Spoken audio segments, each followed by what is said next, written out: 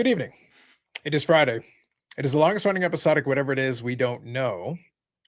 There's a couple of things, though, that I need to address off the top. We will be addressing the elephant in the room. There were decisions made, there were votes made, and we have quarrels and qualms with these results. However, promises were made.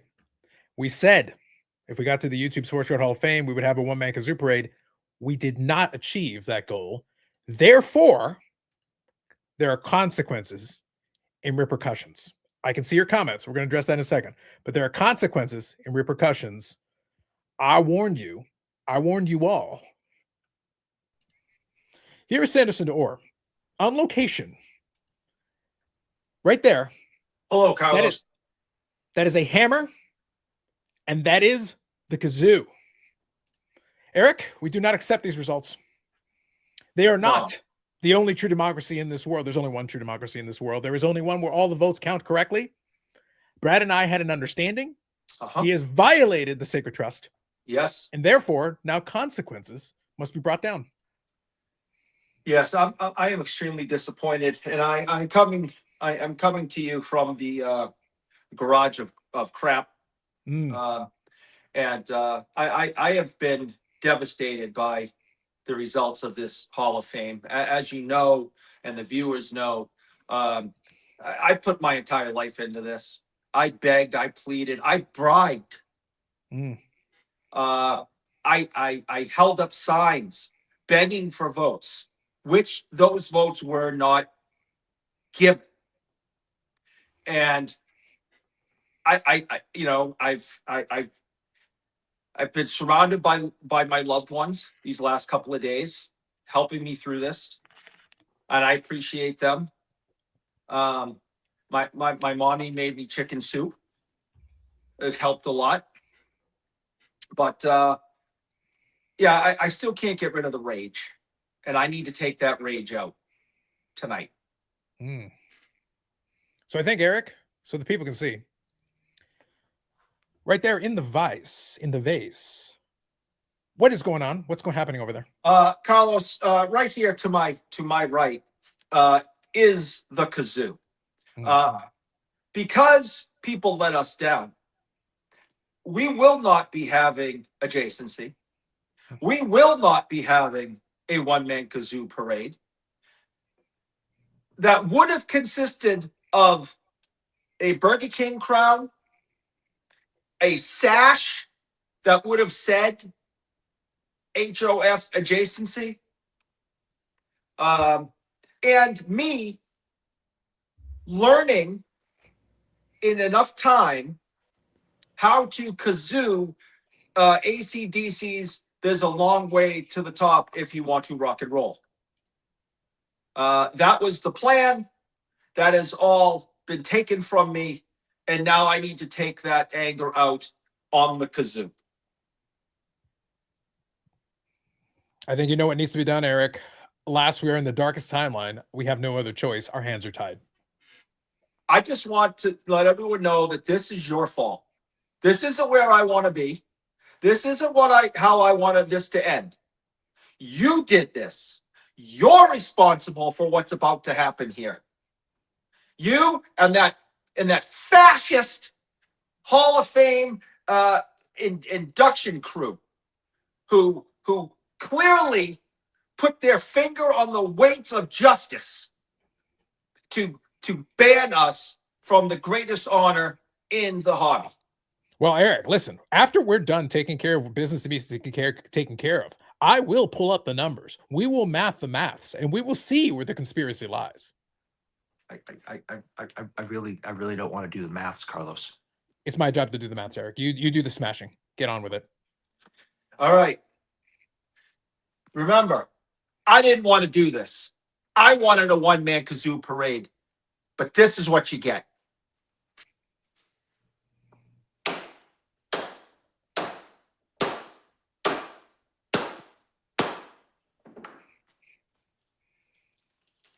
You will all know correct safety measurements were taken. There you go. This could have been something special, but you all ruined it. Shame on you. Shame on you. Wow. Wow. Well, look, all I got to say is it didn't want it to come to this. But we are people of our word. Things were promised, and we did not receive what we should have received. And No, we did not. not my fault.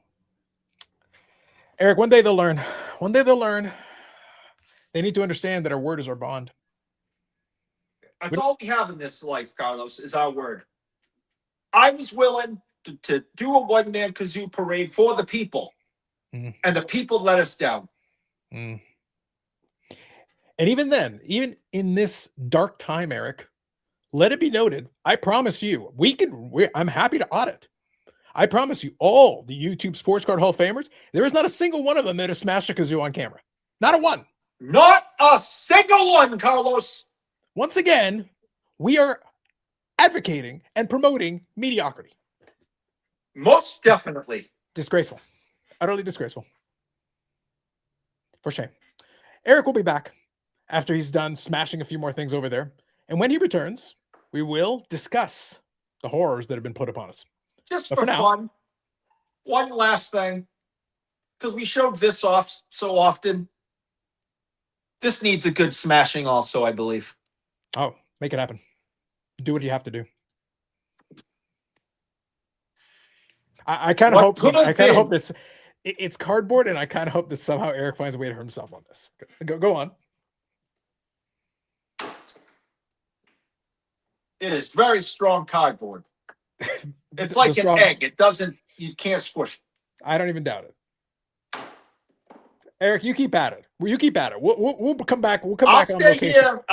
I'll let you know when I'm done. I believe in you, Eric. You keep at this, and I guarantee that we will be back on location once Eric figures out how to destroy the piece of cardboard. All right, Dan. So obviously you joined us a little bit partway through. Dan, first before I get What into anything the else, hell was that? the second half of it a lot less impressive. The first half I was actually quite pleased with. The first half actually turned out really well. I was actually rather happy with the way that turned out. My point, Dan, listen, we have to express our discontent with the results of what should have been a glorious, wonderful, rigged process. We've been- What process are you talking about? I'm talking about the process where I know for a fact, Dan, that based on understandings that I had with people that were involved, that this channel had 47,000 votes that were not counted for. And then I go look at the spreadsheet. I don't see 47,000 votes. Where are they? I don't know what you're talking about. I'm only paying attention to the Misfit Award, because the Misfit Awards took place this week. I was going to say, so And, prestigious you couldn't pronounce it correctly. I won one. Did you know that? You I won a did? Misfit Award. And for the record, this channel was also nominated for one of those. Also That's denied. true. But if Eric was here, I was nominated twice. if Eric was here, he'd be able to tell us that, to be fair, because I happen to agree partially with the result of that particular award, Dan, because he was talking about channels most likely to rant on one topic. And the problem is we cover multiple topics. So I kind of have to recuse myself. As opposed to Craig, who in fact has only been talking about one topic for the last 4 years. He actually hasn't finished the first topic. The first topic isn't over yet. Well, You have to answer a question, Dan, to finish the topic. The question has not been answered. He's 67 more examples that he has to give. Hold on. Let me give you another example. No, you don't have to. Just answer the question. It's a yes or no question. You can answer it. It's okay. so where did Eric go? Is he coming back?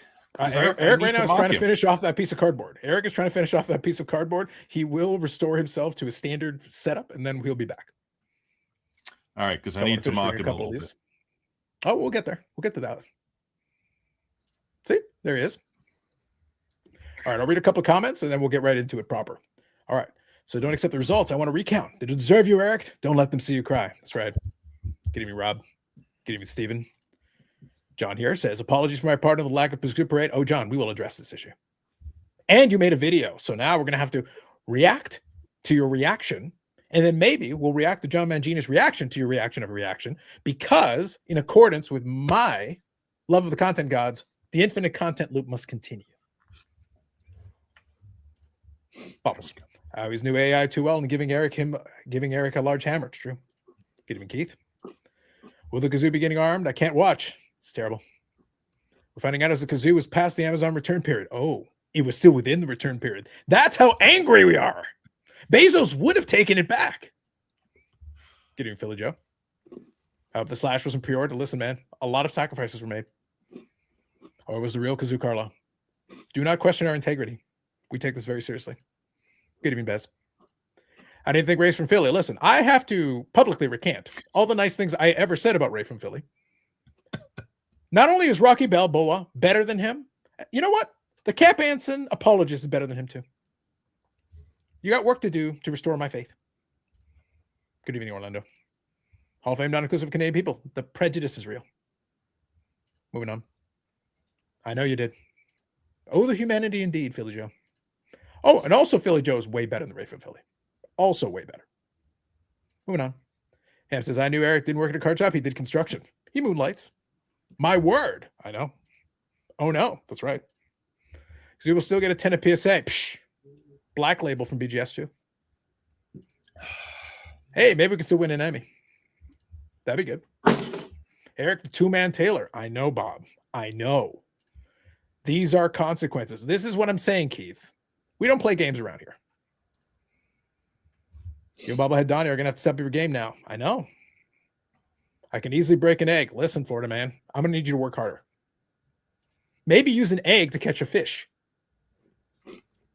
That'd be interesting. Is this like Gallagher? Is he going to smash mayonnaise? Give it time.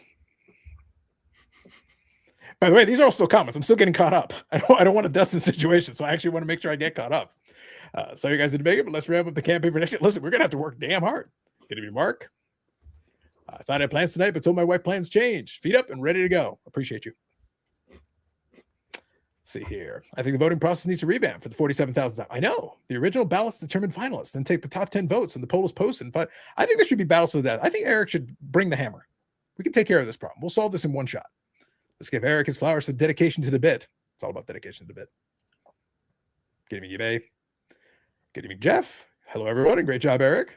Dan just finished part 2 of the 1914 Boston Braves video. Amazing job. Nice. I think he's the third viewer. Hey, at least somebody's got him.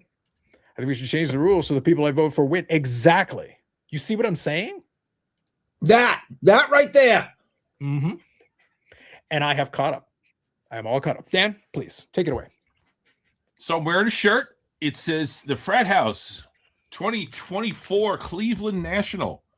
The Frat House included 2 people who were voted into the Hall of Fame, including Chris from Missouri and John 3D80's kid. So this is my tribute to my two good friends and well-deserved members of the Hall of Fame. I voted for both of them, as I voted for Because I'm Carlos with Eric in adjacency. And that didn't win, unfortunately, but the votes shall be counted. Now, let me say this to you. I watched your Carlos's video, and I believe the only member of the first ballot group that Carlos voted for was John. And John, I think, got into the Hall of Fame by 1 vote. So I think that makes Carlos a two. Okay. So I feel like it's you were part of the way that John got over the hump and got into the Hall of Fame. So I think John should be ever thankful. There we go. Frat House forever. Yes. I'm not here to congratulate others. I'm here to bitch about me.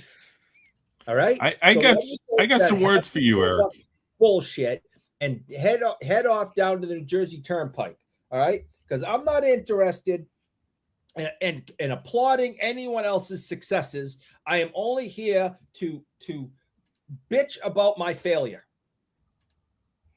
Yeah. Now, this is very important. I want to get into this. I want to finish reading these comments, but then there's some important things we got to address here. We're going to touch on that because I am not only a man of peace, I am a man of science, and I'm going to demonstrate that.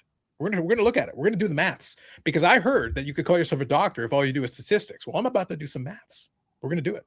My ballot not only include BAC, but also had Photo Kazoo. We're going to talk about that, John. I appreciate it, but we're going to talk about it. There's some issues that I had and people that did not follow instructions. We're going to get to all that. That may be the best 5 minutes of TV I've seen all week. Great job, Eric, says Josh. All right. I appreciate it, but shut up, Josh. Dan eligible for Hall of Fame next year? It's true. It is next year he would be eligible. Yes. FIM did not even give Carlos and Eric participation trophy. Hold on. Eric, hold on. To be fair. Nice. See, he brought his A game this time, Dan. He brought his A game today. Like he was really on. He had the fluorescent vest. Dan, we really should make emphasis. He wore protective eyewear and a fluorescent vest. I think he should wear that all the time. And a helmet. All the time. Yes. I mean, considering what happens when he's not wearing protective stuff, I mean, it is true. That's what I'm saying. This was the most protected he's been on the show in history. Now, I got to say, speaking of Bob Wilson's comment, I understand what he's trying to get at, but I would remind you to go look at what Dan, go look at what the patches are. Is it not a participation trophy, really? We have it reversed. We kind of have it reversed. We give the winners the participation trophy and everybody else just like, all right. Besides two of my beloved friends getting into the hall, this whole time period did give me one other great thing to happen was that I started watching Bob Lewis videos. Oh, and I noticed that Bob Lewis had his Hall of Fame patch behind him on a bare wall in his Hall of Fame voting video. So I thought that was pretty classy. It really ties the room together. Bob Lewis is known as an interior decorator. Hobby Champ says, I feel like everyone lost it. This is what I'm saying. Damn right. I had films Lou, yes. I think I may not have followed the instructions because I did not submit a ballot. We got to work on this, Carl. Dan is a Hall of Famer just on the Boston Braves videos alone. There you go. Have Dan represent you in court with an official YouTube Hall of Fame claim of inadjacency. This is what I'm saying. We got some stuff we need to work out here. He has the vest for when he's riding his bike so that he crashes, he can find him. Listen, the reasons are not important. The important thing is he had it. First of all, I do hear possible clients outside with their sirens, baby. When is Dan following the lawsuit against the YouTube Hall of Fame for this? Listen, we got some things we need to discuss. Let me say this. In order for Eric to afford my hourly, he's going to have to steal a lot more cards from the shop than he's been doing lately. Deal. Eric, you might have to dip into the alleged Dallas card show thing.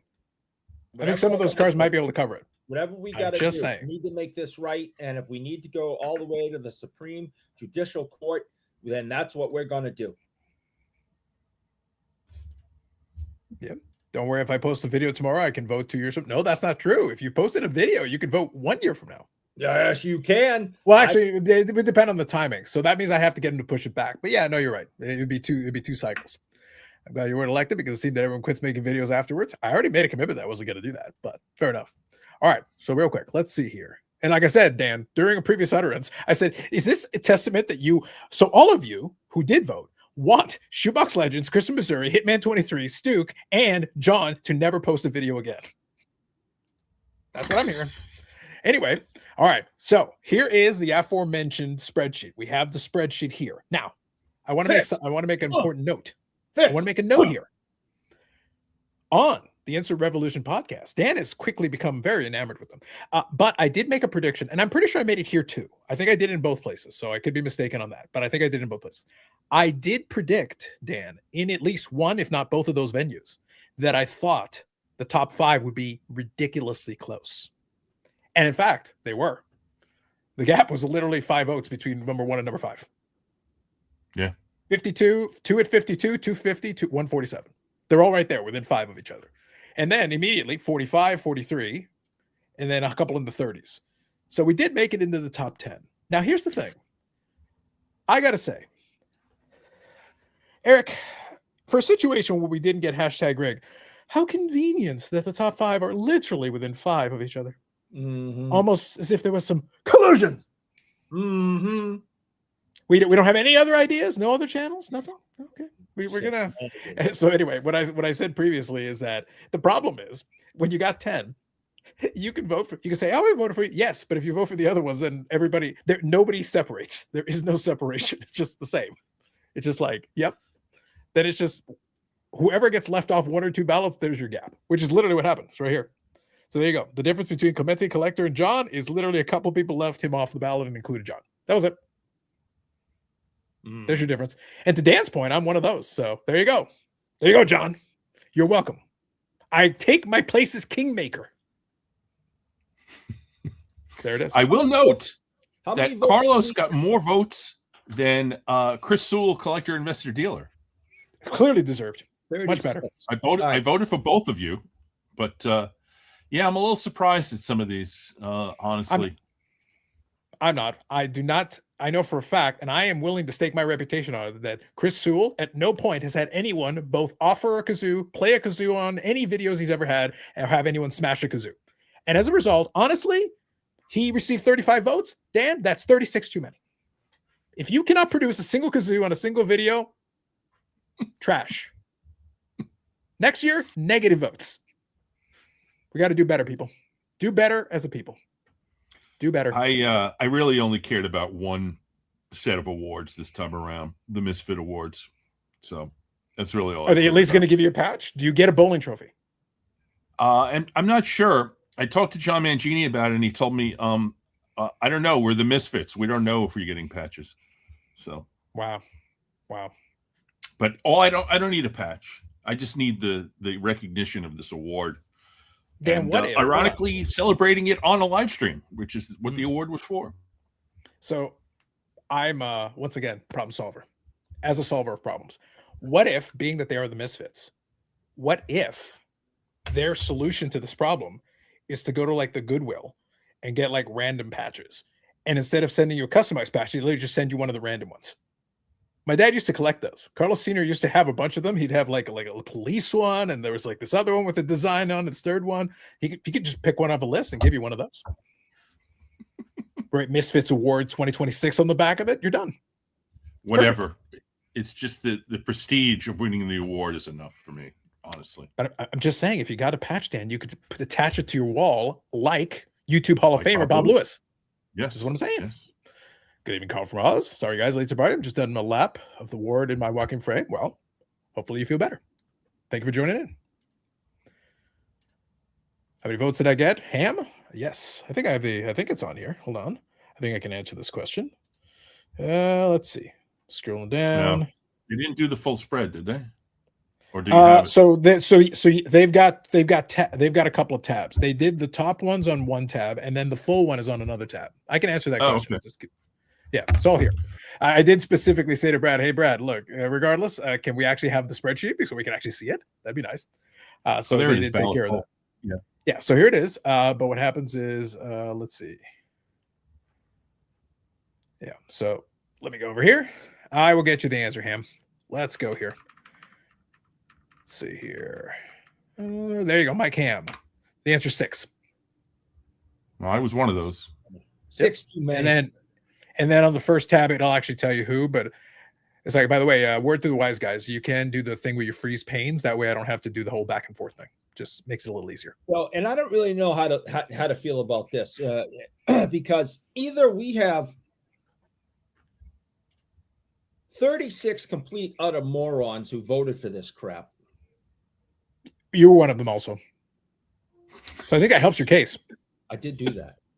Mhm. So either we got 36 complete utter morons who voted for this complete utter trash, or I'm upset that we didn't get more complete utter morons to vote for it. I'm very torn. Yep. Hall of Fame screw job. That's right. That's what I'm trying to say. Recover quickly indeed. Friends told their friends not to vote for BIC. This is what I'm saying. And like I said, Dan, the part that hurts me is that I thought Brad and I had an understanding. He came here, and while he didn't say at any point, Dan, that he would help me in my endeavor to cheat without shame, he didn't deny that he would help me cheat without shame. And He I feel was like down over here on the screen. He only Yes. came on your live stream for this. That's what I'm saying. You know? Terrible. Let's see here. Shocked at all of them. I know, Dave. I know. I'm shocked. I offered Dylan? him cash, straight cash. I mean, it was Canadian cash, but it was still cash. Oh, how can we check how many votes Dustin got? I can answer that question in a minute. Yep. Yes. Dylan, listen to me. We got another Rewind to the hour. beginning. Rewind. No, hold on. We will, Dan, we will continue the Hall of Fame talk. But if Dylan just got here, Dylan, rewind to the beginning. That will be, Dan, I will be clipping that whole bit. That will be a standalone video. It deserves it. It deserves it. We deserve it as a people. Congrats to Dan and Bob Ozel for winning the prestigious Misfits Award. Yes. Now, Rick, does the Misfits Award come with a patch? And by the way, by patch, you can literally just go to a store and buy random patches and give them out. But I think it's important. And also, we need to have a discussion about that one award. Because again, based on that award, I think Greg should have automatically won. I don't remember the name of it, but whatever it is, Greg should have automatically won, and I already made the case for that. I know. Just awful, Rob. Awesome card, Dan. That's right. Love the General Sherman card and video. Yes. Sewell didn't make it. That's He a did good not. one. Dan has celebrated a dozen great things about society while Eric is pouting. Eric is always pouting. That's right, Ham. I bet you have badges. I think you should leave YouTube and go on Twitch and become the Twitch adjacent. I know. Be amazing. You're one of the 4 collectors. Oh, well, hold on. Actually, thank you for bringing this up. So we're back to beyond 4 collectors. We're 4 collectors plus taxes, because as soon as they, conveniently, all the photographs and compromising positions they had of Sammy Thunder to get rid of him, because I know that's what happened. So after they got rid of Sammy Thunder, then they're like, okay, we got room. Well, listen, we can't have 4 collectors and 4 collectors. That's just wrong. Well, bring on another one. I took advantage of that like week and a half when we only had 4 to challenge that joke. So, and will you recall that even during that very conversation where you tried to challenge it, I said, no, that's lasted like 5 minutes. Like, I was like, no, get out of here. The body wasn't even cold. I didn't even tell you anything. My mouth was sealed. Dan, I knew. You guys are way too predictable. Forget that. Sammy's body wasn't even cold, and you already have the replacement lined up. I have told you many things in confidence, but not that. That is the one thing I didn't tell anybody. And that's how predictable it was, Dan. It was like, no, the body isn't even cold. They've just shoved him out. Yes, Sammy, we feel so bad. Now get the fuck out. New guy, come in. Other door. Is Yannick embarrassed about not winning? Listen, Yannick is his own beast. He's a whole thing. Let's see here. If you really rally up next year, I think you guys will make it. Now I'm so down. No, we're not rallying. No. There'll be none of that. Campaign. There's going to be just anger and rage for the next 365 days. There will be no rally. There is no more begging. Okay, you see this? Remember this? Remember this nice little sign that we put up and we begged? Make it happen, Eric. Oh, hold on. Wait. Point of order. Point of order. Hang on. Point of order. Eric, do you not have like 4,000 knives that you literally test on pieces of paper? Why didn't you use one of the knives? Hold on a second. Well, this could be dangerous. This is why this is fine with me. There you go. That's better. No, Eric is very proud of sharpening these damn knives, Dan. I'm like, the guy's got some freaking knives. Content. Yes. This is what I'm trying to say. Like, what the hell? Use the knives. What the fuck are the Mrs. Awards? If whoever could name the most Misfits songs, I think that would still be waiting for that one. That'd be fun. Eric's wife voted for him. I know. It's true. I like it, Bob. I like it. Now, you failed us, Dylan. We know that secretly you like inferior content, and that's why you did what you did. It's not about why we were doing it, Dylan. It's we had a righteous cause, and our righteous cause was Eric's adjacency, a one-man kazoo parade, and now we've lost. We do not get nice things now. No, we don't. The only thing we can hope for is that now the 5 winners for the participation trophy will all quit YouTube immediately and delete their channels. That's our only hope. That's right. To get anything good out of this. Stupid YouTube Hall of Fame. Now, by contrast to that, since it did not pertain to us, Eric, I will congratulate the 3 OG channels. Okay. Because 2 of them were on my ballot. So I will congratulate the OGs. Okay. Purple GT22. Good job by you. Dead Guy Cardboard. Correct. And Max and Jackson. Good for them. The rest of you, go screw. Go screw. That's right. Think of all the channels don't even get votes, like Retro Robbie. I know. I'd asked for a recount. It could have been a hanging chad. Listen, I happen to know for a fact that Shoebox Legends, Christmas, Missouri, Hitman, Stuke, and 3D80s Kid, lowest of those being 47. By my math, that's like 50 too high for all of them. I don't know what you guys are counting. It's not fair. I didn't have a vote. We got to work on this, Rob. Bob was won a Misfits award. That is true. Brad gave Carlos that look LeBron gives teammates when the Lakers are about to trade them. I know. Brad has failed me. Disgraceful. Bob is getting a gift certificate to Sizzler. That'd be amazing. That's right. I'm so high from a Misfits victory. You deserve it. Following up on my previous comment, if you move to Twitch, you could start a Twitch Sports Card Channel Hall of Fame. Be the inaugural member. That's right. Yeah, that's right. Vote for ourselves. Yeah. Well, listen, that's not that far from what happened originally. I mean, allegedly. I mean, going on. Anyway. Sports Card Clubhouse will be hosting a 4 collector show next week, so they're multiplying. Listen, I think Sports Card Clubhouse, I did see John's video where he was responding to Sports Card Clubhouse. So I think this is an East Coast, West Coast beef building, and I'm kind of liking it. I think we're going to need to see some of that. Like I'm just saying. Listen, how do you know whether I liked my cards to have value or not? Who are you to tell me how I should feel? I enjoyed that. Dan, can I be the 10th collector? Anytime now. Which number am I? He's already the hobby ambassador for Hobby Palooza. What is it? Do we just keep making up new titles? Is that how we get around this 4 collectors thing? Like, there is no 5th collector. There is adjacency. Really? Is that what we're doing now? Wow. Okay. His name is Jason, so it sounds like adjacency. This is what I'm saying. This is what I'm trying to get at. More people attend Carlos and Eric Hall of Fame protest in WNBA championship parade. Psh, we'll crush them. They have parades for those things? No, sir. Eric, they have parades for hockey. If they have parades for that, they have parades for anything. Yeah, not the WNBA, though. I don't know. You'll see. You wait until the Tiddlywinks Championship comes to town. 500,000 people will be there. It'll be amazing. Start a Canadian YouTuber Hall of Fame. I know. It'll be me, my Canadian card, Stephen with a PH. We're solid. We're good. I voted for a Canadian that you didn't just name. I don't have a problem with this, Dan. Not a single one. Dan, I choose violence at all times. Do you not understand that we have been robbed? Look at Eric. He will be sulking for like 6 months minimum. And after that, he'll move to grunting and grumbling under his breath for the next 6 months after that. So NBIC not making the Hall of Fame, it's like Alice in Chains and Crazy Town not being in the Rock and Roll Hall of Fame. You guys can figure out which one is which. I like to think of it. Look, again, I don't have an issue with Sewell. He's going out here, he's doing his thing. I appreciate that he's telling it from the dealer's perspective. But listen, man, usually in comparison, pick one of those bands, whatever you like. We got the Alice in Chains example here, but I'm thinking more like an AI generated K-pop band for Sewell. Hope you're feeling better every day, dude. Ooh, fist bump emojis. The vote is rigged. I know. Yes, and I was trying to make it more rigged. Yeah. I was trying. We tried. We offered money. If it had been the correct amount of rig, we would have been fine. No, I should offer 30 plus votes, which is more than the entire fan base of the WNBA. So you have that going for you. We can only hope so. I noticed sweat trickle from Dan's brow when Carlos Brown, the 4 collectors versus Sports Card Clubhouse. I know, because he knows. The war is coming. The winter is coming. The winter's already here, but it's coming there. Has anybody brought up the 2 gold medals by US Hobby Dip? Dude, you got to go back to the Monday episode. And if you really want to check it out, Eric was trying to talk about that, but unfortunately, Eric didn't have quite the credibility that he wanted for reasons.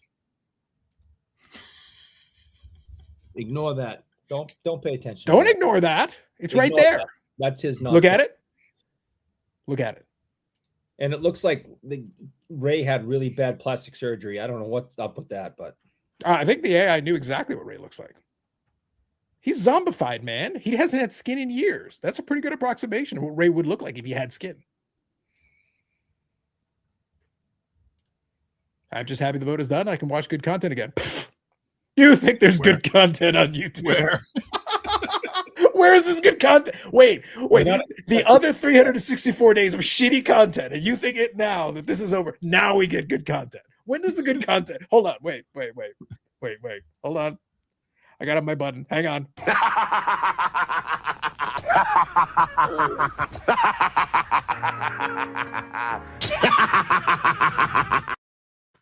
Oh, that's adorable. You think there's good content. They're not coming here looking for that, are they? They're not coming anywhere on this platform. I watch a lot of sports card YouTube. Where's this good content? Here looking for that crap. Yep. I can stand behind Theo. He would take them down solo. All right. I like it. All right, listen, Eric would be all over it. He'd accept curling adjacency. Neil Sedaka in the Rock and Roll Hall of Fame. R.I.P. Neil Sedaka. Okay. Listen. Oh, I not wouldn't in. be shocked. I wouldn't even be shocked if he's not already in or is put in, in the future, because the Rock and Roll Hall of Fame is the biggest joke Hall of Fame on the planet.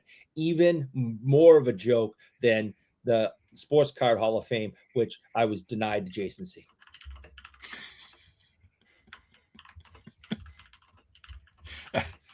Rock and Roll Hall of Fame, by the way, who's in it is total garbage. Yes. But if you go to the actual Hall of Fame itself and in Cleveland, and I've been there, my wife dragged me there, and I have to say, I was impressed with it. What does it say in the subheading there, Eric? In the Rock and Roll Hall of Fame for to be fair. I don't think you should speak badly of them. They let you in, man. I deserve Just it. saying. As a German, I was happy seeing Eric in a Team Germany jersey. That's exactly it. It's right, Sven. You understand. He says, here, Carlisle says, who had a better performance in the USA goal in Olympics? Connor Hellebuck or Jim Craig? Jimmy Craig. I mean, you don't understand what it was like to beat those Russians. You don't, especially younger folks don't understand that it's truly a miracle. It never should have happened. Us beating the Canadians by a goal, I mean, that's In 3-on-3 overtime? that isn't even close to the fact that these college kids, not non-pros, beat the best team on the planet. It's not even close. I don't know who this guy is saying these things No clue. about me. Mm-mm. He obviously has some type of addiction issue. I was going to say, it's subtle. It's very subtle. I can So- sense, eBay, that you're plugging it. So this segment We is have, sponsored by Dan via eBay. Is there a way we can figure out who Mike Ham's 6 votes were? Because I think I Yeah. know who they were. It's in the so the reason I like this, Dan, the reason I like to actually see the spreadsheet is because in the tab, so you saw how it's funky, like the way they've got it all the way. I had to scroll to the right. You can actually see whoever voted for them. The problem is you have to freeze the panes, otherwise you lose visibility on it. But yes, you totally can see exactly who voted for who. All the So ballots are visible. I think it was me and 5 of wives of other guys on YouTube. That's what I think it was. So Wow, those I were can think of 6 at least votes. one. Mhm. I know what would cheer Eric up. A tub of Ben and Jerry's and an evening of Emmanuel in space. Ooh, I'm, don't catch- threaten him with a good time. I'm catching some strays here. Ouch. He's not wrong, but still. You got to check the demographic on that. All right, so hold on. You wanted to know Dustin's, right? All right, hold on. Yeah, I can get Dustin. the answer Yeah. to that. Oh, by the way, Jimbo received 3. Alas. Really? Yep, 3. Let's see. That's only one less than Professor Sports Cards at 4. All right, so let me scroll through. Let's see. Can we take this comment off the screen? Oh, I think you need to absorb it into your soul a little bit. Just saying. I know it's true. Hey, listen, that's Orlando saying it. It's not like anybody just at random taking shots. I'm just saying. Lord, I don't know how many people freaking voted. Jesus, it's taking forever for me to. That's why I don't like the side scrolling side of it. It's a little annoying. Okay, let me scroll through here. 10. So he was 2. So he was over 3 times Jimbo. That was Dustin, Wait, and that included Dustin his vote got for 10 himself. votes? Yep, and that included his vote for himself. I think that is fake. So now you're joining me on questioning the. Okay, I watched most of the James says- videos. I don't remember Dustin getting more than 2 votes. I'll pull up the information. I'll see what I can find. I'm gonna download it here. We'll find out. Canada losing the Olympics to BSC not making sports Hall of Fame comes into one thing: racism against Canadians. This is what I'm saying, hobby champs. You know the truth. Yeah, but that's Dan's last video about Sherbet made me proud since he had to mention a Prussian on his channel. There you go. All right. that's a pretty Russian for those who don't know their history. Wow, look at you trying to fill in the gaps. I like it. The old guys like us appreciate the history of sports. There you go. Jason Carlos should turn 1990s Bret Hart heel. What have I been doing up until this point? Canadian flags, Canadian national anthem on every broadcast. The problem. So look, I'm for this, Eric. As you well know, while I am a man of peace, No, I am okay with, and I think this is what's hurting the situation, Dan. While I am happy to play the heel role on all of this, and by that I mean basically this is what I do. I don't like to do the Canadian flag nationalist thing. As a matter of fact, I'm wearing a Team Panama hat right now. This is for the World Baseball Classic. That's Team Panama on it. Carlos Senior, appreciate it. Panama. I was hoping to get the sweater, the other sweater. Look at this group. So happy NHL is back. Go Hawks /Bruins. Look at you. Appreciate you. Pretty Russian, like Fedorov. No, I was thinking more References. like Kornikova. I mean, Mrs. Enrique Iglesias. Is that who she's married to now? She's been married to him for years. As far as I know, they're still married. I don't pay attention. Maybe you should pay more attention. In my head, she's married to me. Interesting. Have you told that to Michelle? You should call Ham and let her know. Well, no kidding, because for those who follow this stupid ass show, my wife's in Florida again.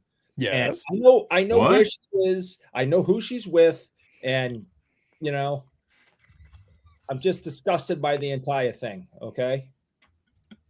And if Ham sends me the bill again, I'm not paying it this time.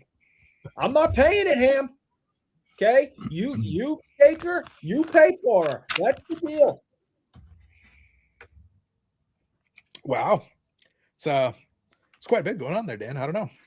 Some good comments today. I appreciate it. Bubbles says, "Oh, I just realized I may be heel cheering for heels. Embrace it, Bob. We appreciate it."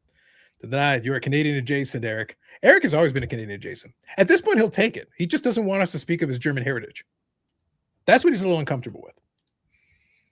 Need to catch a title, something like California Raisins. There you go. If the just would Hall of Fame with no affiliation with YouTube required 75% to be elected, would there be anyone in that Hall of Fame? Not right now. No. Yes, Orlando. Orlando would be in, I think. Yeah, that'd be like the one time. It would be the Orlando Hall of Fame.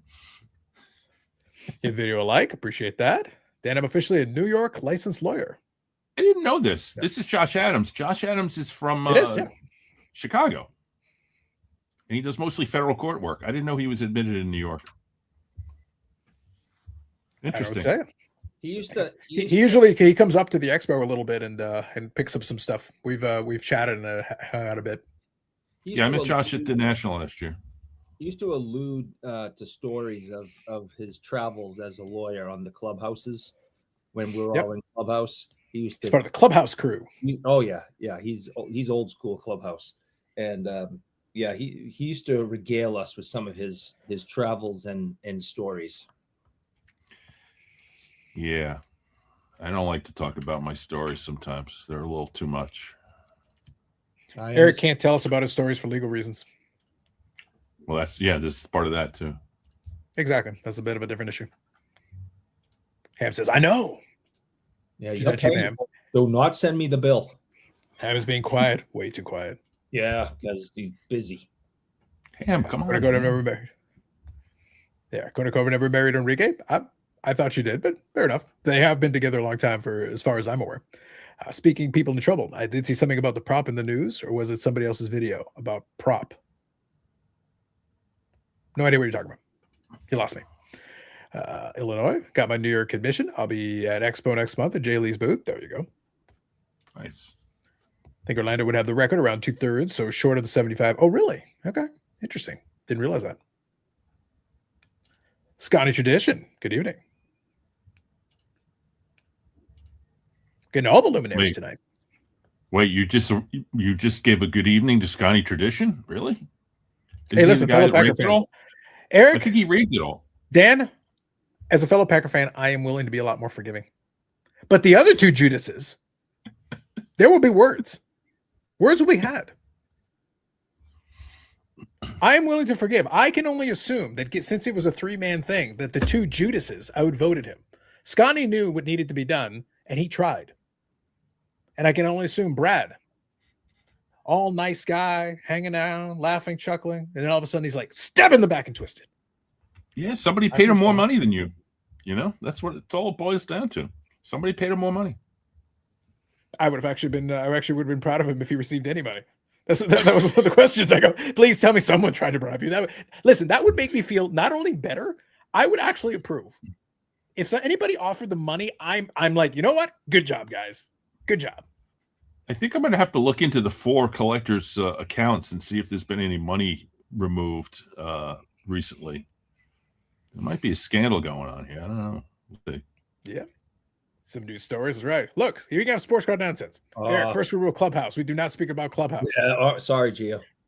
I miss Gio. I miss talking to you every day, man. I don't think we've spoken. Gio, could you fire Eric? Because that'd be great. You miss speaking to Gio? You mean you miss Gio speaking to you? No. It was we used to have a lot of fun. I like this. Sven, you enjoy Dan's paid membership. Does that mean to have him a retainer? So he's a Massachusetts kid, so he and I have a lot in common. Well, besides the accent, I don't know about unrequited anger. Just yes, we're both very angry and sarcastic. Does he know you're a fake American, or is that something you kept from him? No, he doesn't know that. No. Oh, okay. Good evening, Stu. Eric's wife is in Florida. Did she leave him because he did make the Hall of Fame? Amongst other reasons. Yes, she ran out on me. She's extremely disappointed in me, and she doesn't want to be around me right now. Yeah. Hey, Junk Wax, good evening. It says thoughts on Puckgate from the hobby mastermind Darren Revell. So he did send me this. So Eric, you'll appreciate this. As a man who claims to like hockey, please hold on, Dan.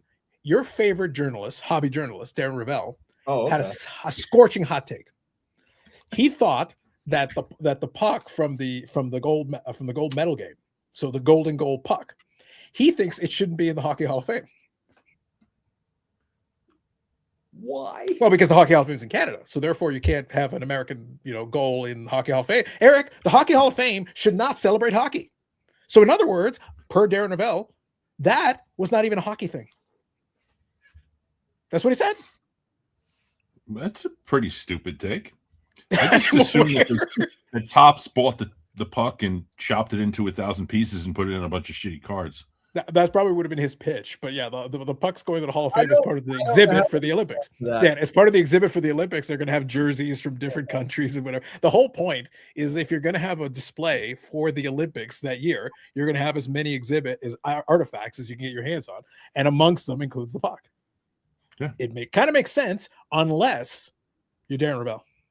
I think it should, honestly, travel between the International Hockey Hall of Fame, the Hockey Hall of Fame, and the U.S. Hockey Hall of Fame. I think it should make rounds. I think it's. That wasn't his point. He said it should only be in the U.S. Hockey Hall of Fame. It should never go to the Hockey Hall of Fame. No, ever. That's stupid. I think it should make rounds. I think it's and the women's too. By the way, that golden. They both had golden goals.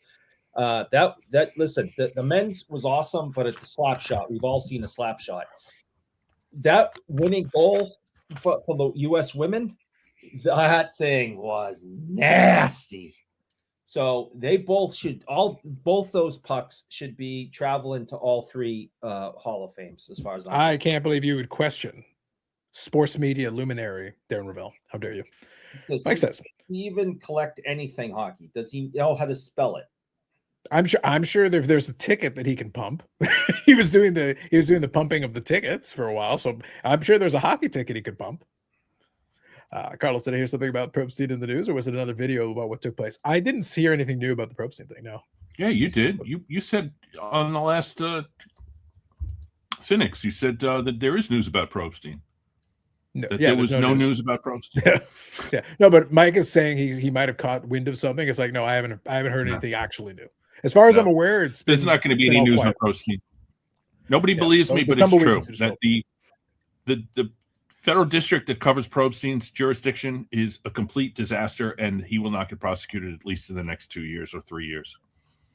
Well, for me, look, let's lower the bar for a second. I'm saying, I would love to even hear they're looking into it, anything. Honestly, even that would be an improvement, because at this point, as far as I'm aware, nothing has come up at any way, shape, or form. So I'm just going to leave this here, allegedly. Listen, again, if the YouTube Sports Card Hall of Fame triumvirate tells me they accepted bribes, I would be proud of them. I would be far more accepting, Dan, if there were bribes involved. We tried to bribe. But the lack of bribes is actually more offensive to me. I offered to vote for Justin for $1,000. He stole my joke then and made a video out of it. But in reality, he never gave me the $1,000, so I didn't vote for him. There's just endless amounts. People got to pay up, man. Oh, this is 4 collectors, 40. That's right. Scottish tradition. The truth is the community deep state put pressure on me to keep you out. It was decided the Hall is not ready for Carlos yet. Scotty, we know. I am taking this as gospel. Oh yeah, no, that's the real deal right now. Yeah, Yep. Absolutely. By the way, I think this is one of the few times I've actually seen Scotty in the chat of the Friday Live. Listen, all I'm saying, I can make a link available to you, sir, if you want to come on and defend the sanctity of the voting process of the Hall of Fame. That'd be 2/3 of it. And you know who's still ducking me? Ray from Philly. Just saying. All right, No, real he quick, let me doesn't get want caught to up. feel my heat. He can't handle my heat. YouTube Sport Hall of Fame is advertising in your live channel, Carlos. I just got a pop-up ad to see the new member video, spamming you live. There you go. I like it. If Brad buys a big Merino card, we need to look into bribery. This is what I'm saying. I tried to bribe. Yeah, Tim told me he was in an expired visa, at least. Yeah, if you're good, give me a thumbs up. All right, buddy. We'll get caught up with you in a second. Hang on. Good evening. Good evening. Yannick. Yep, we got you loud and clear, buddy. Can you just turn down your mic just a smidge? Just a smidge. How about that? US. That's good. I think you're good there. US Hockey Hall of Fame would be better. It's in Minnesota. I don't know about that. Minnesota is basically Canada Light. I agree with that comment there. We got names. That's right. Well. I can personally, if he wants, I'll go get the puck and I'll throw it back in the U.S. And then we just end up. I'll just And then take- I literally, won't all, even bring it. all you did. I'll go to the border and I'll just chuck it. Yeah, Yannick, look, I'm willing to let the U.S. have the puck on the condition that we basically, Yannick, I need you to go over to Eric's house and do what? Throw it through Please. the lemon and frame. No. Please. So he's like, I'll oh, throw the whole, no. because dude, the puck, lemon and everything will That's just blow the whole thing like fireworks. Yeah. Free Hey, bird, listen. baby. Dan, listen, if certain things come to pass, if Ravel wants to keep bothering us, then I might have to do this, McFarland style. Do you remember what happened with that? I think it was the McGuire or the Bonds baseball. I forget one of them. One of them got purchased for a crap ton of money and then basically got destroyed. Yep. Oh, yeah. So, look, I might have to go full McFarland on it. All right, here's your Just- fucking puck. Just sell it to Tops. They'll shred it for you. Acme All I'm sign saying. on it. I'm going to leave it somewhere and it's like, all right, kids, use it. And then what after? It's picturing Eric falling asleep with his phone and his pillow and Gio doing the same. Clubhousing till hours of the night, even with just the two of them remaining. You're not far That's right. off. Oh shit, he said the same thing. Mhm. It all comes together. You see what I'm saying? Gio, yeah, that's kind of how things went. You'd wake up at 2 a.m.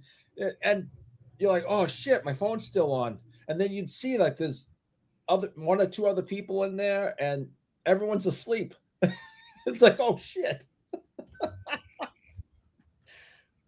Oh, those are the days. Yeah. Jaguar says Ravel also believes belongs to the true home should be in the Smithsonian. Now he thinks it should be Sure. sold at auction. Let's be honest. Hours long conversation about Hal Gill. That's right. You don't get that anywhere else. Which district? Southern and Eastern and Western New York. There you go.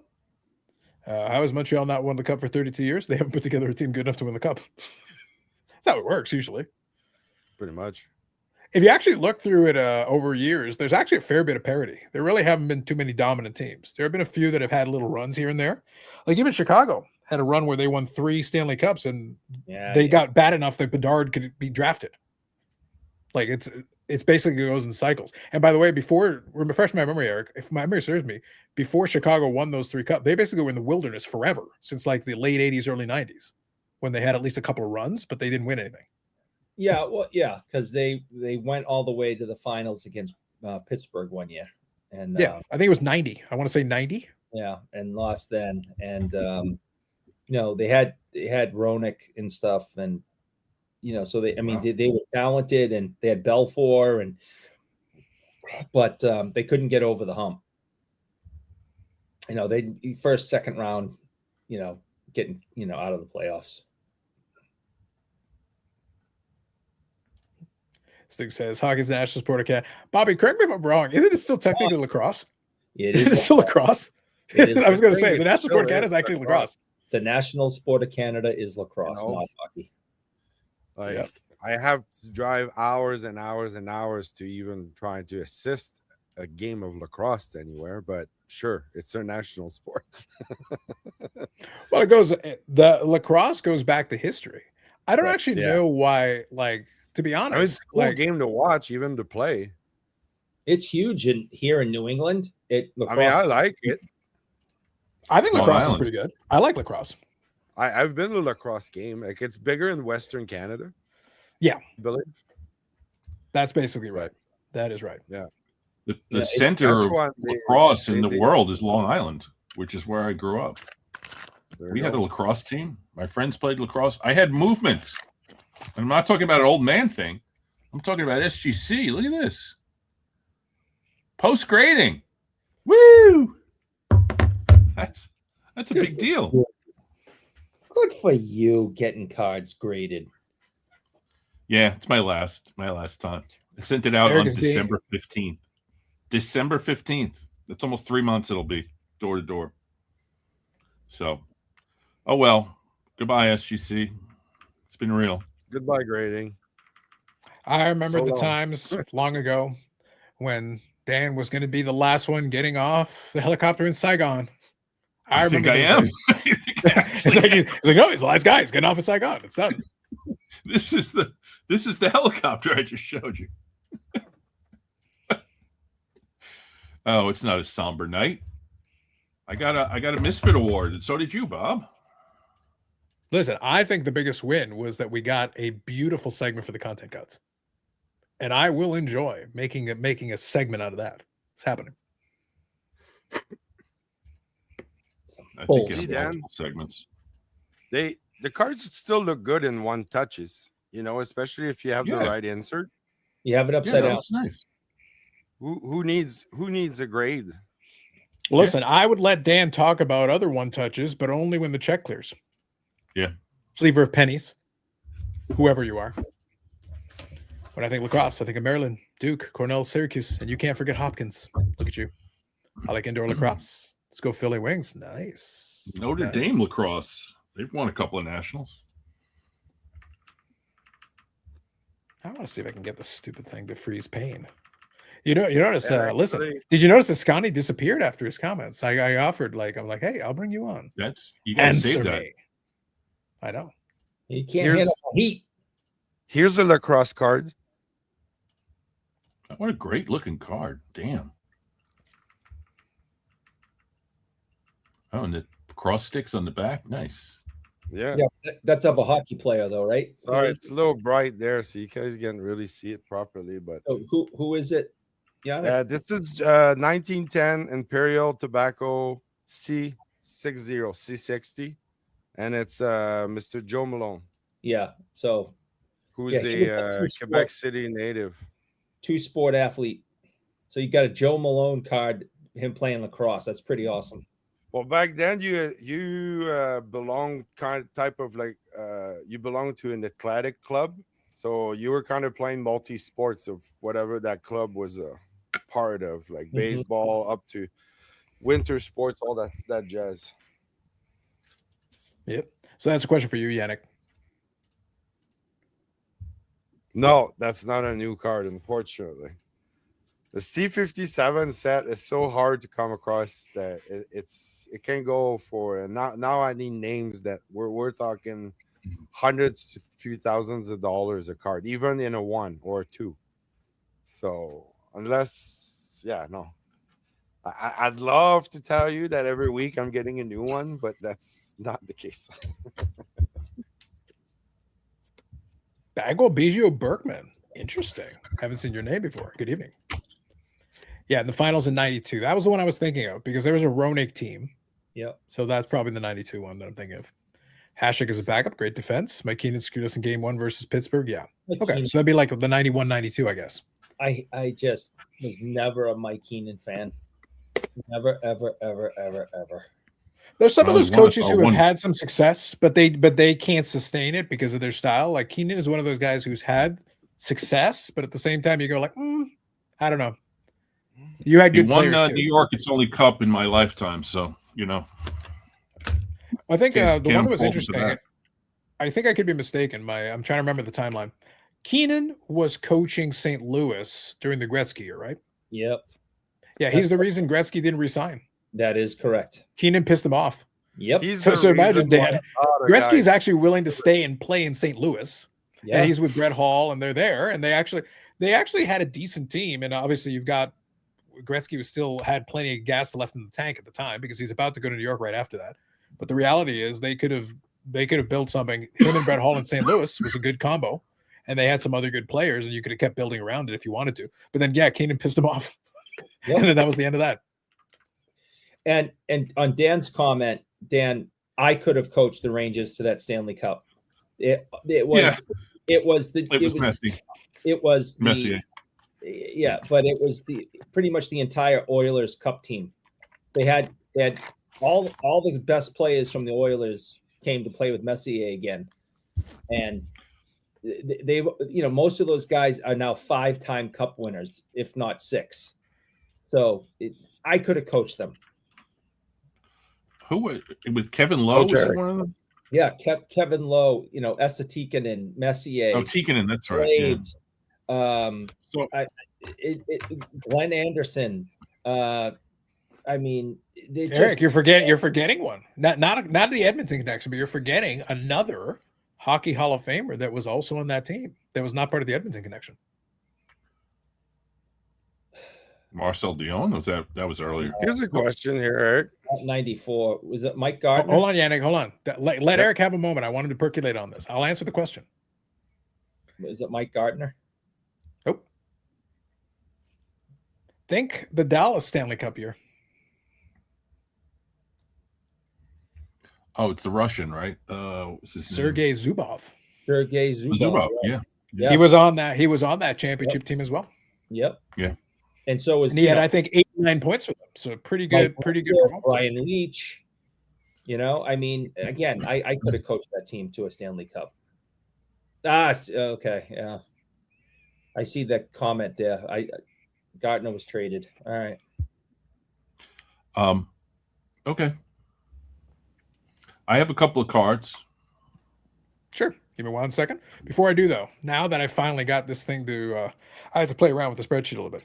Do you want to know, for your morbid curiosity, who voted for Dustin? Yes. I have the answers. Yes, please.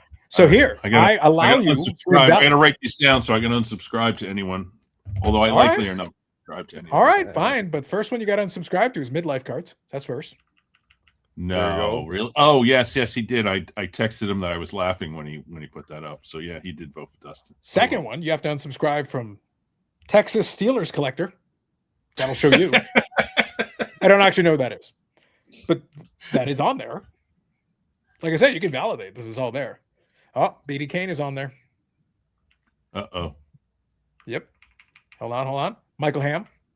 See? Unsubscribe. No. Sorry. Subscribe The to Mike. Burrell. Unsubscribe. The Burrell. Ham And Burrell. Unsubscribe. Get to the Ham unsubscribe. Burrell. and Burrell? Scott Spaulding. Hold Wow. I on. don't know who that is. Dustin himself. Subscribe and then unsubscribe. That'll show him. Hold on.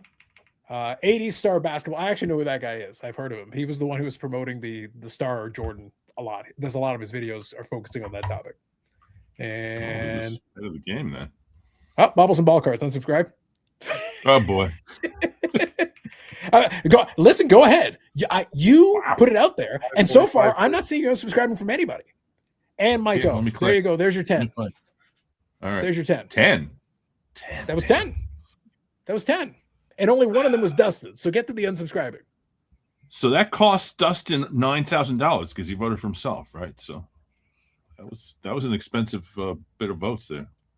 Just saying. Greg McTavish, Kovalev, Ben Anderson. Zubov should be in the Hall of Fame. He is in the Hall of Fame. Yeah. Zubov is part of that. He's part of that Dallas team that got into the Hall of Fame. Ham, if you're good, give me a thumbs up. Yep. Ham, how do you Yes. feel that Dan is going to be unsubscribing to your channel momentarily? Momentarily is okay because it gives me interaction, so I'm down. There you go. Perfect. Hey, You voted it's one of those Dustin. How did you vote for what's the theory under which you vote for Dustin? What's consistency. Ham The is a man of buddy peace. system. Ham is a man of consistency? peace. That's not The he's man, not the man, consistent. the man, the He's man. persistent. You do realize he is on off-centered with him, Neo, and Steve. It's right? a buddy First of all, system, man. Come on. he's built his I'm following the old I'm gonna fashioned lie way. with Eric. Yeah, well, he's built his following the old fashioned way through love and hate. So it's just, again, I commend people that are, everybody goes and watches all these channels, like everybody, and then people that don't even know any of us This is go my watch mom. these channels. Sorry. I mean, Oh, I that's get your mom? people. I've met people that are Hey! like, "Oh Didn't yeah, I even- watched this Dustin guy. Hey, babe, Medicine. yeah, whoa, calm down." But everybody watches these guys. People don't even know that I'm associated with them when we're at like the national. Oh, I love your show, and they don't know who me or Steve is at all. They know the other. Ham, two have you guys. thought about having a shirt that is literally just a screenshot from off-center? You guys are on it. I thought about doing, and people should do this if they want to get any type of publicity at the national. Put a QR code to link to your page on the back of your shirt, so people don't even have to bother you. You're a Come smart guy. behind you. Damn, you're I'm smart. extremely smart. Listen, I can sell I stuff just for I just anybody. resubscribed to you, Mike. So There you go. Go back to all of my videos. If you really love me, go like every video. Click in, just nonstop until they run out. I want more cards and fishing together. Like you do. I'm you working do on the it. It's hard to drive, it's hard to like videotape and fish. I mean, like I you do the all of my drive stuff on where my you talk phone. about the hobby, and then Yep. you park, and then you fish, and then you Yep. put both of them together in the same video. You need one of Have you those little, considered- like, have you shirt considered chest camera focusing- there, Mike?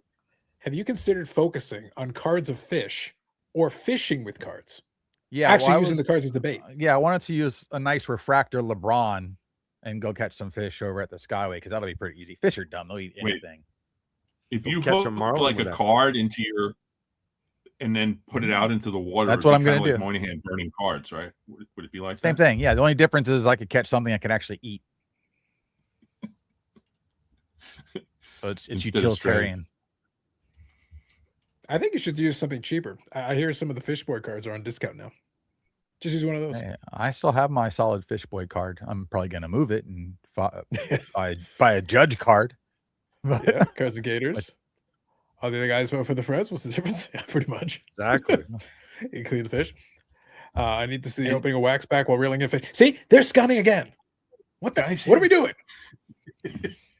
well, it's funny because what's his name? What's the Australian boy's name? Carl. Damn the man. Carl from Oz. Oh, Carl from Dan Oz? the That man. one? Dan the man. So Dan the man did a Oh, thing Dan. where he, Dan the yeah, Dan he Dan went the card fishing man. and then he ripped some cards. He had one episode like that because he's another big fisherman. I'm hoping one day to get And to you meet could- him. You could do the videos with somebody. You could have a different YouTube wife every time. So you'll be Oh, like that'd be nice. every I need to get some pictures of Michelle with me. That'd be really nice. Can you kind of spread Make him big. angle Make here? him big. Hold on. Yeah. Give me 1 second. Is anyone behind you? Where is she? I know she's down there.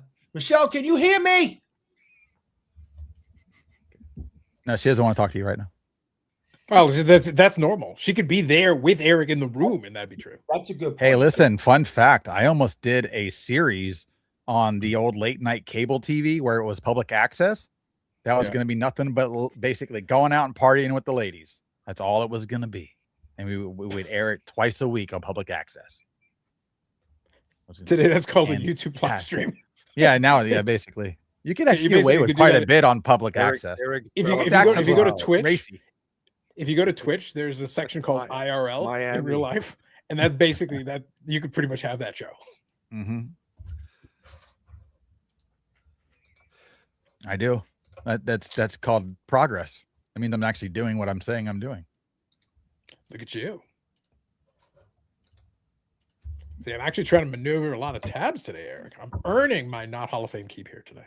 That's right. A lot going on. What qualifies to vote for somebody? Like, why would somebody vote for somebody's channel? Well, bribery's Really, good. Ham. what it is. Bribery's great. Bribery's good. Yeah. I think I engagement's actually good. gave my qualifications. I laid out what I use for No, determining you what I'm you gonna did, vote but I'm for. trying to figure out all the other people that voted for other people, like outside the Why would you classification that vote they for know someone? them and they all collect the same thing, and it's just time for the Top next guy three to get reasons. in. That's how it Friends. feels. Yeah, It's got to correct. be Well, friends. then call it the YouTube Friends Hall of Vintage Fame. baseball. Well, it's also there's a certain amount of quid pro quo, I think, involved in it.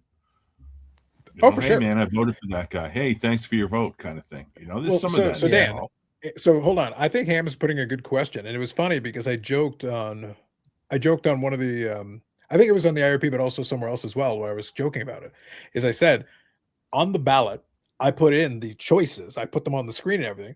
I didn't explain a damn thing, but I said, like, at some point I Yeah. figured it's like, but I have no problem discussing exactly why I put the names that I put in, because all of them have a very specific rationale or two. There's a couple of reasons for each one. But I always thought it was funny that some folks would take all this time and wax poetic and do this whole thing. Sometimes it's not very complicated. Like we joked about it, but like the reason I put John on the ballot, he hadn't been on one of my ballots previously. But being that we participated in the Hobby Palooza thing, I actually here's the funny thing. I didn't give him a vote for his channel. I gave him a vote for the effort put into the organizing and doing a lot of the background stuff during the Hobby Palooza thing.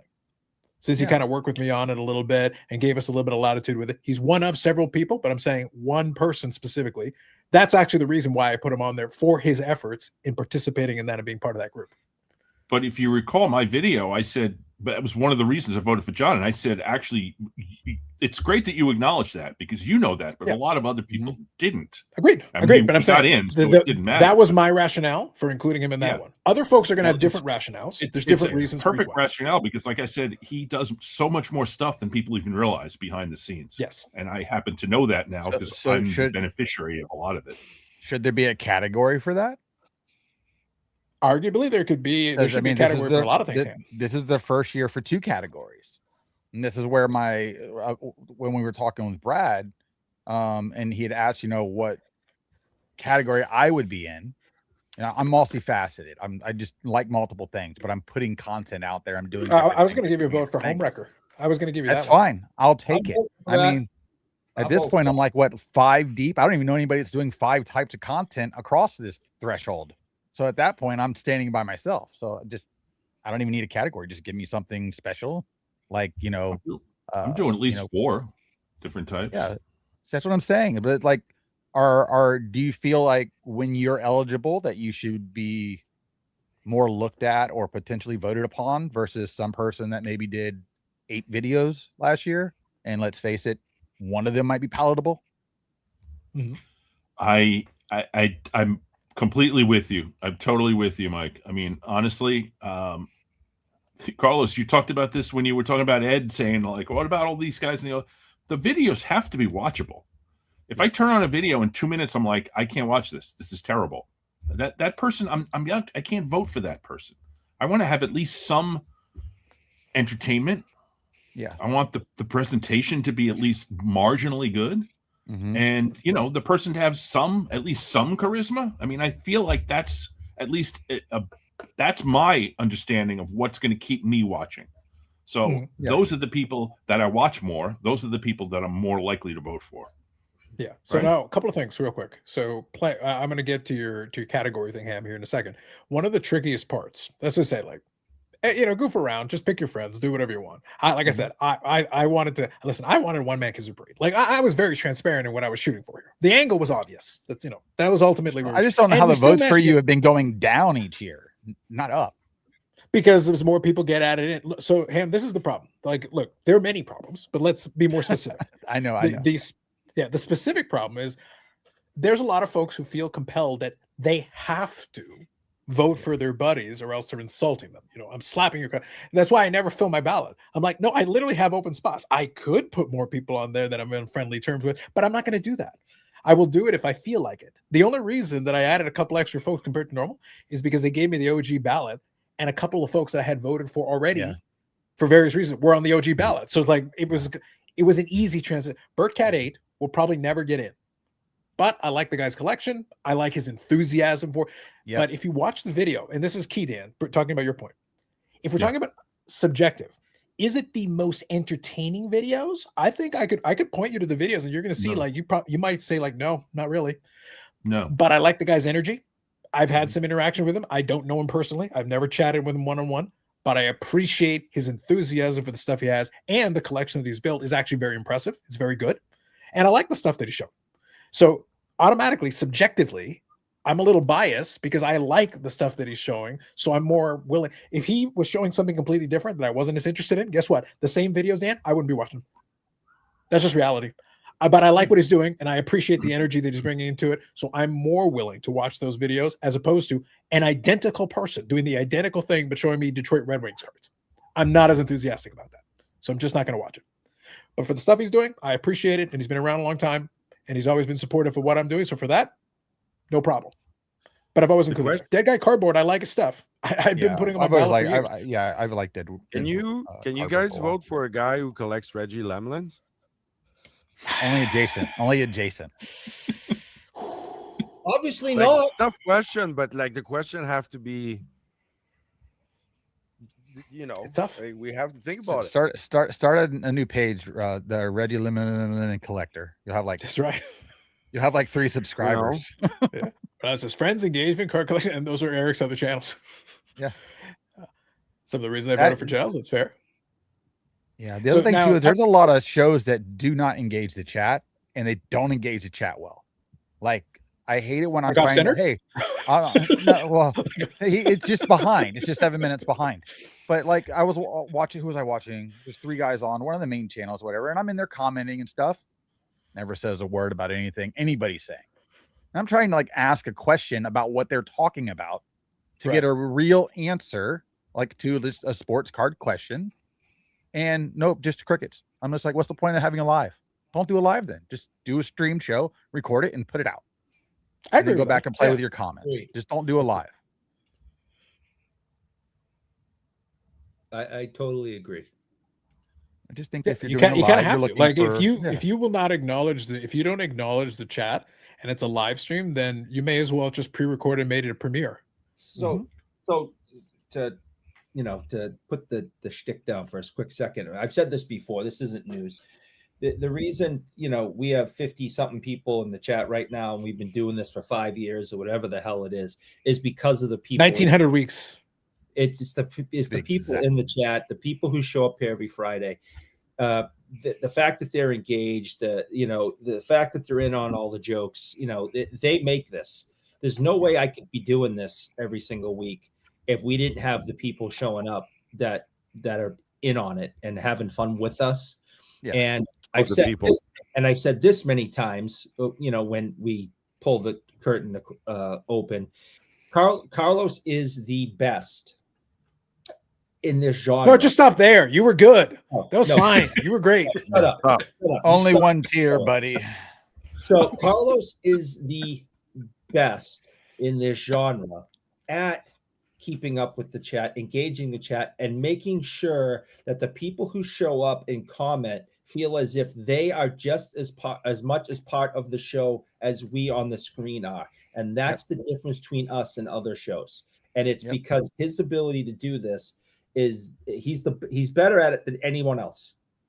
And that is what brought, that's not what brought me to this. We all know it was me following Bobby around like a stalker on the internet. Yeah, and now you call them all kinds of horrible names. That's Lord. true. That's true. But it's always out of love and respect. The big doofus who's not should be here right now.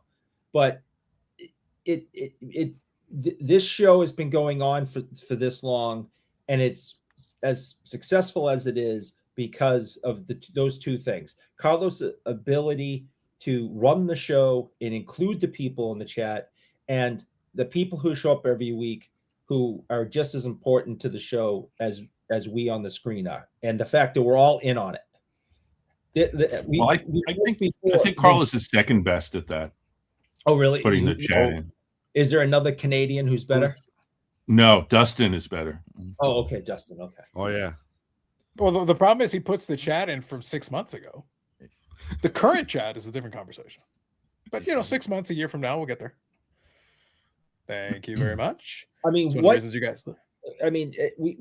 I've said this before. It's like, what other show on YouTube has the people on the show telling the people in the chat they suck and they should go somewhere else.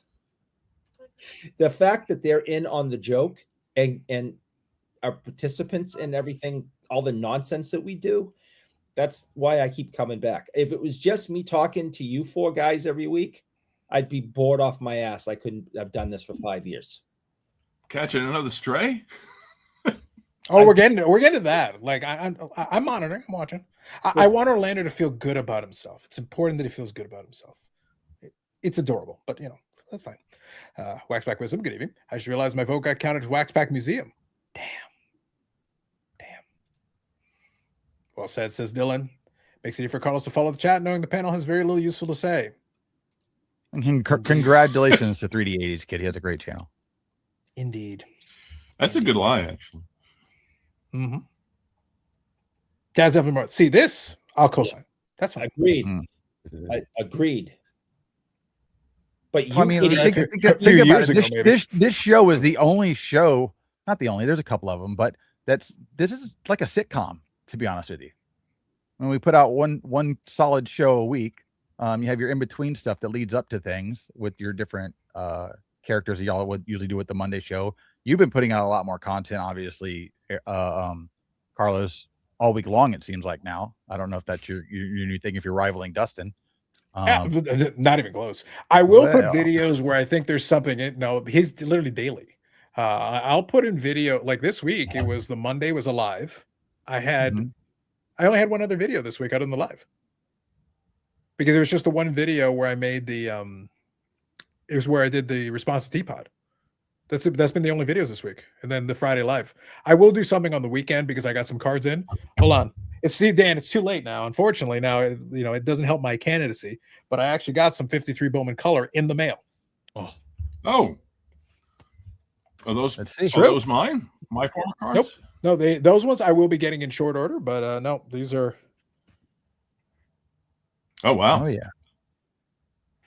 So with these, I'm at 75% of the set, and then the ones that you sent me are right now sitting at my intermediary. I'll be sending that in shortly. I'm waiting for one or two more things to come in, and then I'll have a box that'll have my name on it shortly.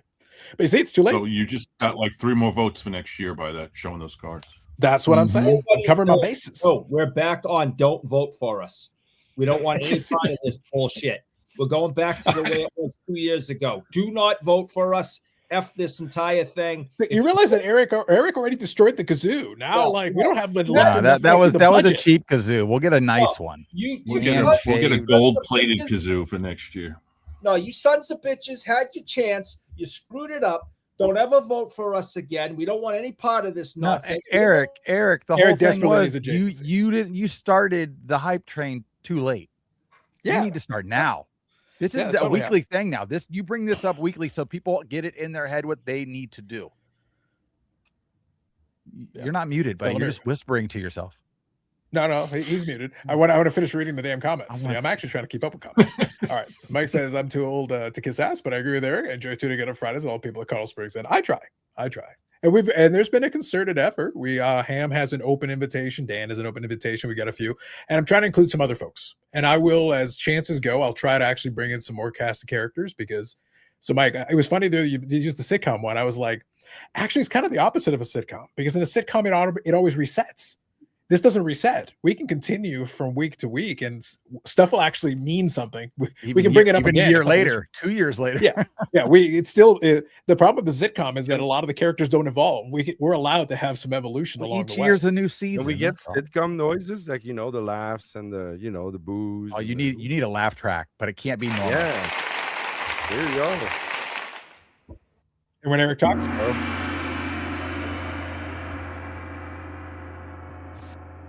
production values. I'm telling you. I love it. I don't like the other live stream because I can't ask questions. If you're just rambling and I can't acknowledge what you're saying, there's no point in watching it live. That is true. That's fair. Right? We've got more people catching on to join the BAC chat than when I first started watching. We've been working on it. It's been slowly growing. We're getting there. The only thing, and I've said this beforehand, the problem is there is a diminishing returns to that. So I don't just want 1 million people in the chat. That's not going to work. Because then it's just you have to pay somebody to sit there and slide through the chat like Professor does. Then it's just noise. And at that point, then forget that. Dylan says, too bad Eric didn't give us that speech 2 weeks ago. You guys may be doing the kazoo parade today. Psh. Don't try to change your mind on this later. Dustin saying people should vote for him because of his smoking hot wife was the highlight of the voting cycle. No question. 27 likes, working on it. Don't forget, people, Eric pays for the likes. So if you hit the like, I'll send Eric a bill. I did join a live stream on Tuesday night. Yes, but that wasn't one of my videos. So unless Ham is counting the IRP, which is not actually on my channel, but yes, I did join the IRP on Tuesday. But on this channel, it was the Monday live and then the response. You know what the irony was? Bobbles made a response to Teapot, but he talked about the usual kind of thing that a lot of people talk about, and he got a bunch of views on it. The irony is that I did mine. I didn't get a bunch of the comments in the chat that the Bobbles got, because all I got is, "Oh man, PSA sucks. PSA sucks." I'm like, okay. Usual, you guys come up with some new material. On mine, I didn't get any of that because I wasn't talking about that. I said, like, no, you guys might want to think about this the other way. If you're so smart, then instead of complaining about it, take advantage of it. Use it to your advantage. If you can get these cards cheaper, then buy them cheaper because they're in the wrong holder, or because the label is whatever and people want to give it away for free. Please do. Go ahead. So take advantage of this fact. And I gave an example of specifically where I got a discount because of the holder and because of the label. And that was to my advantage as a collector. Allegedly, people are claiming collectors. Fine. So I didn't have that thing. Didn't get as much traction, but funny, it was responding to Teapot's video, and one of the comments was Teapot. So I was like, there you go. Can I do a shameless plug? Go ahead. I'll scroll through the comments while I'm doing that, and if anything comes across, I'll make sure I include this one on here. But yes, go ahead. Speaking of Teapot's video, I am hosting Hobby Hotline this morning, tomorrow morning. Yes, and in the worst kept secret in the world because of the silhouette, it was Teapot. Yes. Literally, you look at the silhouette and I'm like, it's fucking Teapot. It's fucking Teapot. Like a bobblehead. We have a special guest, which is a new wrinkle to this issue. So it's a pot. Yeah. The problem is you used the silhouette that actually looks like his head. You can immediately tell who it is. Should have done a silhouette of like his hands. You should have used a silhouette with like flowing hair like Fabio, and you could have thrown everybody off. Like, hey, it's my cam. Yes. Yeah. So there's no biker battle. It's Mayo Bikins, right? Eric is the Kurt Schilling of hobby content. Damn. Road to 2027 YouTube Sport Hall of Fame starts today. That's right. A new favorite sound, yes. And we'll win a Misfits award. I heard rumors. Just the guy up in the top middle. I didn't even get nominated for anything. I was happy Boozle won it. And which category would you have wanted though? I don't know. I know what's interesting. I told Neo earlier that he won a Misfits award. He goes, I have no idea what the hell you're talking about. So I sent him to. No, God no. God no. I told him he beat Dustin. He goes, at least I won something. That's right. Exactly. And when was the Misfit Awards awarded? On the Misfit channel. When? Yesterday. Yeah. Yes. Okay. Yeah, they had a video for it, and this is actually.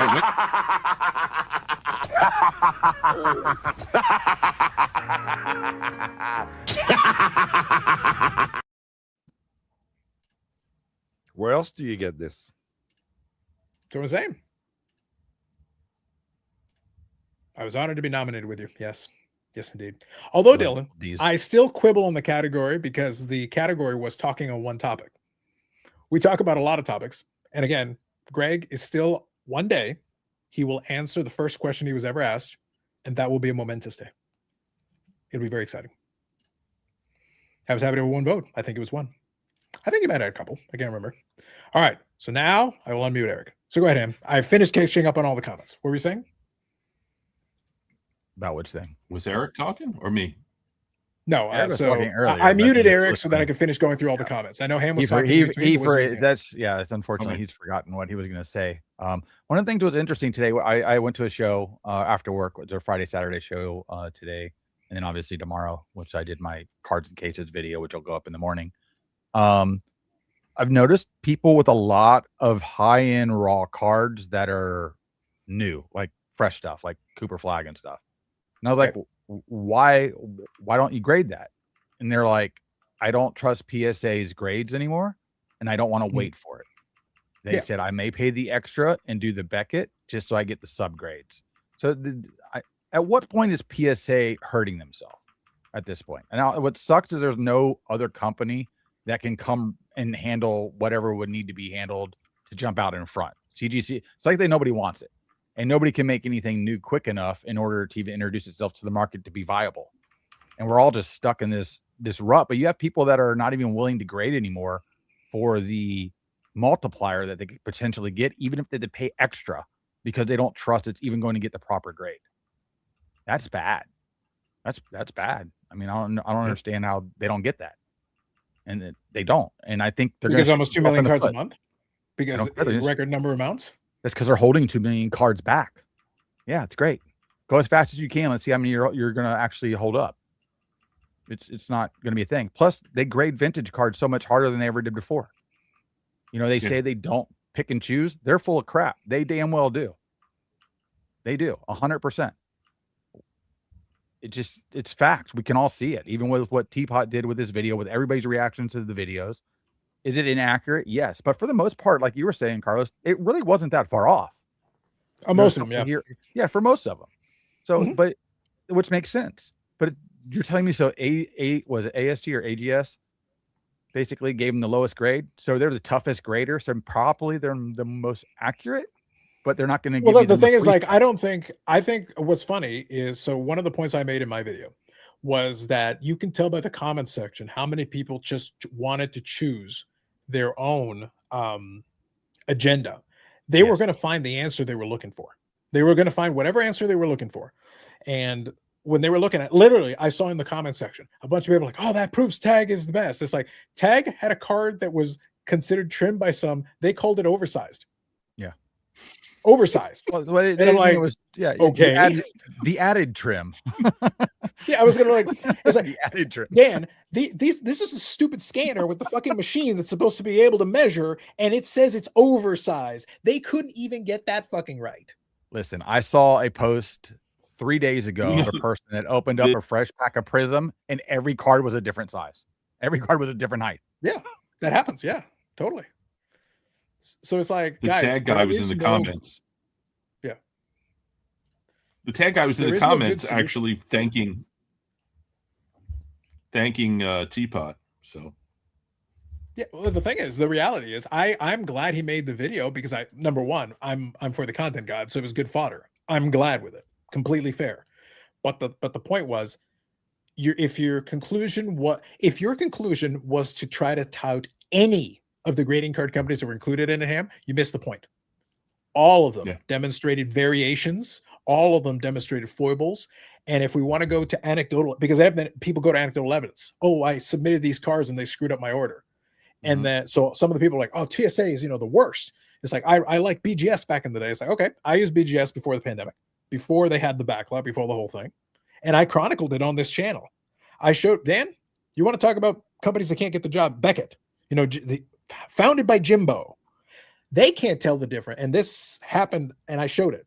They can't tell the difference between a Sandy Koufax rookie and a Mickey Mantle card. They can't read the name on the front of the card to put it on the correct. They substituted the entire order. The whole order was wrong. All of it was wrong. They didn't get one right. They had a 0%. And that's at the very end of everything. They couldn't even get it right. Forget about the grade, Dan. Before we even get to the grade, how about you can read that it says Sandy Koufax on the front of the card and put that label on it instead of the one that says Mickey Mantle? Did they have a Q1 and a Q2? A Q4, and a Q5, and a Q6. And don't forget, at that point, Beckett was using the BVG category. So this is supposed to go to the vintage guys in that company. Yeah. Specifically, that's the vintage guys. I heard a guy told me there's a company called Jim, I guess, or Jim Mint or Jim. Yeah, somebody else. Yeah. He's like, that's the only card company I grade with now. They're the only ones accurate. This is at the show today. I'm rolling my eyes pretty hard because I'm like, they're a joke. Okay. You can get cards in and out in 30 days because they're a joke. Okay. Nobody takes them serious. And it's just the mindset some individuals have just blows my mind. And I could sit there and argue with somebody, but at a show, I'd rather just mind my own business and move along with my life, because you never know how crazy somebody actually is. And most of these people, let's face it, they're little nuts behind tables. That's why I don't push buttons. Real quick, I like John's comment because there's a Bob Lewis stray included at the end of it. I'm a big fan. I like where we went with that. The Bob Lewis category. I love it. You should. How to just PSA is code for this won't gem. That's right. So look, the reality is, like I said, going back to what Ham's talking about, though, I don't have an issue with this because from my perspective, I submit in cards to grade, but very sporadically, only for very specific cards that I want to have done. And very rarely am I using them. I do use some for resale just to make them more liquid. But the reality is some of them, I just like having them the holder in the box the way I have them. Mhm. But I'm only doing that basically in the fall. And a lot of times it's my one of ones, and it's because I want to put it with the other ones that are already in the holder. So I'll pay for that. But if I'm submitting it and my goal is to turn around and make it more liquid or get more money out of it, then it's just a math problem. You're saying, how much is it worth to you? How much extra would it potentially be worth to you? And the way I like to look, the way I used to do it when I used to do it more regularly, is I would ask myself one simple question here. Whatever I think the grade is, if it got 1 grade less or 2 grades less, would it still be worth it to do so?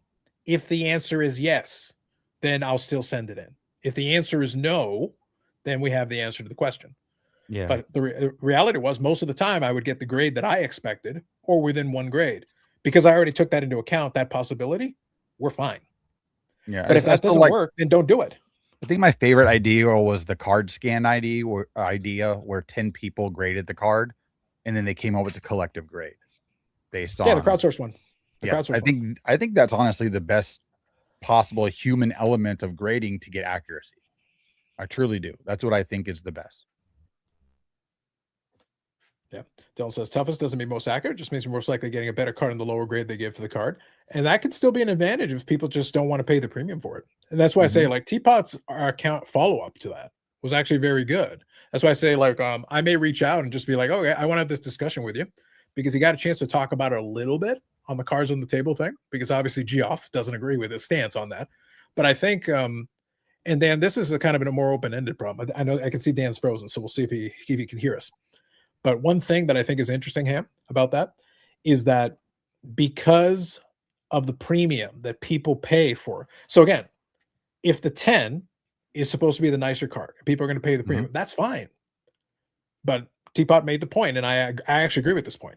If the premium was like 15 or 20%, though, Ham, between a 9 and a 10, do we give a shit? Is this really going to be a big deal with that? Is it a problem at that point? No. If you get a 9 instead of a 10, that kind of sucks, but you're only losing like 10, 15% or 15, 20%.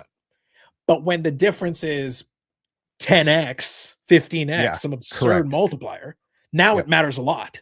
The difference between that 9 and that 10 becomes huge. That's your problem. Your problem is the premium is so big. It's so big. Yeah.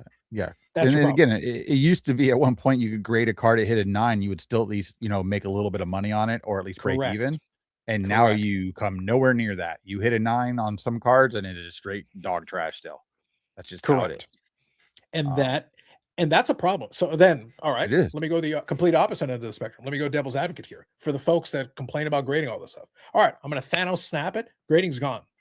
Yeah. You don't think people are going to pay a premium for the high IAP?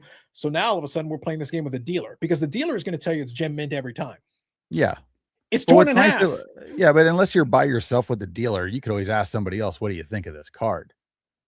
And anything high eye appeal back in the day, even if it had a premium on it, if somebody was looking for it, they would buy it. Like, it wasn't really a question because they already knew they didn't come across the card very often. Like, especially for vintage. You see a nice vintage card that's really well centered and good edges or quarters. You've looked at so many, you're just like, I'm gonna have to buy this. It may be a little expensive, but I haven't seen this card in forever. I mean, remember back in the day going into the card shop, he would always keep the nicest version of a card on top. He's like, this is my best centered, best edges, best corners. You're basically running through your top 4 is what grading is supposed to be. And that's how he would basically put his cards out in the showcase. So you could see the best version.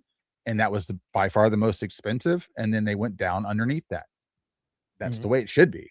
I mean, it makes sense. Yeah. And but as I say, like whenever there's money introduced into it, the more money there is into it, the more those little, if the card was $9 in a nice condition or $10 in nice condition and $7 in slightly nicer, then for $2, Ham, you're not going to quibble. You're not going to sit there for an hour with the dealer quibbling about a corner ding if it's a $2 difference. The bigger the gap in that condition difference, the more all of a sudden you guys really get into the nitty gritty. Because back in the day, we didn't need 10 levels. We didn't have 10 grades. No, because we didn't need them. Okay, that one's poor. Why? Because it looks like I get run over by a fucking car. That one's really nice. Okay. Cool. The one that's really nice should probably be worth more. Press. Yeah, the one that's really nice should probably be worth more. We're probably okay figuring that out. We're good. But as the dollars became bigger, all of a sudden we needed more nuances and more levels to cover the difference. Yeah. So to answer Bobby's question here, I think for grading, the ratio of PC is like 0.1% to everything else for resale. Because otherwise, most PC cards do not need to be graded under any circumstance. Now, here's where it gets a bit of a twist. And we've talked about this before. And now that you're back, Dan, we can kind of answer to this question. I've talked about this before. Talking about the money thing again, unfortunately, because we have to. It's part of the equation. You've gone to card shows. You've bought a lot of the cards behind you at various times in various different ways. Now, you've held enough vintage cards, and so have I, to be honest. I'm very comfortable identifying a lot of telltale signs on a lot of vintage cards in hand. If I hold it in my hand, I know, yeah, this cardboard is correct. Yeah, this feels appropriate. There are things about this that look right to me. Okay, great. I'm very comfortable in that scenario, even if a card isn't graded. But if you're going to go online and you're going to pay $1,000 or $2,000 or $5,000, you want the raw copy? How big a scan do you think you want? You can't hold in your hand. I'm not super comfortable spending a ton of money online for a raw card that I can't see and I can't hold. You never bought a card out of the newspaper back in the day? I did not. Different world. Different world. You know what I did do? You know what I did do though? I don't know if you know this name. The thing about online though, and buying, I've purchased raw cards online, but it's from auction houses. So you've got a different set. You got a set of eyes that you trust. That's and standing behind it. If you ever bought a counterfeit card from an auction house, and I actually have, they will reimburse you. So that's not going to be an issue. If you're buying it off eBay, yes, I wouldn't buy a raw card that was 4 digits off of eBay. Never, ever. Why? Because in that case, you're having to buy on the deal. eBay, though. But on eBay, you can return anything. In that case, you're having to buy the dealer. So I was about to use an example there, kind of in the same vein. I know some of you vintage guys probably remember. Do you remember Mike Wheat? Mike Wheat was selling. He was a vintage dealer, sold a lot of different stuff back years ago. I bought some pre-war cards from Mike Wheat, and all the cards were good. But it's one of those things where you gotta deal with people that have at least been in the game for a while. That's one of those things. Like there were plenty of dealers who were around long enough that yes, you're doing it mail order, totally. But if they've been around the game long enough, then you kind of have a vouch built in. They're staying in. But as time has gone on, now there's some of those dealers still exist. Like when you guys go to Strongsville and you whatever, now you dealt with a bunch of those guys. You're probably going to be way more comfortable with those guys you've met in person, dealt with in person, and talked to. And and they have a reputation, and they've been in the community. But they wouldn't be selling. They know what a real card looks like. And somebody mentioned smell, but you're never able to smell the card before you buy it off of eBay. So it's like one of those things. That's one of the things though, because you need those things. I wasn't exaggerating when I said though, like. A bunch of times, even beyond the smell, though, a bunch of times, if you've actually collected certain sets, you can literally just hold it in your hand, and already just from the thickness of the cardboard and certain things, that's immediately a telltale. Like if something's off, you immediately know. Like you'll be like, nope, this is no good, no good.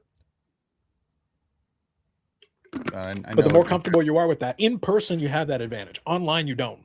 So the graded card in that case, it helps. It allows you to then have at least one that valet. Now, if you're buying from a trusted dealer, again, talking about the guys at Strongsville, if Ash suddenly has a really nice card that you want for your collection, you have now dealt with him. He's got a reputation. You guys have done business with him collectively enough times. You're more comfortable taking his word. He's not really selling raw cards. I'm talking about more of those guys that have been in the business for 30 years. And they've got the but Dan, swap him off for somebody else. It doesn't matter. Pick a different name. It's the same idea. Yeah. The concept's the same. Yeah, I agree. Yeah. So that's basically what you're looking for, somebody that you've dealt with. If you've done enough business, it's way more comfortable. Then you're not as worried. With a person, with a rando that you don't know, then you want that intermediary. That's the reason why. Well, that's the thing about Strongsville is you're never going to get a rando because those guys have been waiting on waiting lists. To get into that room, you have to have been in the business, and you have to be committed. Not committed like Eric. Committed like you're committed. Oh, he'll be committed. That's only a matter of time. Don't grade cards where only a 10 will get you a butter. Exactly, Hobby Champs. I shouldn't be relying. So that's the problem with a lot of the stuff that's being submitted. I don't want to be submitting cards where I need a 10 for this to work. That's a terrible business. Then okay, great. Then whatever happens to you happens to you. You're basically throwing your money away most of the time. That's really dumb. You got to give yourself some latitude. If the item is desirable enough, then the grade isn't necessarily the be all and end all. It'll help. What percent of cards right now do you think at PSA should even be potentially graded? 5%. Yeah, there's a lot of 95% of it is you're just throwing your money away. Like, no, why bother? So just real quick to prove your point. The other day, customer came in with trash. I want to send Boston Bruins cards? Shut up. And shut up. And one of my coworkers sat with him, talked to him for like 20 minutes and got him to understand this would not be a good investment for you. Don't send it in. The kid leaves, comes back the next day. Again, I thought about it all night. It's like, okay. Like, we tried to tell him this is not worth your money. The time it's going to take for to be gone out of your hand, blah, blah, blah. Went over everything with them. The condition of the card is bad. You're going to get a low grade. It's not a strong card that you should even have graded. You're not going to see it for 2 to 3 months. The prices just went up. But we went through everything. And, we thought that we talked some sense into him. No, he came back the next day and demanded that we send it off to PSA. Okay, customer's always right. But that people send crap into grading companies all the time. I think the majority of stuff that's graded is probably stuff that shouldn't be. Yeah. And that's why in that interview that the head of PSA said, he kind of said that, right? That we're raising the prices to kind of get people to stop sending us crap so we can get caught up. We're swamped with crap. Well, the biggest point that they threw out there, and it was funny they actually bothered to give access to a chart, but all it was is a simple math problem. Why did they raise the price? Because they were getting 150,000 cards a day in, but they were grading 100,000. So even with the 30 seconds, it was still like, 100,000 is a lot of cards. Like by most people's ridiculous. Yeah. But if 150 are coming in, you're actually growing the pile instead of shrinking the pile, or even keeping up with the pile. Right. And that's a problem. Then you should charge more. Well, and their other problem is they can't just easily dissolve SGC and Beckett like they were going to originally do because they don't want no trouble. So now they're having to figure that process out as well. And let's face it, both those companies are still making money. So just weird that you own 3 companies that do the same thing. I think they just need to include. Listen, I think maybe what they should do is have an acrylic holder and engrave the top. They need to get they all need to get rid of the acrylic they're using. CGC has probably the best holder right now. I think that I like the CGC holder. I'm a fan. They need to go to more to that. And if they ever want to, they don't want to stop cracking and regrading because that makes them more money. But if somebody ever put basically a die break in the plastic to where if you crack it, it leaks all over the place, you ain't gonna crack that damn card, are you? Nope. And I've said that in the past. That's what they should do. But they don't want that to be a possibility. Makes sense. I'm just quickly going through here, just making sure I cover these. Thank you all. I think faking the smell would be the most difficult. Wait until Kurt's Card Care comes out with Ode de Vintage. Oh, that's great. What is that? That's 20-year-old Calvin Klein, baby. It'd be amazing. AB authentication. Too many Pokemon dealers now. Eric's all about the Pokemans. This show today had a lot of Pokemon dealers for the Tampa show. Felt like it was actually half the room. Oh, okay. Gotcha. Obviously, Carlos right. There's some dealers out there that you would trust them 100% on their grades. Yeah. And once you know that those dealers you can work with, then you're good to go.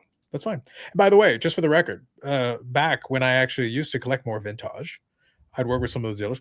I did kind of do the opposite here. There were some dealers that I knew always overgraded their shit, but they were also very dumb. Here's the thing. That's the old school. All the dealers overgraded their stuff. Yes. But the ones that were really dumb, Dan, were the ones that I loved because they'd overgrade their shit, but they also were terrible at figuring out variations. And a lot of times they didn't pay enough attention to realize which were the high numbers. So even though it was overgraded, If you're selling me a high number at the regular card price, okay, I'll pay your ridiculously overgraded card price. Yeah. Because I'm still way ahead because I'm getting the rarer variant or I'm getting the high number or whatever. And actually it works out. The guy should have caught on when most of the time I would scoff at his cards or his prices. And then occasionally I'm like, yeah, I'll take that one. Wait, you're not going to like, that's good. Here's the money. Carlos, at some point, Wait a I need minute. I need you to send me your address For the bowling card? for the bowling card and your Josh Rosen. Oh RTA. yes. Chosen Rosen. Well, man, that's like worth 10x what it was worth a little It while. really is. Did you pay 26,000 for that? No, At no, least. I didn't actually. I think I might have paid like $10 for it. Look, Dan, you want a serious It's story? number 10 out of 25. Serious story. So I follow, obviously, I look for the Josh Rosen stuff on eBay just to try to get it as cheap as I can. But then when there are some folks that have one-of-ones on eBay, and I'll usually follow it, but usually I'll watch it with the hope that one day they'll realize they're not going to sell it so that I can finally buy the thing, discounted. One of the guys had one of his one-of-ones for $199. Could not get a bite. It's been years. Cannot get a bite. That green Kaboom sells for that ridiculous price. He unlisted it and then relisted it $499. You can't get a bite at $199. You're not getting a bite at $500. Yeah, there's a Prism one that I've been trying to get to collect the rainbow of a player that's, I don't know, back 5 years ago now. And the ding dong that has it, who's had it on eBay for 3 years, still for some reason thinks it's worth $3,000 for a guy who never played in the NFL. I just thought it was great. The reason I enjoyed it is that I'm sitting there going like, I knew there would be a couple of folks that would have this delusion. Look, man, if the Josh Rosen market suddenly went up like that, Dan, I will fucking sell the entire box, a 2-row box of them. I've got tons of great crap, plenty of one-on-ones in there. I will happily sell it to you for $26,000. They can have it. Apparently, though, Dan, we did get additional clarification. Apparently, they are just trying to get every green Kaboom they can get their hands on, regardless of who it is. I'm like, is that true? That is what they've come out and said. Where'd you get that? So I've actually heard The it from buyer 3 different actually came places. out and said that? I've heard it from 3 different places Oh, that all right. apparently they're trying to build a collection of them. Get Yeah, as many I as they heard can. that too as well. Yeah. Not from 3, only from 1. Well, there goes my money laundering theory. It's still got they're more money lying. than brains because I got to be Yeah. honest, like that's a project you're not going to complete because there's a bunch of folks who just won't sell it to you. Yeah, But just it's use like, the- all right, look, if you use just the one look a at it- rebate card. That one's a great one to money launder. Do you think I guess they so, yeah. want my green PMGs? Because I got a lot of them, if you remember correctly. I'm just gonna get some green paint and start painting them. Eric hasn't thought of that yet. 70% There you of the go. cards graded now are TCG. Probably approximately. That's probably right. So Yeah. Baz was saying One Piece. I know we're all sports card guys did a faux pas recently. They're reprinting a recent series of cards. That series has dropped 30% in value. Magic the Gathering did that back in the day. They got to be really careful with these collectible card games. You got to be careful not to reprint too much. That's why they started doing additional series and changing the way they looked a little bit. Yeah. Remember when Bocce Bubbles would have lives and thinking 95% of those cards are shit. The SGC grading cards, yeah. Yeah. But at that time, SGC was pretty inexpensive and they were pretty quick turnaround. So if people wanted to do it for PC, I could forgive it because it was cheaper and it was pretty quick turnaround. If you really just want the card, that's fine. Many vendor collectors have never graded. Let that sink in. I bet most It's, have never graded. I ran up against this at the Net 54 get together. There was Yeah. the guy sitting next to me, Dan McKee, who's like, been collecting for 50 years, and he's got the complete Leaf set, like master set with all the variations. Oh yeah, the one in the and stuff binders. The one in the binders. in a binder. And he had no graded cards at all. It's just he's got hundreds of thousands of dollars worth of raw cards. So there you go. Well, it was funny. So it's not vintage, but the concept. So one of the things that became, and Josh here, 90s auction. So I'll get to one of his comments here. Obviously, a lot of the 90s cards have started to go up as there's been additional interest for guys around my age. A lot of folks that were, these 90s guys were our guys. So the interest has gone up, like on PMGs and a lot of those ones from the 90s. But I was laughing about it because obviously in the last, for the last Baseball Hall of Fame, the whole veterans ballot and everything, Delgado is still technically on that ballot. He actually did pretty well. And honestly, I would make a strong case. I honestly think Delgado was kind of screwed over with a lot of things that happened in his era. But the point is, Delgado, his cards are virtually worthless. I know, I can tell you this because I literally have a Z Folio right there with about 350 Carlos Delgados. And in it, Gold refractors, I have a lot of the low numbered. I have some of the essential credentials. I have one of the essential credentials numbered to 32. It's sitting in a Z folio. You know why? And that's probably the most expensive one you have. What's card? It's card one. of him. But the reality is I paid like $20 for it. Yeah. Because it's not worth a lot at the moment. But Dan, if he suddenly became a Hall of Famer, the same people that are like, oh, that's cards, all of a sudden they'd be like, oh, I'll give you $500 for it. Really? Yep. He could be. He could make it. You know, I- a couple of. I think he outs. should. I think he should. Yeah. Because I think he was a great player in his time. The problem is he was a first baseman in the American He League, got enough. surrounded by steroid guys. Yeah. Enough votes this time to get on the next ballot, whereas the steroid guys didn't.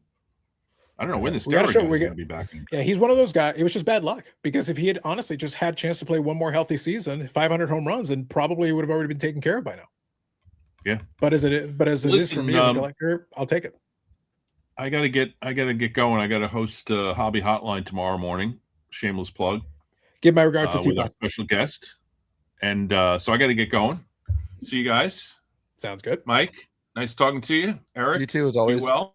Yannick, All right, buddy. Carlos. We'll talk to you soon. Take it easy, Take man. care, guys. Peace Take out, care, man. chat. Chat is awesome. I don't sending cards to get graded, says Josh. It's fair. Can't do a die break at some collectors buy graded cards and crack them for sets and binders, right? Pokemans is filled with flippers. Damn you, Eric. Let it know whatever graded card if it can be destroyed if the slab cracks. That'd be funny. Eric, we really come here just for you. Facts. God, Josh, you're the best. Information is power. True. Someone in SEN said today they collect Josh Rose. I did see that. Yes. There are at least two ham. The other one. We found the My- other one. The market is Josh going up. Rosen. The market is going up. We don't know who bought Ready. that green PMG specifically, do we? I know that I did hear that they're trying to create a set of them, and there's also a guy that has, I guess, that's trying to create just the Brady set, and he has a couple of them already. Yep. Collector zone grade cards. Psh. Eric's not a real collector. I don't grade cards. That's why I said you're not a real collector. Foul ball is immediately wrong. Oh, okay. If you want in on this, I can send you a link. No problem. Just let me know. Delgado will get in. He's almost the same player as McGriff, who is in. I think Delgado's consistency was really good. I appreciated. I enjoyed that. So I think it worked out. All right. So the Burrell, are you good? Give me a thumbs up. Joined from location from the Garage of Knowledge, the Burrell. Good evening. Here we are. Burrell. Hey guys. Are you prepared to smash any kazoos? No, I don't think He'll so. break him. We already had a smash kazoo in a garage. We were off to a good start. Yeah. That was the wrong garage though, but yeah. It happens, you know. It is Oh, what it is. that Is that plastic, that kazoo, or was it metal? It was tin. It was very thin metal. It was tin. Okay. It squished. Bobby, it didn't shatter. It squished.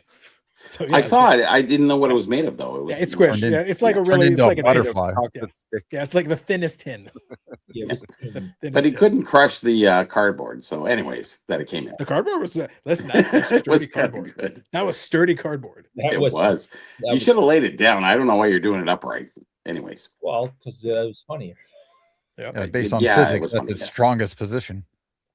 Yeah, exactly. Right. Yep. Stu says Carlos knowing about the high numbers is a great example of how information is power. Yep. Well, that I've told the story here. Bobby knows this, and Eric's been to the store back in the day. Legends of the Game in Toronto. So that Yeah. was the store there. They used to buy collections, but they had more stuff than they knew what to do with. The problem was they just would grab a bunch of stuff. If it was obviously valuable, they would take the time. But if it wasn't obvious, they would just kind of put things in piles or throw it in a binder. And they not really didn't pay attention. know everything at that time. Yeah. Yeah. So it Well, was the a- thing is, the that's some great example that deals. I would give though is something that doesn't Yeah. require a lot of knowledge. The Yeah. high numbers are the high numbers. You just start off at high numbers and you go from there. The problem is, and Eric, even at the time that I was buying those, Mm-hmm. the high numbers were $80, $100 US per. Wow. And the thing is, for all the stuff about the American dollar being so strong compared to the Canadian, the American dollar was way stronger than the Canadian back then. So Yeah, I would 160 get a I think it 50% was. premium on it. Yeah. So it was like 150. Yeah. So I was buying them at $1 Canadian and selling them to Americans for 150. So I'd pocket all the profit was pure profit. It was basically I was getting it for free and just pocketing the difference. profit. And I get the exchange rate on top of it. Mhm. So I was crushing. 200x, Eric.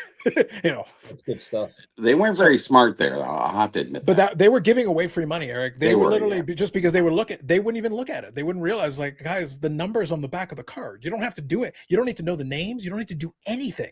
Literally, just look at the back of the card, and you automatically know it's a high number. Well, that was Sandy. He didn't know much about cards. It's funny. Didn't even bother. And it's like, all right, if you guys don't want to do that, it's fine by me. I'll take the money. Thank you. Mark like that says the credentials could all got us a couple hundred. Could be. Like I said, I paid $20 for it. It was not expensive. Z-Folio for the win. That's right. The Geoff Wilson tweeted, one of these days I got to do a little walkthrough of the Z-Folio and just flip through it. It's like, wait, what? What is that number to? It's like, listen, guys. Like, I got Carlos this has a $5,000 Z-Folio. I bought it, and I bought it dirt cheap, man. Like, I bought that stuff dirt cheap. No one wanted it. They were giving it away at that time. Yeah. Yeah. So Hobby Champ says Geoff tweeted that whoever bought that Rosen will never be able to complete the set because he owns the Tebow. That's right. Oh, right. Whatever. Don't worry, I can make one of those. Eric's the Tanya Harding of hobby content. Yeah, if Panini wants to get back relevant, they're just going to start reprinting Good one. past cards, and they're just going to start with green kabooms. They're going to just make a whole nother Really? set. Why not? Pokemon can do it. Why can't they? There's no rules against it. Hey, it's Pokemon Day today, isn't Not it? regulate. It is Pokemon Day. Yeah, by it the is. way. Yeah. Mhm. McDonald's was supposed to launch the Happy Meals today, and Yeah. because Watch of- out. The lineup's big. Well, they canceled it because of the people lining up, and they weren't ready wow. for it yet. The only reason I know this is because I know a couple managers and GMs at Get a McDonald's. I Pokemon was card. Because you were in personally line, Mike. I was curious. Well, I was like, I'm not showing up for none of this crap if it's going to be crazy. Like, Pokemon well, card in your we Big got- Mac meal. Well, that they gave all the boxes of the cards to the general manager and told them to lock them in their office because they're the only Oh, ones that really? have them. Because Wow. the employees will steal them. Oh, yeah. Good. So, yeah, they had to delay that. So I don't know when that's actually popping off. It was supposed to happen, but even on McDonald's inside their computer, it was shows that the release day was today, and then they put a suspended next to it. Really? So they did Mm. something nationwide due to that issue. Very interesting because they don't usually do stuff like that and backtrack on a promotion that's coming out months in advance. Mm. I was curious about the fillet of fish one because supposedly somebody had posted that if you buy a fillet of fish, you will get a Pokemon card with Laffy from One Piece with Pikachu on it, Okay. which is a pretty big crossover. And It's if the that's only the thing case, I eat at McDonald's. take that. so That's Yeah. what I was Yeah. gonna say. well, that and you don't have to deal with the kids and their stupid Happy I Meals. can And you're fillet like- of fish. I eat Yeah. that. Yeah. and so do I. I love them. That's one of my favorite things there. It's the only thing I like there. Valid. But yeah, the, I like the that. promos they're doing for the 30th anniversary stuff is going to be crazy. It's Pokemon is going to dominate the next 3 to 4 months, by far. Like it Yeah. just is. Makes sense. Hmm. Hobby Champ says, have you ever been to George LaRock's card shop? I knew he was doing the Nope. top loaders and stuff. I didn't realize he had a card shop. I didn't know that. I guess it think makes he's sense. He's partner. And, Okay. So it's like personally- it's like a card vault by Tom Brady situation. no, he's there. He used to be there, but it's been a while. And personally, I never been to the shop. Yeah. But I did a business on eBay with them in the past, Okay. and I wouldn't recommend it. Ooh. So that's all I'm saying. All right. Makes sense. Yeah, Tebow is a baseball card, but I think it's part of a bigger set. I think the green kabooms are all part of a set there. Eric, check your phone. Baz says, I've been buying Delgado rookies for years. They'll never be that huge, but for $1 each. But $1 each, you're fine. Yeah. If you buy it cheap enough, who cares? Have fun. Yeah. Random question. Who are the rare autos? I don't know if any of them are specific. I think there might be a couple that are short printed. I know that the Helmuth is still one of the most expensive ones. Mhm. Jerry Buss from the Lakers is in that set. And obviously, after he passed away, that card has definitely shot up in price. That's one of the ones I still need. Jennifer Tilly is popular. Cindy Margolis is in it. She's pretty popular, obviously. A couple of the celebrity folks are going to do well. But I think for the poker players, I think it's pretty much Helmuth. Negreanu is a little bit popular as well. The bigger the names. But I don't think too many of them are short printed, or if they are, they're not like big enough names so it matters. I think even the short prints you can get pretty cheap. But it's a cool set, and I'm working on the set. I have most of the stuff that I need, but I still need to get the Helmuth. The Helmuth and the Jerry Buss, I think, are the two biggest names I still need. But Hey, I'm getting there. Carlos, where did you download that list of the Hall of Fame? Oh, it's a spreadsheet. It's a Google sheet. Ray from Philly added it to the video after the fact. Okay. Oh, he did. Okay, Yeah, I was looking yeah. for that because Anybody can open it up. Anybody can Oh. open up and look at it. Okay, Yeah, yeah. they I have just a wanted to It see is what- publicly available. Okay. Yeah, that was one of the things on I their mentioned to website. Brad. Originally, it wasn't because the last couple of years when Jake was doing it, he Yeah. made it available, and I just said, "Hey, make it available." So just for fun, I think it would be a good idea, Yeah. just to be. And he just messaged me back, and he said, "Yep, it's on there now. Go ahead." Okay. was like, Yeah, "All right, I cool, asked great." in the email, and I never got a response, so I didn't know. Yeah, Okay. he confirmed for me, and then I went and checked and pulled up the link, and that's why I got it. Okay. So we're a small time compared to the Pokemans. I know Eric's a big influencer in the Pokemans. I love Yes. the Yeah, Laura was at the expo with the shop. Emma Roberts, female face of the hobby, by default, I Really? suppose. Mm, Well, she does stuff with Fanatics, so they're Yeah, using her star A power little with it. bit, yeah. Yeah. Yeah. And the thing is, from what I've seen, she does actually like to collect some cards, mostly for herself and for her stuff. But of course, she's going to take advantage of the promotional thing. They pay her for it too, so take advantage of it. What And is she makes a lot of money. what Yeah. is? I'm being respectful and I'm being honest. What is she known for? I don't know if I'm familiar. She's an with actress. Oh my God. the Roberts Really? family with Eric and Julia. I understand that she's part of that dynasty, but what is she known for? Like what movie, TV show? Really? Do you guys want to take a stab? Actually, this would be kind of funny. Well, nobody knows. No, Nobody hold on. knows. No, But she's not allowed to I've got say options anything for right you. yet. Okay. I would pick We're the Millers. That's one that I like. I love that movie. but- That was a great movie. That's what Yeah, was that one I she- thought that was good. I thought that was well done. The premise But you got was more- totally different than anything else you've seen. So yeah. yeah. But you got more options than that. Wait, So I'd be was she- curious who in Blonde? here wants to go with it. Yep, American Horror Story. That's right, Brendan Ryan. Yeah. That's right. Yeah. She's on that. Yes. Mm. She had a lot of small stuff and medium size too. Yeah. Yeah, I'm on the IMDb. She was in 55 episodes of American Horror Story. Never seen it. Wow. Yeah. She's got 58 credits right now. That's pretty big. The last several years. Eric has Uh, one, Smashing Kazoos. That's it. Mm. Yeah. Let's see here. I just want to see which other ones. Some of these, obviously, I'm not going to watch too much of. She was in one of the Scream movies. Okay. Let's see. Who wasn't, right? Well, Eric, not yet. Eric's got to keep working on it. Well, I I think they're going to smash the kazoo. I think that's probably qualifies. one coming out. Just I'm saying. excited about it. Too.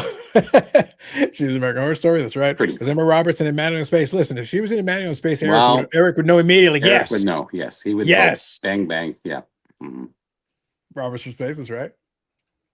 She's in one of my all-time favorite movies called The Black Coat's Daughter. All right. Doing a deeper cut. I like it. Really? I like That it. is deep. Yeah. Wow. I like it. Never heard. Yeah, like I said, she's got 58 credits. Obviously, a bunch of them aren't going to be as notable, but she has a course. few that are more known. So it's just a matter of that. So I think that's fair. Let's see. But yeah, I would say just look, sight unseen. There are women breakers who have made brands out of it. There are different ones who have participated in different aspects of it. Like Suze, who's a Yanks chick, Yeah. has done a lot of stuff in the industry wise. She's been part of it. But like Emma Roberts actually has a following outside of cards. So automatically, like basically by default, if you're You going to get- pick yeah. somebody with a name, you're like, you get somebody that people have already heard of from other things. And if they happen to like cards even a little bit, Ham, all right, great, you're golden. You just Yeah, play it. or Just play yeah, it. or they can be trained. They're actors. They can be trained for this. Yeah, pretty much. You just have to play it. We You we just have to we've play it seen right. we've seen Livy done. So Mhm. Yeah, so it's like, all right, go with it. But I think probably what helps her out there, Ham, is that she is known outside of it, but it's not like she's the biggest star in the world where it's like, you guys No. are trying a little too hard to sell me on this. Yeah. So like she's a known name, but it's not like you're trying to get Who- Jennifer who Lawrence would- at her peak or somebody else. Who would be the Ooh. biggest star that collects cards? Burton Cummings. Charlie Sheen. I was gonna say Charlie Sheen. Burton Cummings is actually a big hockey card collector, if you want to know.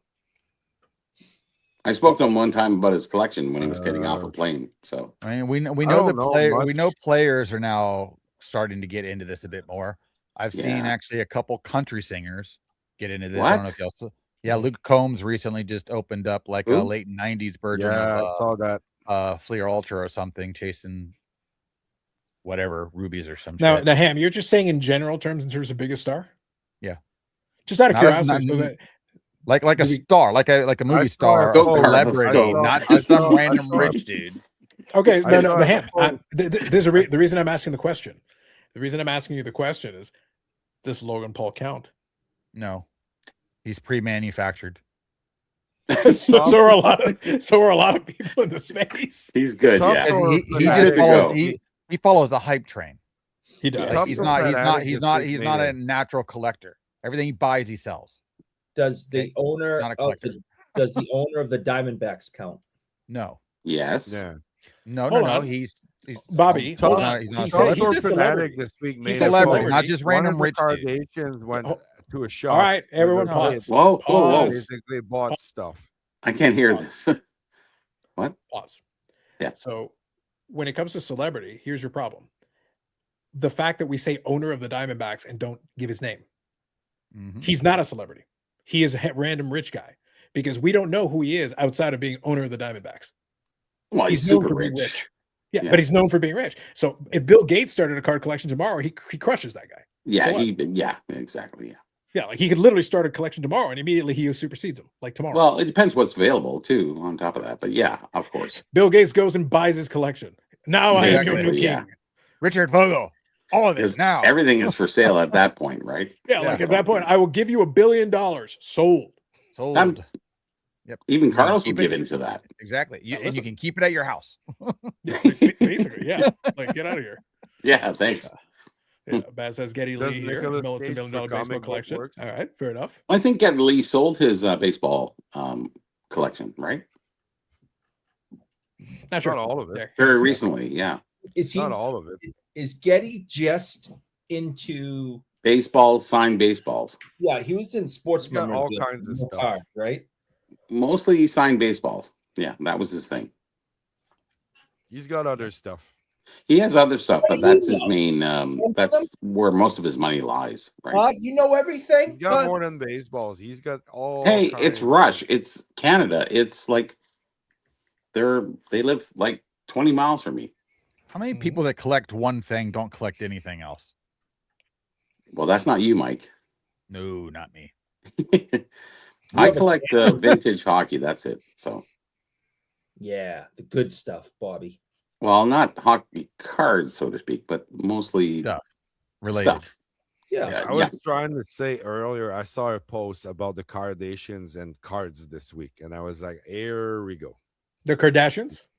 Yeah. Is Next. it Kardashians? I don't CARD? know. I don't know how many kids they have right now, but you know they have children. So one of They them, I guess, do? is collecting cards. Yeah. So she showed up in a shop. I don't know which one, and of course, Top and Fanatic weren't fast enough to post about it. Oh yeah. Yeah, for well, sure.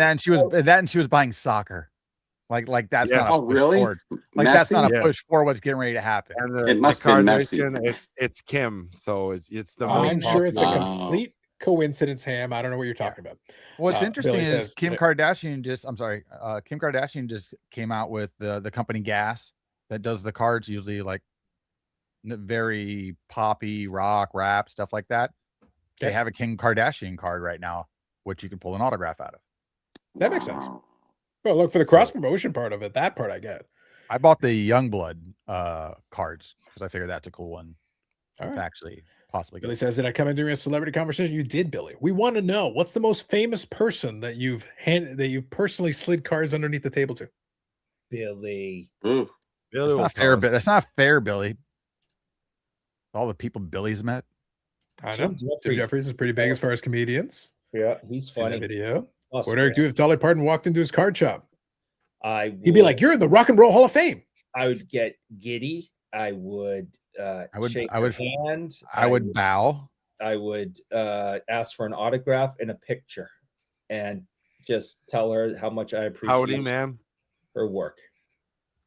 Oh yeah. What do you mean by that? I mean, she's like 80. I would say, I appreciate your work. Hmm. I Here's a chair. appreciate your work. Yes. It's like I appreciate you. Kind of what? Where would your eyes be when you say that? He's like You'd be looking down. You know it. he's I know like that. 80. That's the work I'm talking about. Yeah. Again, Look, Eric, at this point, there's no women in the house. All of them are hanging out with Ham. Like, what do you want? Does she have Basically, does she have an autograph card? Like Ham's harem is something. I would think so. I would think so. I honestly I don't know. I don't know who specifically would be. worth There's too many sets that have celebrities in them, like the Allen and Ginter and stuff like that. There totally have to be. Yeah, something. that's everything. How do we not have a Dolly Parton autograph? It I would be very shocked if we didn't. I would thousands, be shocked if we didn't. thousands upon thousands. Her fan base is so large. Mhm. She's Yeah, like very large. 86 or something like that, isn't she? Or No idea. easy. Her fan base is enormous. It'd be worth thousands upon thousands. I know, but Well, we there's need more it. things We that need it. enormous about her, but yes. Yes, very much. Big deal. It's very big deals. He's like 80. I'm good. 80 80 cc. double D. Yes. Okay. CC in Spanish means yes, yes. Ah, Yeah, good you- one. Yes. Touche. Better Rise says, don't be surprised to see the hobby featured in American Horror Story. They're like, running away. Hey, here's a Ooh. pack. Hey, here's a pack. Yeah. True enough. Laurie marking in on the Jazz collects hockey cards. That seems random, but okay. The one they did Interesting. on OJ was pretty good. Damn right, Boozle. Amazing. Working. That right there would be a 9 to clash of the titans. 5. That's all right. I'd be doing it. Well, You they ever had gone, ice fishing, Mike? No, I don't like ice. What? we touched on that. We There's touched on that. there's a cold thing that I don't like. There's To, Ham Big is Florida Monster man is for right a across the reason. street here, man. I can bring you ice fishing here easily. Yeah, Nick, Good. Ham is Florida man instead of Alaska man for a reason. yeah, you'd have to transport me in a warm bubble and then put me into one of those warm things with a heater. It's with the okay. ice It's cut called out. close. Ice fishing cracks me up because you can pull the biggest fish that should be fighting like crazy through a hole on a tiny little rod with a tiny little string with the dumbest little hook. Yeah. Yeah, it works here in Yeah, Canada. and you got So, a like, stove saying. and you're sitting and you're Stupid shooting pike, shit with you. your friends and drinking beer and But yeah, Nick, you haven't told Ham the rest of it. It's like, even if you get a small fish, it comes in a full size ice cube. So it's like a 15 pounder, 20 pounder anyway. Basically. It's just the ice block. You get the whole cube. Yeah. 3 pound Good fish, deal. 7 pound ice. Yeah. hey, That's we right. get to find ways to spend time wearing. Yeah, no, I'm not. I don't feel good cutting a hole over ice and then me standing there praying that it doesn't crack and I fall in. No. Oh, you have shit. to- no. pretty It gets thick. worse, Mike. There's you a have- minimum that they have. So, you know, Well, I when think you- it's How do you 6, 8 figure that out inches. until Isn't it? somebody falls in? It's like, Nobody 20, falls it's in. like 20 inches thick right now. So it's Mike, Yeah. Oh, in that. Quebec, add of the course. second Yeah. part to that nonsense. So All right. you go out and you drill a hole in the ice, right? That's fun. Okay, Which is just, constructive. that doesn't sound smart. Then you put like a little outhouse over it and put Yep. the fire Outhouse. Okay. so you melts it. Then Yeah, you I bring know. a I agree. stove. All I see is a bunch of bad things potentially happening for everything I'm doing just to get to this hole of ice. Okay. And how did they get out to the middle of the lake to their little house? on a They have to pickup drive truck, on it or on a Yeah, 2,000 pickup pounds. Cadoos. on a sled. Yeah. Get Hold the on. sled ready. Yeah. Everyone. No, Hey, you know what's happening on the lake this weekend?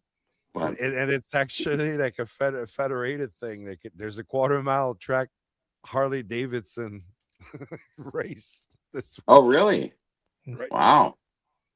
All right, everyone. I need everyone to take a second. Sure. Eric was trying to advocate for safety. He was trying to make an argument against something that, hold on. This man was trying to advocate for something that he felt was unsafe and dangerous and explained to him the dangers. Ham, I Dangerous. never thought I would live to see the day. I mean, he was very protected earlier in the show when he was, bashing that small kazoo to death. He was being very Eric. Hold on. To your Yeah. credit, Eric, it is rare that we'll give you some credit, but I feel that some is warranted here. You did show a lot of responsibility having protective eyewear and the vest and gloves. I did Safety like first, that. kids. Yes. Safety first. Now, Yes. I'm upset that he is not still wearing that while he's doing the show. Actually, I was a little disappointed.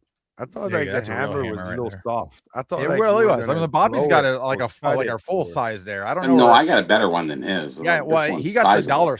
Eric had the dollar store one. You know, But- there was no Yes, way he to did. full size. Yes. This is the real one that most people that are men use. Yes. Like, first of all, You're that is saying, stuff Bobby, the that you hammer. were not satisfied with the size of Eric's hammer. What is with you guys using soft blow Yes. hammers? yeah, Like, somewhat. It was That kind is of the direction small. this is taken. I'm merely calling it out for what it is. I'm sorry. If you look at the size of this one, and you can say, it's a rubber mallet, Don't- just the same as he had, but don't you guys he have couldn't real crush hammers? the cardboard, so to speak. I can crush basically everything in this place.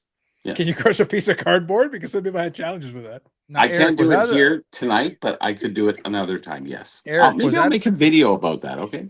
Maybe. Was that a real garage, or were you on a hollow deck and just holding? No, it it's up there? a real garage. Yeah, it is. Yeah, it's to park a car.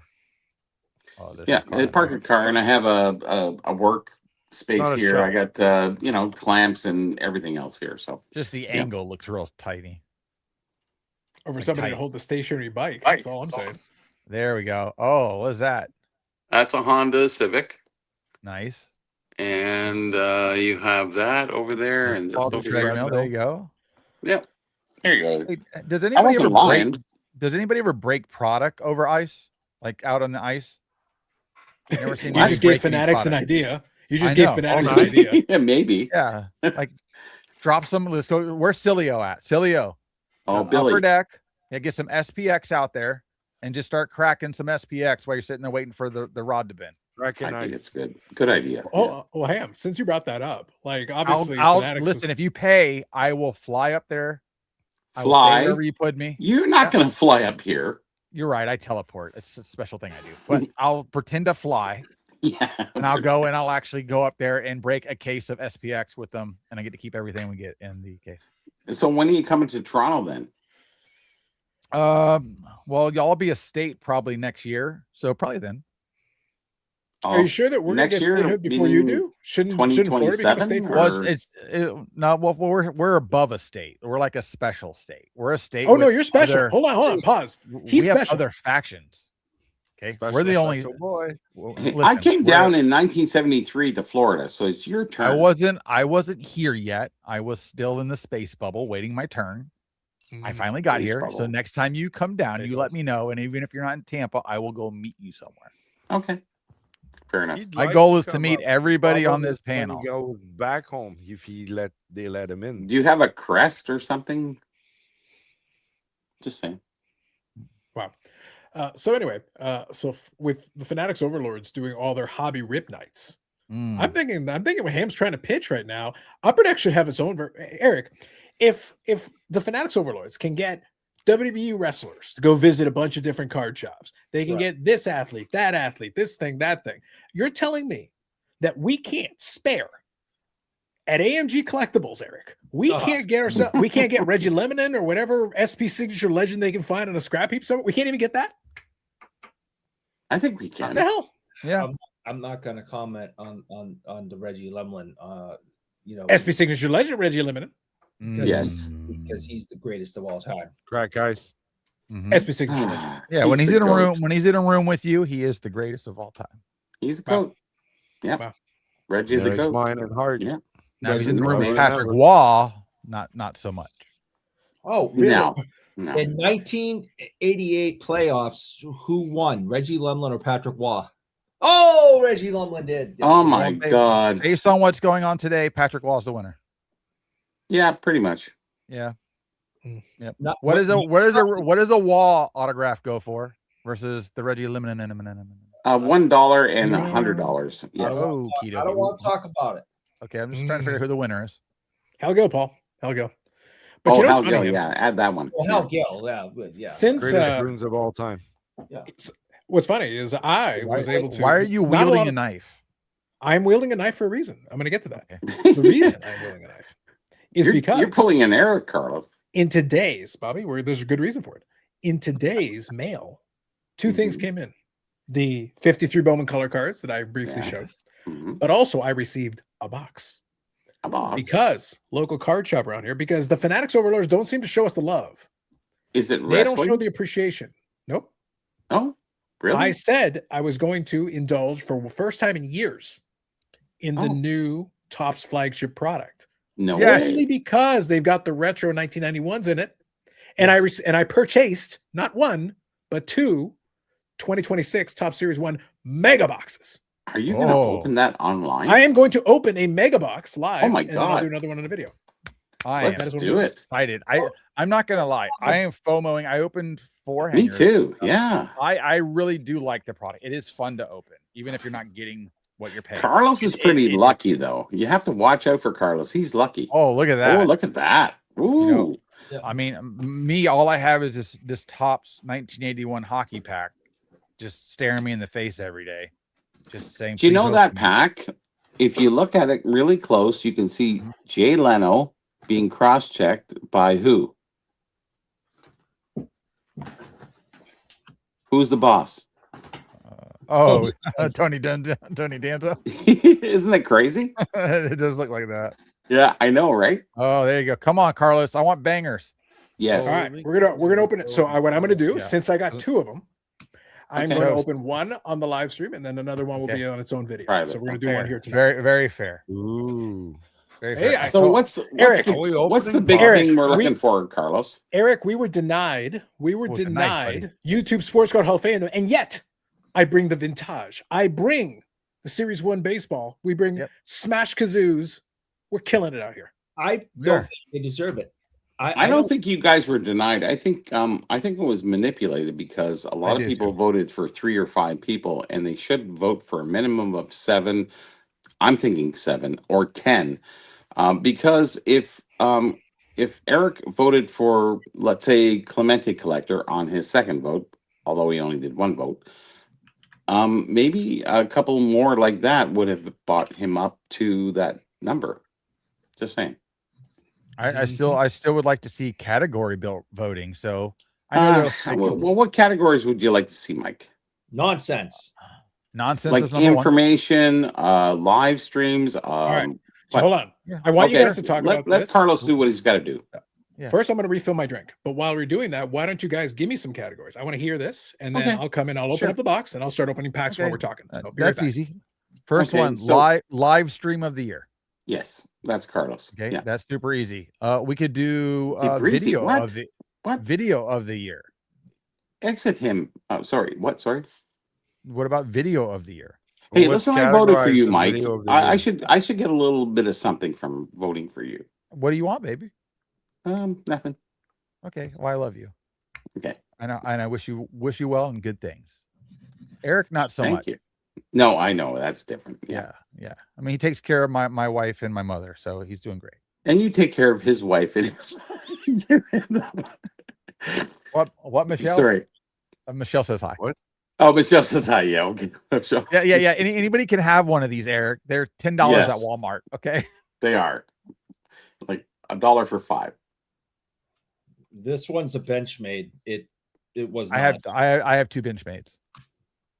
One that was actually I bought off of a U.S. military gentleman who had a couple, and he had one that he was willing to get rid of when he was at war, and I hold it sacred because it's something that means more than a knife. Yeah, I hear you. But other content, I think news is a big deal. We all look So we're for talking news. news or we're talking new content? No. Well, I'm turning this into basically like a gold. Oh, you're talking Dustin for news, or you're talking Neo for Oh, yeah. news? You're talking Well, yeah. Dustin, Neo. I mean, they just kind of did it Okay. with the Misfits show where they had Mike Junkwax. So what's the next Dustin. category after that then? It doesn't mean you can't be in more than one category. No, I'm just saying, what's the next category after that then? How about learning? Yeah, there you go. So Knowledge information or information based? would be great. Yep. So the That'd be history of huge. Parker's kind of stuff You like know. that. Yeah. So, Well, I mean, just kidding. Mr. I don't know if Mr. Stuke's still in here. His channel is someone full of should do it. information. Oh, yeah. Stooks is awesome, man. Like that's that what guy. that's what I'm saying. So he definitely He deserves. brings the credit. weird stuff that I like. So and Correct. maybe Basically, the category Bob is looking for would be informational. That's kind of yes, his informational. correct. Okay, so you have informational leaves a little informational. bit of room for So a little bit interpretation. of evergreen in there, Knowledge. and then you Card have show, like lives, Boozle says, card show vlogs. vlogs. Yeah. Do you know anybody Video, who yeah. does those? So that's basically how do we classify that? I think the Like, only problem vlogs that are you kind have- of like I agree. I mean, we have to classify some stuff, but we have a unique hobby that delivers unique things. It's different from it something is else. true. Yeah.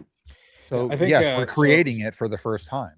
Yeah, Zach is talking about one of the things is that so with the OG ballot, what helped is that Brad put together a list. And as a Yes. result, you knew what fell under that category. So even if you didn't know ahead of time, you were given some information. It allowed you to basically have a list of candidates that qualified. So you pretty much would have to give them a list, which would be really difficult to do at this stage. Should we treat it like the Oscars and stuff to where you kind of have to be willing to have your name put out there to be voted on? Yeah. Of And that way course. you could create a checklist and they can't be like, oh, well, I don't know everybody. So either you know about this or you don't, and you want to be involved or you don't.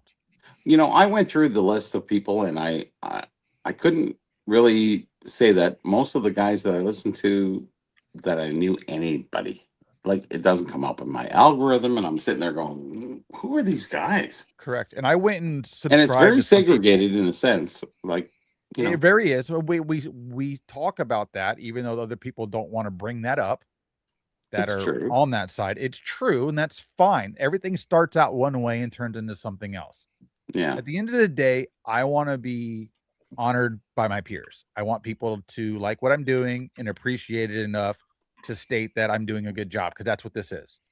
All right. It's basically getting into something. Now, if they want to create it more of an award show versus a Hall of Fame, because Hall of Fame means something different than awards.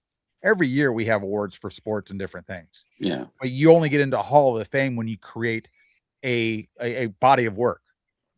And I don't think some people that are in have a body of work at all.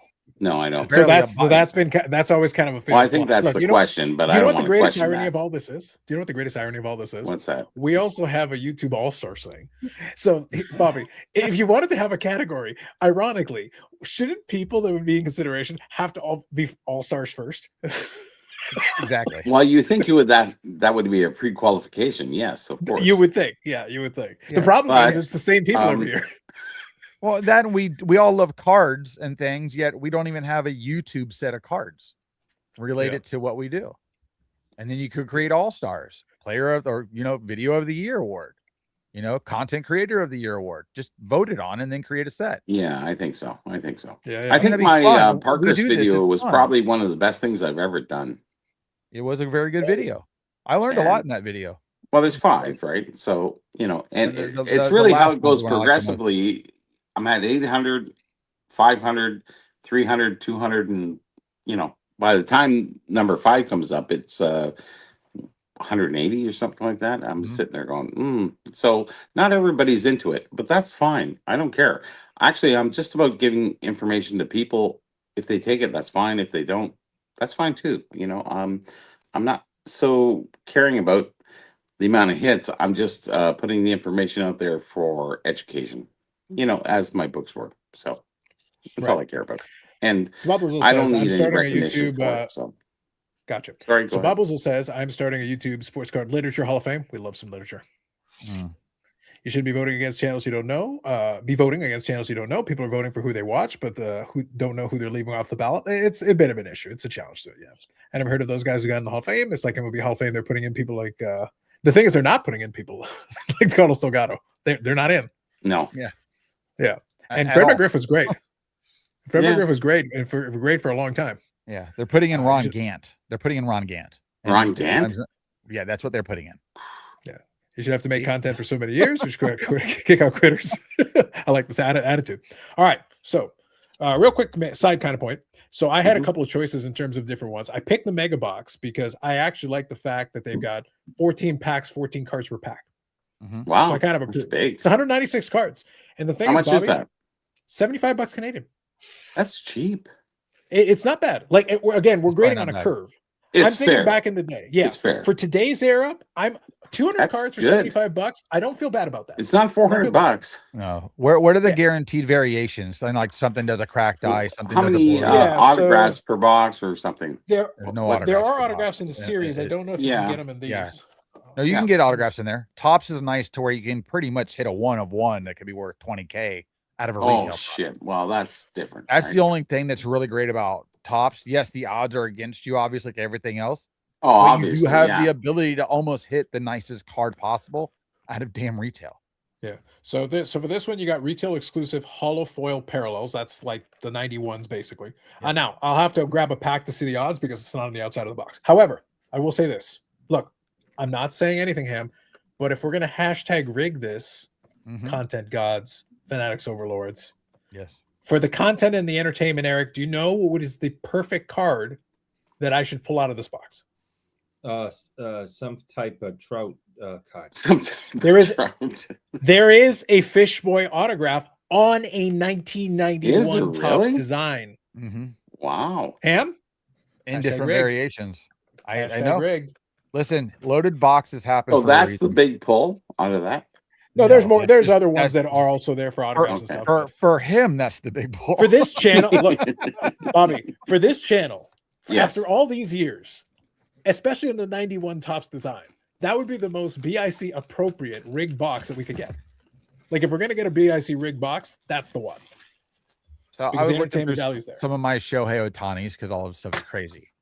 This is from Yep. 2019, which is his second year Yep. out of the good old Bowman product, and it's an anniversary. They did a set. This is number 30 in the set. They did all the young guys basically. What do you think this card sells for raw right now? Oh, right now it's up a $40. lot. What year was it again? What year is it again? 2019, second year. $7. 150 bucks. $40. Probably is closer. It runs from 45 to 60. That's actually not too bad. For the refractor, it's not bad, actually. Well, it's not a refractor. Every card in this subset is a refractor.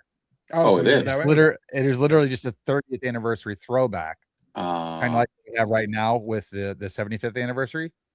And it's just of the young players that are coming up, whether they're prospects or already rookies. And it was Hey, basically Carlos, you get hold off 4 for or a 5 second. I gotta go pee. So if you can hold off on that. Just hook up Open. to a funnel. All right. Anyway, It's just for the garage. record, so, Put it on the so floor. there's our packs. Yeah, there you go. So there's our Funnel packs like there. a man. Yep. Just And pee I on the think ice. if members. Yeah, so we got the 14 packs there, so we got them stacked up. So we'll do is I'll give Bobby a minute and then I'll start opening. I'll open packs as we talk. Yeah. Mike, I'm not sure if that's available in retail. Yeah, I'm not The sure. 52 mantle. I've seen the 52. What was it Ernie and Jackie pulled already? Yeah. Well, didn't the mantle autograph get pulled? No. There's a mantle variation that got pulled. That was a 1 of 1. Okay. I knew it was. Because he has a regular card and then a variation. All right. And by the way, Eric, my favorite part about all this is that, like I said, the only reason I bothered to get the boxes is because I do love the full circle moment of the 35-year retro being the first box that I ever opened fully. There you go. 35 years exactly, because 1991 Topps was the one that I opened 35 years ago. I opened those in packs, the full box. That was the first one. Before that, it was just like random, like they had Ham. Remember, like those baseball starter collector kits and whatever. You get a Oh, yeah. binder and some random card. I had a lot of that stuff for like the first year of my collecting. 91 was like the first year where like, okay, here's some packs, Yep. And then the family go, all right, you can have, here's a box of 91 Topps. I go, sweet. That was the one that I got to open. And a lot of crap ton of 91 Donruss. Crap ton. Raul Tony's at the show today. We're selling 30 to 60, which is wild. Yeah. Yeah. Fair Crazy. enough. That sounds about right. Tough to choose Sell to them vote for. all. I could have voted Sell- 40, 50 channels. Sell all of those Otanis that are just base cards or just dumb subsets. I'll be right back. It's You don't have to wait for me because it's baseball and I don't care. Okay. Goodbye. See you soon. 52 man has already been sent to Backyard Bricks, right? Tony may end up being a disappointment eventually. He's the hobby's hype machine now. Yeah. Look, but you know what the best part about all that, Ham, was I was getting a chuckle out of it because I was listening to the sports card nonsense guys doing their whole thing and they were pumping Ohtani through the moon and they were like losing their minds over it. And I was sitting there going like, and they immediately started like basically trying to downgrade other players in order to try to make their point. And I'm like, guys, a lot of these players don't necessarily hold up over time. They can build up all these great stats and everything, but it's like the overall career is going to be a big piece of that puzzle. And so I heard that comparison. And then another comparison that I heard was all of a sudden, going full circle, trying to bring Trout back into the conversation. And then the first thing they do is try to compare it to their all-time talents, especially when you got the drop off and the whole bit. And then someone made the mistake, Ham, of saying Pujols. And as soon as they said Pujols, I'm like, come on, guys. What are you doing to yourself? Why would you do this yourself? So I decided to have a little bit of fun. Like Since- which Pujol, the first 10 or the last 10? So that their point was Pujols drop off. But here's the problem. in order for this to work, Ham, okay, so you want to talk about the drop off. Well, then fine. Let's talk about the first 10 years of both guys, because that's Mhm. more apples to, because obviously, Yep. you know, Trout is That's- building up yeah. as you get older, your Same numbers start now. to drop, right? That Yep. seems only fair. Okay, so here, I'll do it for you. Well, no, I Mike have. Trout has the you know the first 10 or the second 10. So here's the thing. The problem Mhm. is everybody talks about how bad Pujols was in the second half of his career. Fine. Here's the first half of his career. Here, the two guys for first 10 seasons each. Yep. No advantage. The infamous WAR. Pujols has a higher WAR. Yep. Played more games, more at bats, Yep. more hits, more home runs, more RBIs. The Was only thing also Trout's got also there, older. stolen bases. Yeah, Albert Sure. Pujols is actually older than what he stated when he I came into think, the yeah. league as well. But even then, Yeah. obviously with all the bad years, Pujols Might has be a 50. 700 home runs. Like he's said Yeah. 700 home runs. And look at the average. 331 for that decade. A decade of 331. it just on sucks because base he's high. he's never going to get the credit he deserves. That's what sucks. No. It just That- won't. That's what I'm getting at. But now, Yannick, all the green things are where somebody has an advantage or they're even. So look, these are the first 10 years for both guys. Okay. Pujols has a championship, 9 All-Stars to 8. They each have 3 MVPs. Pujols has a batting title. Pujols has 2 Gold Gloves, Silver Sluggers. Trout has got that. Great. And LCS MVP, aka performing in the playoffs. Mhm. Yeah. And Pujols did that, especially with the MVPs, when he was going against tougher competition. Yeah. With the In cards the National League, National- in the era of Barry Bonds, in the era of a Yep. bunch Yep. of those guys who were racking up MVPs as well. Yep. 2000s. He's just never going to get the love he needs. He's got rarer cards, harder to great get decade. cards, less cards. And then the thing, I mean, the whole argument is like, Right. okay, his late career drop off is like, well, guys, he had 400 home runs in that 10 years.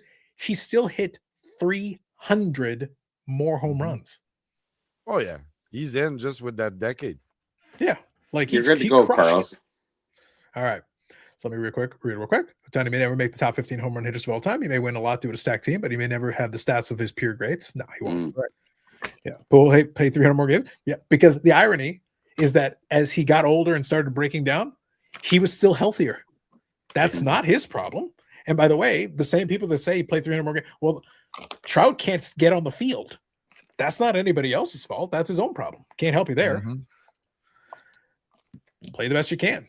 Pujols first ballot. And like I said, Pujols still managed to fashion another 300 home runs out of the remainder of his career after that first 10. The first 10 set the tone, but the rest was still good. All right, so 14 cards per pack. I'll go through these, and if anything interesting comes up, I'll bring it up. But as we're going, Eric went and got the licorice out. Man, now you're making me hungry. And I went to all you can eat sushi tonight, and I'm ready to roll again. What is that? Really Wallaby. Licorice? First pack, Ham. First pack. It'll be good in a second. I'll show Oh, the cards. God. Okay. Go ahead.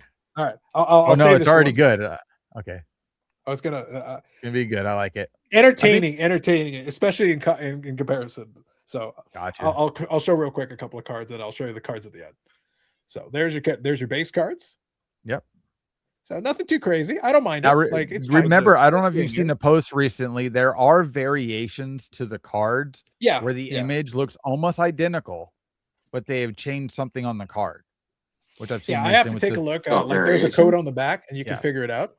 Yeah. So like it's fine. I'm just looking to see if there's anything Like interesting here. Shohei Otani's base card has 3 variations to the base card. Good action shot.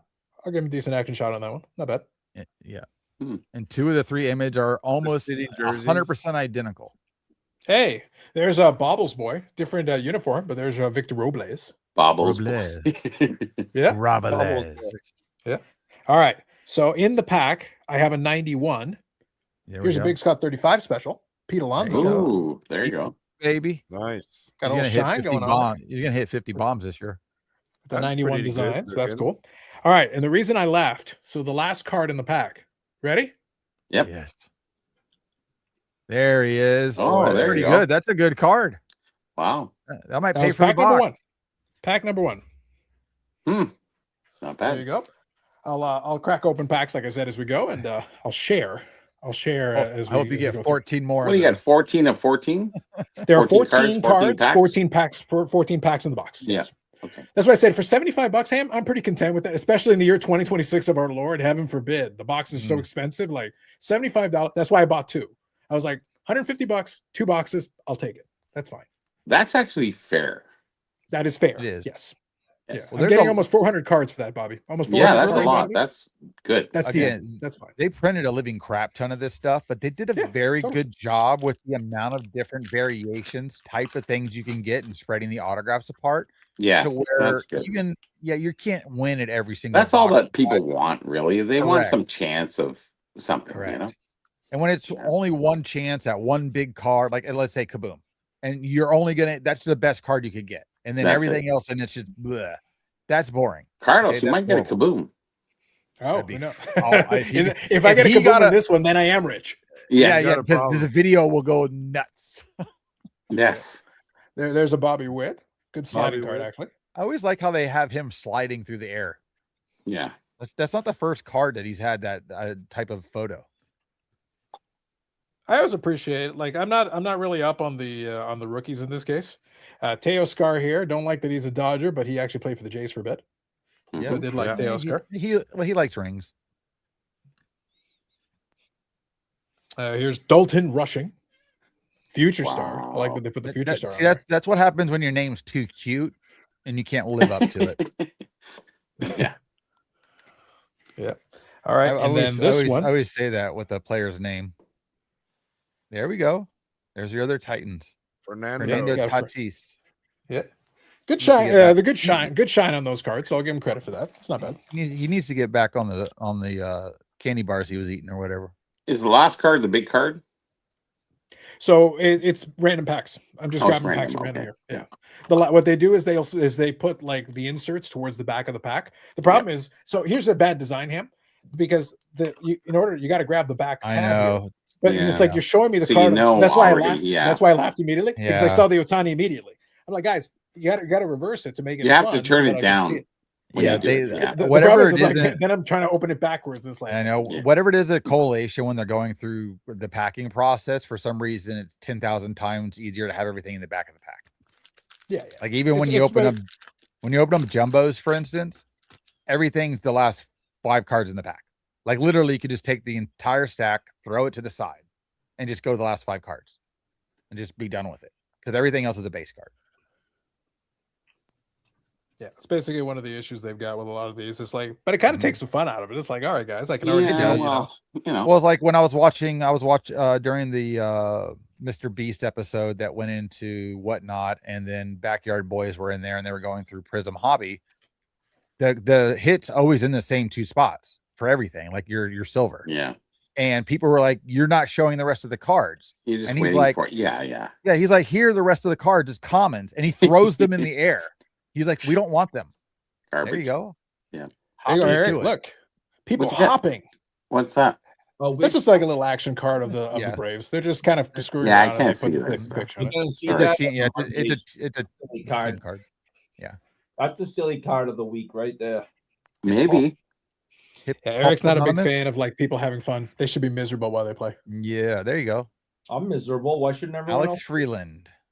Yep. No, So never that gonna is, make it. and then another Fernando Tatis. Mhm. Common. I know No, it's it's one of the just, inserts. Yeah. nothing too crazy. It's one of those inserts where you'll get a multiple of that insert Yeah. in that box. Okay. Tops make a lazy factor, shows you are aware, and calms the masses. Yeah. Mhm. I can't Right. wait for them to start making more fun cards. I mean, they did a decent job with the color and stuff in this, but what they do with Chrome these days is kind of boring.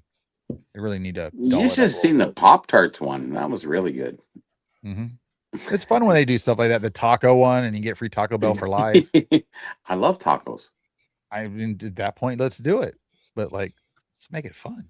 I'm in Canada. We love tacos. But we haven't got the official ones that we get out of, Taco Tuesday. yes. Yep. We do Taco Tuesday at work every week. We don't have the Hispanics doing the tacos. We have Oh, we do down here. Canadians. Yeah. That's not the All same. right. So in this pack, we got an appropriate BIC card and a Oh. bobble special. And a bobble special. Mm. Oh, So first, I'll show you the BIC card. go ahead. Oh, yeah. Oh, Fish boy. Fish boy. Fish boy. there Fish we boy go. sighting. We got Yeah. the That's a good Fish Boy image sighting. too. Yeah. He looked healthy Okay. in that photo. Yeah. It was like the only picture they had of him. One of the other inserts, this one I think is admit one or something like that. I'm not sure what these ones are. Surprise, So, Carlo is not. there's Aaron breaking the Judge. card, Yep. bending the card in two. Is that numbered? Like that. No, nope, that's nope, it. that was. And then Just this regular? one is this one's Yeah. the bobble special. James Wood. Yeah. James Woods from the Nationals. Yep. A Hmm. friend of mine met him today and got an autograph and a picture with him at spring training. James Wood. Yeah, I'll put that one aside for bobbles. I think he'll appreciate that one. Nothing too crazy, but it's fun. Whatever. Hemingway took the urinal from the bar home. He said he pissed out so much money away in it that he owned it. There you go, Stu. Now, by the way, I like the Freudian slip, and then he makes a correction after. Yes. Oh, I think you meant what you said. I I think see. so, yes. I I see He did that. meant what I he said, see yes. what you're doing there. It's all right. Yeah. We You got to can't do- play the fucking yeah, I know. Yes, the Yeah. autocorrect. It was the machines that Oh, did it it. was. Okay, this is number what? 12? 4? This is, I think it's 4 or 5. 4 or 5. Yeah. All right, so we got one here. That was appropriate to the conversation we've been having. So I'll get to that in a second. I'm just gonna look through the rest of these. I'm just skimming through these while we chat. Yeah. So Just I'll so say that bottom line. it's- Yeah. Yeah. Well, that's basically what I'm doing. I'm going through the rest of them. Yeah. If I see anything interesting, I'll note it. But for the Sure. most part, I'm just skimming through. I like the cards anyway. Like I said, to be honest, first year the box of these new tops that I've opened in years, I like them for what they are. I think they're perfectly fine. I like them for what they are. So for me, it's just kind of fun to actually open it. Like I'm not going to do it most of the time. For me, it's not worth it. Mhm. But this was a special occasion. Sure. Here's Yeah. a Cal Rally. Mhm. There you go. Does I like that he- they does- actually, instead of the regular shot, they Will literally got a he shot of him be holding the able to bat up, repeat? like post Yeah. hit. Will he be? I'm not, able I to don't repeat? know. Yeah, I don't think he'll be able to repeat. I think that was just one of those years that you just have a phenomenal year.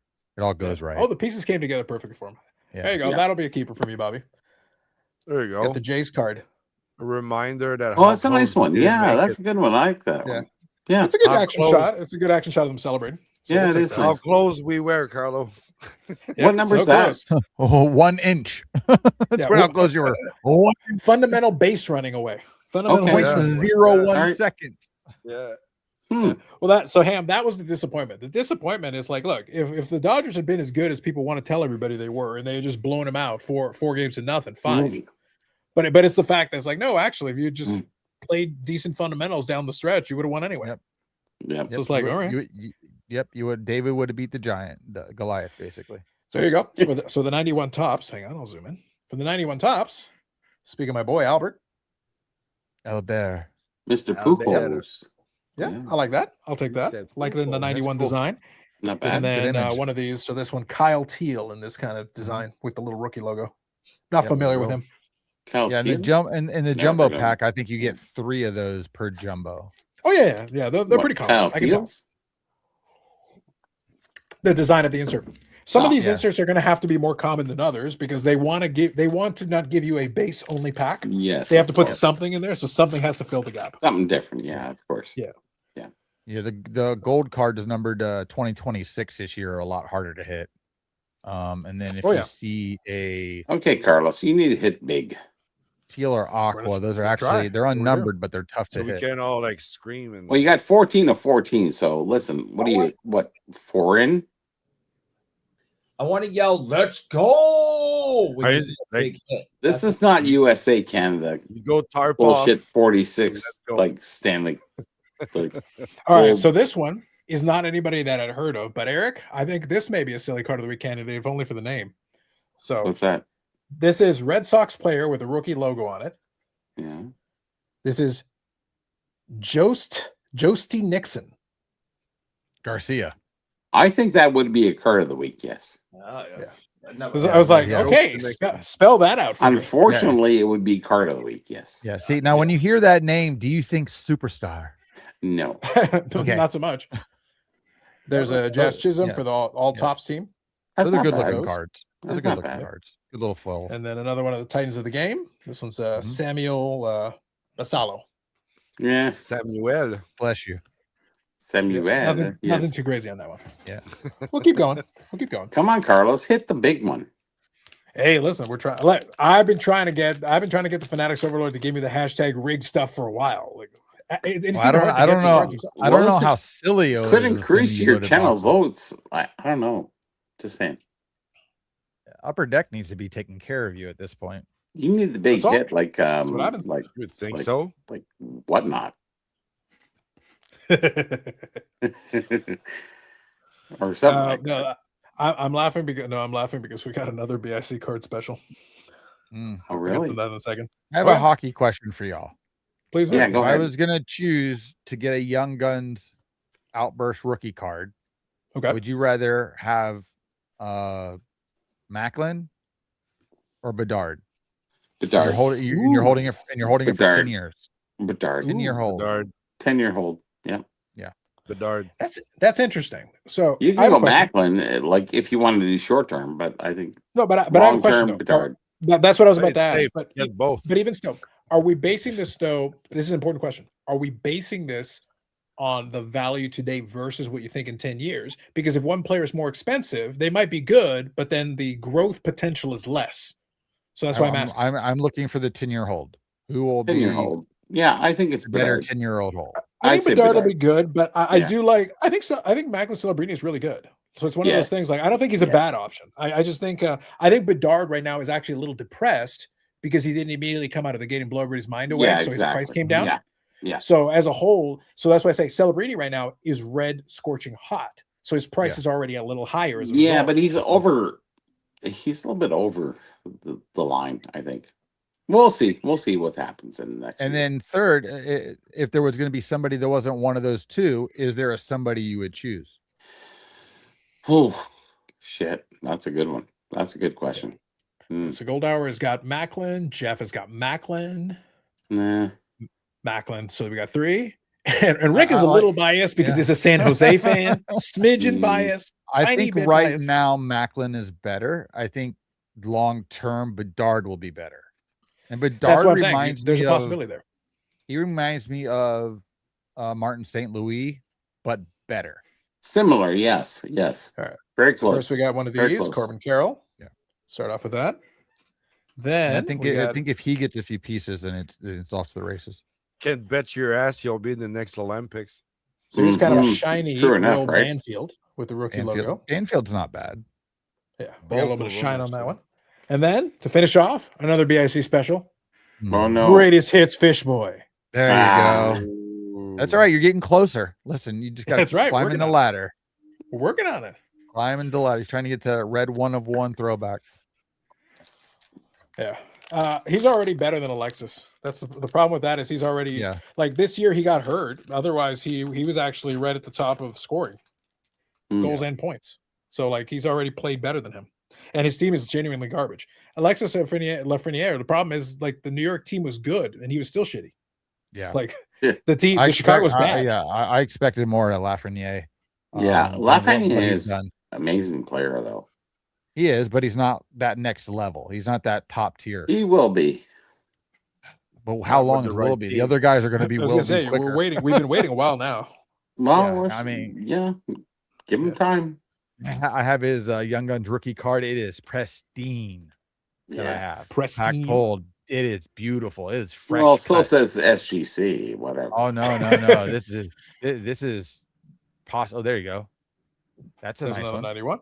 Yeah. There you go. And then Tarek Skubal, if you like your Detroit Yeah. pitchers. Well, now with him being with Detroit probably for the rest of his career, Come on, Verlander coming Carlos. back there, Bring the shit. Bring it. and then having Mize. I mean, We already have two Trouts. How much? Nah. How much more of the shit do you how want? much? How much more shit you want? You want Yeah, I was some gonna good say. stuff. We Jeez. want the good stuff. You want the shiny shit, baby. We'll see. Yes, See what we can do. exactly. Yes. See what we can do. Well, so this one we actually have a PC card, so I like that. Nothing crazy, but we got a PC card in this one already, so that's good. We'll see. As we So go here's through. another hockey question: if Connor McDavid never wins a cup moving forward, Yeah. where does he place? About fifth. Some people say he's like a rich man's Marcel. Yes. Some of those people Yes, might be he Eric. is. Yeah. Great analogy there. Yeah. I love Bougie. that. That Or, is uh, actually so true because he just doesn't make the grade, but he That looks makes pretty good, huh? Yeah, that's good. Here you go, Yannick. Nothing too crazy, but I like it. I'll take it. Yeah. Vladdy. Little Mm. PC card. I'll take that. This year's important to That's a him. good one. Yeah. For my collection purposes, I'll take it. So We want the big Stu stuff. Scott- Come on, Carlos. Come on. You can do it.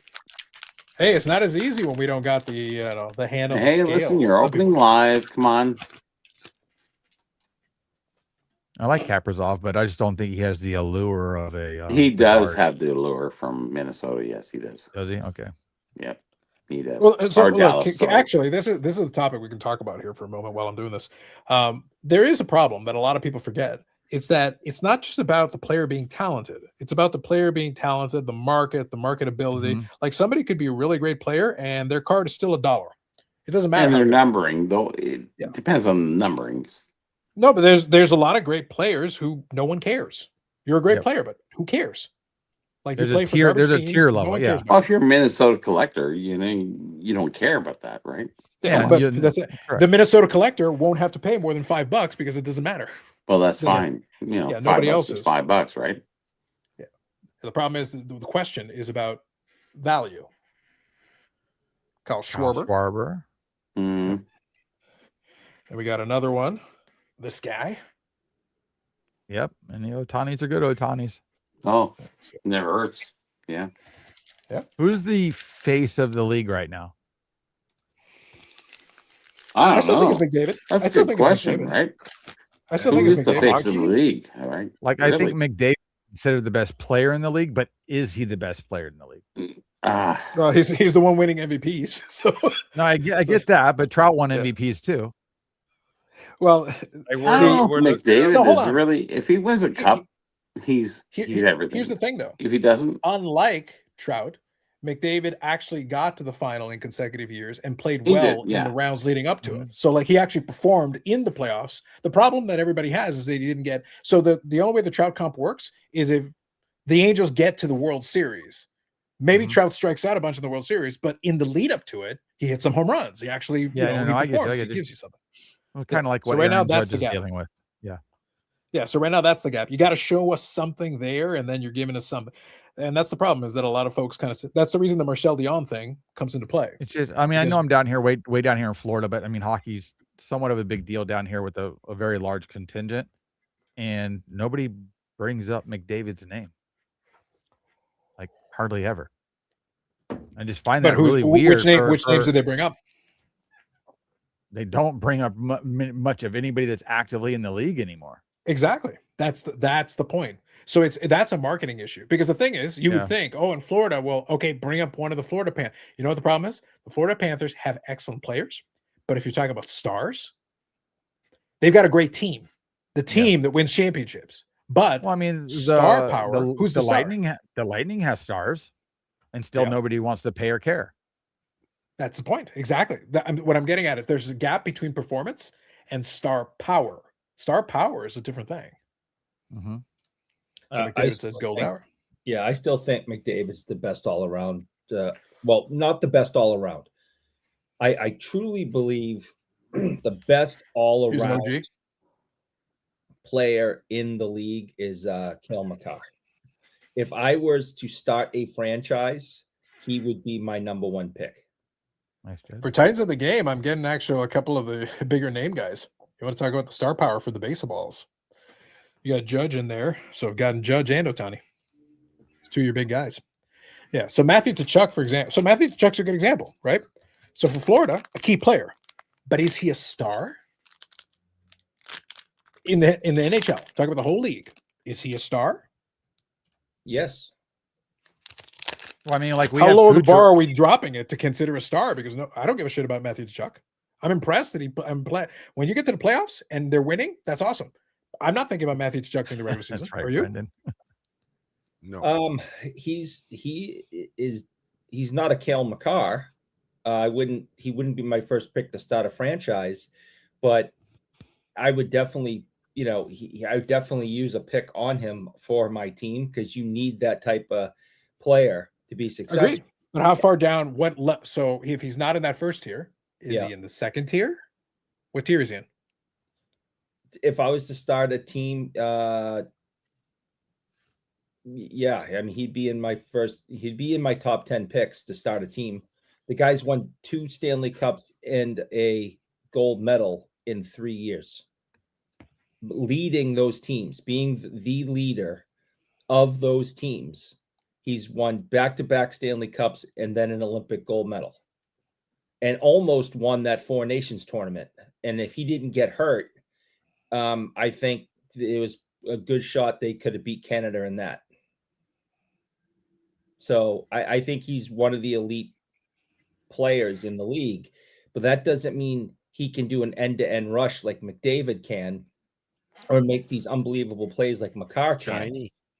He can still be one of the elite players in the league. But most Right. talented, it's Makar or McDavid. Yes.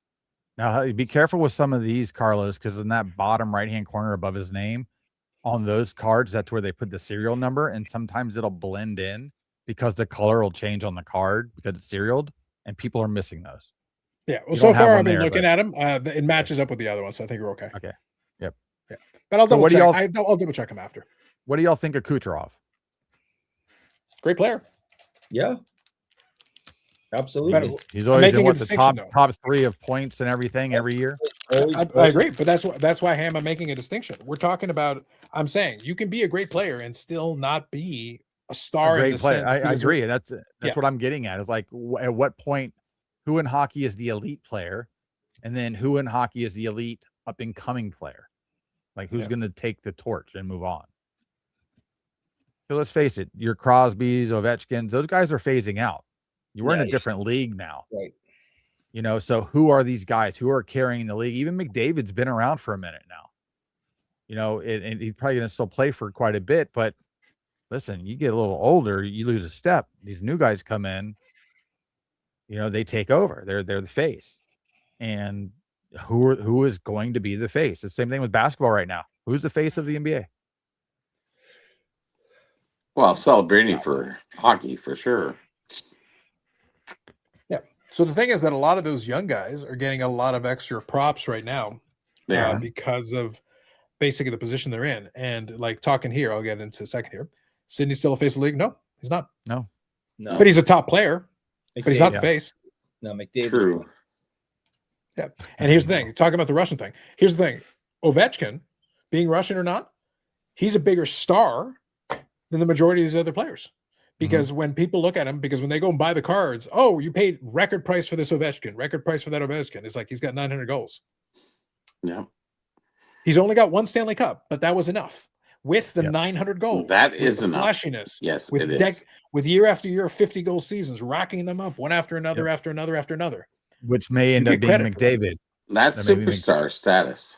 Better McDavid. Yeah. And Vasilevsky, which isn't even the easiest name to pronounce still. No. And what's an issue with a lot of these players is that they can be great players. You can acknowledge them. Like McDavid is a perfect example. He is the face of the league because he is leading point guy. He can score. He does all these other things, and he can But be he is- flashy. Like He has no he's- Stanley Cup though. That's the problem. That's a big deal. He needs Yeah. it. it's one piece of the puzzle, Bobby. But another piece of the puzzle is he's boring. Yes. He is He's not an boring. exciting player. He's not a personality. If you look at his Team Canada, yes, I'd say so. Yeah. But If I look at it as anything, there has never been a moment that McDavid's been remotely close to interesting. I thought Sidney Well, Crosby he's was fast boring. skater and lead, So and he McDavid does all came these around. things. but That's not what I'm talking about. I don't care what he's doing on the ice. I know. I'm talking about personality. I know. But Yeah. can you Being a name- star, that's part of it too. People have to be engaged and interested in you. Carlos? Ovechkin was the best goal scorer. He was never yeah. the best player. Oh yeah. At no For point sure. was he ever the best player. and But they- Ovechkin was a star. He was an attraction. People were engaged. They were interested because he was an interesting player and he was a little quirky and he would celebrate. He'd lose his mind. The exuberance enough. actually Yep. endeared him he won over the crowd. So my question is, True enough. other than Ovechkin, because I agree with everything that was just said. Yeah. Maybe I'm forgetting somebody. Name me the last face of the league that wasn't boring. Gretzky. Gretzky was unbelievably Gretzky was boring. Good Lord. Still boring. Once I he don't know once he about became a boring, star, but- he didn't have a damn thing to say his entire career.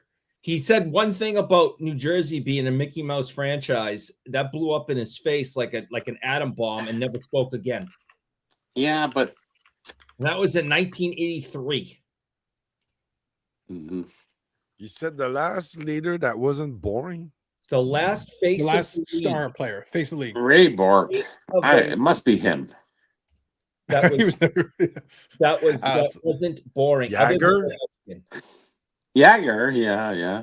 True enough. Yeah, Jagger was fun. He's a player. So for Gold Hour, Patrick Kane already has the most points by an American. Kane, yes. Yeah. Yeah. No, he's saying Austin Matthews might break Medano's record for most by an Mas- American. Ah, He can pass him, but Patrick Kane already did it. true. So Yeah. so he'll be trying to pass Patrick Kane's record for most points by an American. I think he's Celebrating still could be next. behind McKenna that, could be so. as good as long as it doesn't wind up in Vancouver. Mm, Yeah, I don't think McKenna's gonna have any problem. He'll be fine. McKenna's fine. Yeah. Gordie Howe wasn't boring. Gordie Howe, you got to go back for 60 years. Well, shit, man. That's Yeah, a you got long a time, problem. right? It's a bit of a problem. That's a long time. Yeah. Right. Have to read. You really have to read the clippings. Yes. Like, let me tell you that, Gordy. Yeah. Yeah. Shiny. Haven Smith. Yep. Yeah, but And the Gordie last Howe's got one- history, right? So yeah, you got to give him. Jacob the buy. Wilson. And I think the problem is with some of those players that you were talking about, they were kind of predating the modern era. Like in the social media era, a lot of these players, are Yeah, it smart was a enough to lot kind of be like, yeah. stay away. prior to that, Don't- yeah. We're not Keep going your to mouth share too much. shut. Yeah. So anyway, so there's the mega box. Nothing too crazy. Okay. Some Like, good you know- names and some stuff, but nothing nuts. My point is, you really can't think of too many, if any, faces of the league, the ultimate star of the NHL, that had a real personality. Hockey players are boring. They're taught to shut up, do your job, don't be flashy, don't make it about you. It's about the team. Well, Yeah. that should kind of change that, right? Yeah. So, Right. So I cover what I said. yeah. Guides him, because I think that's why he is. Do you remember who tried to be shiny? Jeremy Roenick. Oh my God. And then But Not he tried. Roenick. No, the problem, he was trying. Yeah, Yeah, but and- he's and not- Roenick Roenick could and tell he was McDaniel are trying. kind of the same, really. But He was- but also kind of the same problem. he What was- Yeah. Roenick was trying. He wasn't good enough. Like he was a great player, but he He's a wasn't great player, never but like not- the number one. Never, He wasn't yeah. close to the number one star. No, true. So- yeah. He can make a lot of noise, but that's not the same thing. You got to talk about being the. You got to talk about being. That's why I Hall say of Famer Ovechkin was not the number one guy, but he was the flashy goal scorer who brought personality to it. And then people would buy a ticket to watch Ovechkin play because they're like, hey, look at this guy. Look at the highlights. Look Yeah. at all the stuff this guy's doing. And he's out there. He'll actually celebrate like he's enjoying himself. Yes. Well, McDavid, a lot of times it's almost clinical. Like he's True great enough, at what he Carlos. does. He'll Yeah, do yeah. amazing things, but it's like, Yeah. all right, Yeah. I'm just here so I don't get fined. Well, thank you, Connor. I appreciate you showing up today. Yeah. Crosby No, got that's better true, as his though. went You on, know, you but say Crosby it never had a true. ton of personality either. That's right. No. Well, He just never Crosby, developed it. Also had a problem with the concussions and stuff for a while. And in the end, like when you add up all his accolades, tremendous. By the time now, all the accolades have all added up. He's got multiple Stanley Cups. He's got Yes. and he's steadily marching up the all-time lists and everything. So he's established. And he has his own golden goal. So he's got all this stuff. He's got hardware. He's got championships. He's got all these things. So he's okay. But he's not the face of the league anymore. He is the elder. He's the Sid the Kid is now the elder statesman. Now he's the guy who's been around a long time, been seen it and done it. Anything else Been he there, does is done bonus that. now. And yeah, move Anything on. else he does is bonus now, Yes. but it's not the same thing. No. Belfour, yep. That is. It's not like it's Gretzky. It's different. Yeah. all Well, Gretzky. What helped Gretzky is that he was putting up eye-popping stats every single year. Oh so it yeah. didn't really Well, matter. the assists. If you Yeah. look at the assists alone, like honestly, it was, he had it some was like great every teammates. game. It's just like every game, points. Oh points. yeah, I know. Dear Yeah, Lord. yeah. I mean, my So God, basically, how do you that's what it stop was. this guy? You just have to put up so many dominant stats that everybody looks past the Fair enough. fact that anytime they put a microphone in your face, you got nothing to say. Yeah. So You just exist. there's only two types of players, two position play. I don't know, no, two types of players. Ray Bork and who? Yeah, Zombie Ray Bork. that aren't Ray's boring. Ray's born. Whoa! Not Ooh, Zombie whoa, Ray. easy. So there's Zombie only Ray is types not. of players. That Whoa! aren't Did you boring. hear that, Your Carlos? boy Ray? Listen, Better Hear sign that, your Carlos? card. I'm Oh boring. my god! Wait, I'm gonna put him right there with his boy Ray. What's Wait, going on? Please Mhm. clip this, please. I've told you guys before. Ray, he's we're sorry very- for the things that Eric has said about you, I'm sorry. I'm very sorry. Uh, and that's just what's on air. All Imagine what he Jeez. says about you off air. Let's I let told you- Licorice Boy talk. I've told you all before. Ray is very quiet and shy. He is boring. Oh, he's shy and he's boring. Oh, yeah, yeah. but he's an amazing defenseman. Yeah, He was good with a stick. one of the greats, but he didn't say much. He asked his teammates. He's a very quiet leader. He didn't give the rah-rah speech. And even now, it's hard to get him to talk. He doesn't, he's very shy and quiet. But that's the whole point. These stars in the NHL, that's what most of them are, unless you're a goalie or you're one of the fighters. Those guys have personalities, and that's why they're loved. Goalies are Sure. these funky weirdo nut jobs, and fighters get people coming out of their seats, and they're sacrificing themselves for their team, and they always have a good sound bite, and they're covered in blood and everything on their knuckles, their face, the whole thing. Everyone else in hockey, typically, historically, has been boring. You can't, when you compare it to like the NFL and the wide receivers, who you wish would shut up. Mm-hmm. Hockey, that's not hockey. Hockey is, these guys are quiet, boring, and then you have Ovechkin, who's like, having some fun out there, and it celebrates every goal like it's a Stanley Cup Golden Yeah, Goal. but 80 Bork is big. Like his card is big. Like really, right? Ray's car. Yeah, card. Oh, card. Yes. Well, like his ADO Peachy you're talking about? like his Yes. Only in a high grade. yeah. Only in high grade, of And course. only Yeah, really- like I can go get you one. There's one sitting on the table. So Yeah, there's lots out there, but Yeah, I mean, yeah. like 9 or 10, like that's big, especially Opeachy, right? yeah, like I had when I got the box from that was Mint Inc. that I bought the box of the Topps Series 1 from. They Yeah. actually had Ray Bork rookies lining it on the inside to protect the box. Really? Yeah. They just Wow. needed protection. They need a filler. They just Damn. put some in there. All It's a bit right, guys, rough. I'm gonna go ahead and head out. Thanks for having me as usual, and thanks for the conversations. Sounds good, Thanks. Ham. Appreciate Thanks, you. Mike. Remember, Peace out, everybody in the buddy. chat, YouTube Hall of Fame 2027. 2027. Well, Mike Like Ham, we'll vote- remember, right? Hey, Vote we Mike gotta- Ham. Don't vote gotta- because I'm Carlos. We're done with that shit.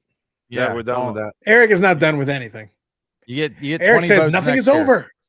20 votes Nothing next is year. Everybody over. gets in. No. All right, guys. Take it easy, Ham. Take care, Mike. Hey, listen, I heard that only Americans play hockey now. Really? So if hockey players are boring, They're I only know where that's coming Americans? from. All the freaking trouble the United States hockey team has been in the last few days and all this bullshit. Yeah, So you're saying is they should be quiet? Yeah, Are you Eric exactly. saying they should be quiet? because they're not boring. $150,000 bar bill, travel. I mean, just all sorts of stuff. So yeah, I wish they just shut up and put their heads in the ground like ostriches. Next time you're coming up, Eric, in November. they're Yeah, gonna please. ask you the regular question: who's the best hockey team in the world? Hockey team? Hockey nation in the world. Who you Nation. Okay, that's better. What's going to be your answer if you Well, want to my- get in? If I Team cross- Canada who beat wanna get Russia. If who Eric should have really wants to beat be smart, he's Sweden. going to say no. Come on. If Eric's really smart, he's going to say They're Norway like, and we try don't to know get- the answer. We're going to say who's the greatest hockey nation in the world. once I cross the border, it's all gonna be No, that's to cross the border. Canada. Canada's all. I'll have my Canada hat on. I'll get my Mhm. I'll get my where is it? Wait a minute. I'll get this out so they know that I'm Really? the real deal. Oh my God. Come on. They'll know I'm the so we pouch. sorry. So I'll say it correctly. That's Sorry. homofabulous. Come on. Sorry. And Listen, all I gotta say is I think Eric talks a big game, but I think he is one or two. Eric's gonna find out. I didn't He's realize there was behind frozen about one or poutine. two. Yeah. I didn't realize frozen poutine was a thing. Eric's about to find out frozen poutine.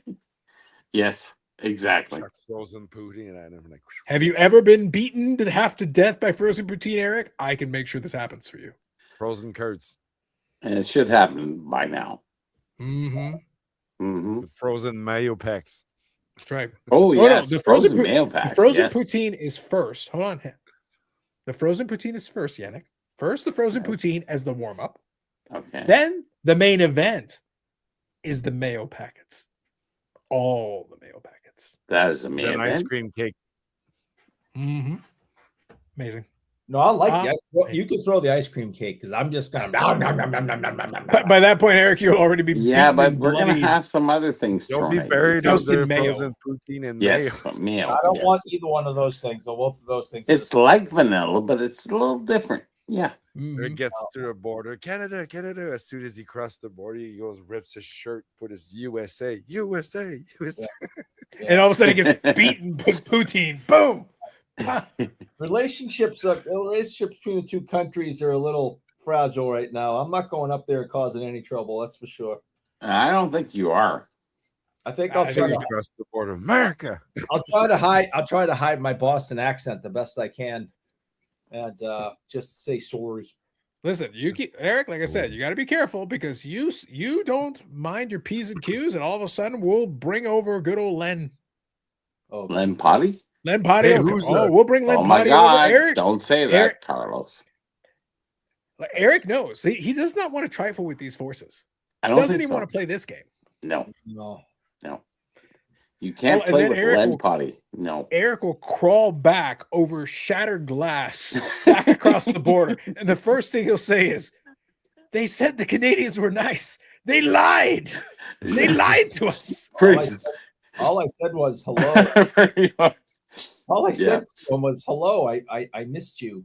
Hello, I missed you. Yeah, I I'm sure you missed did. the Shriners this year. That was the It's end of been that. detrimental to your relationship with Oh, Canadian man. hockey God. And then dealers. Tim, he took off, snuck away, all because he was like, "I'm out of Oh, here." Tim's your man, right? Like No, he's your he wasn't. representative? Come No. Oh, on. no, he I ditched sat you. there and just He got ditched the- him so hard. Oh, come on.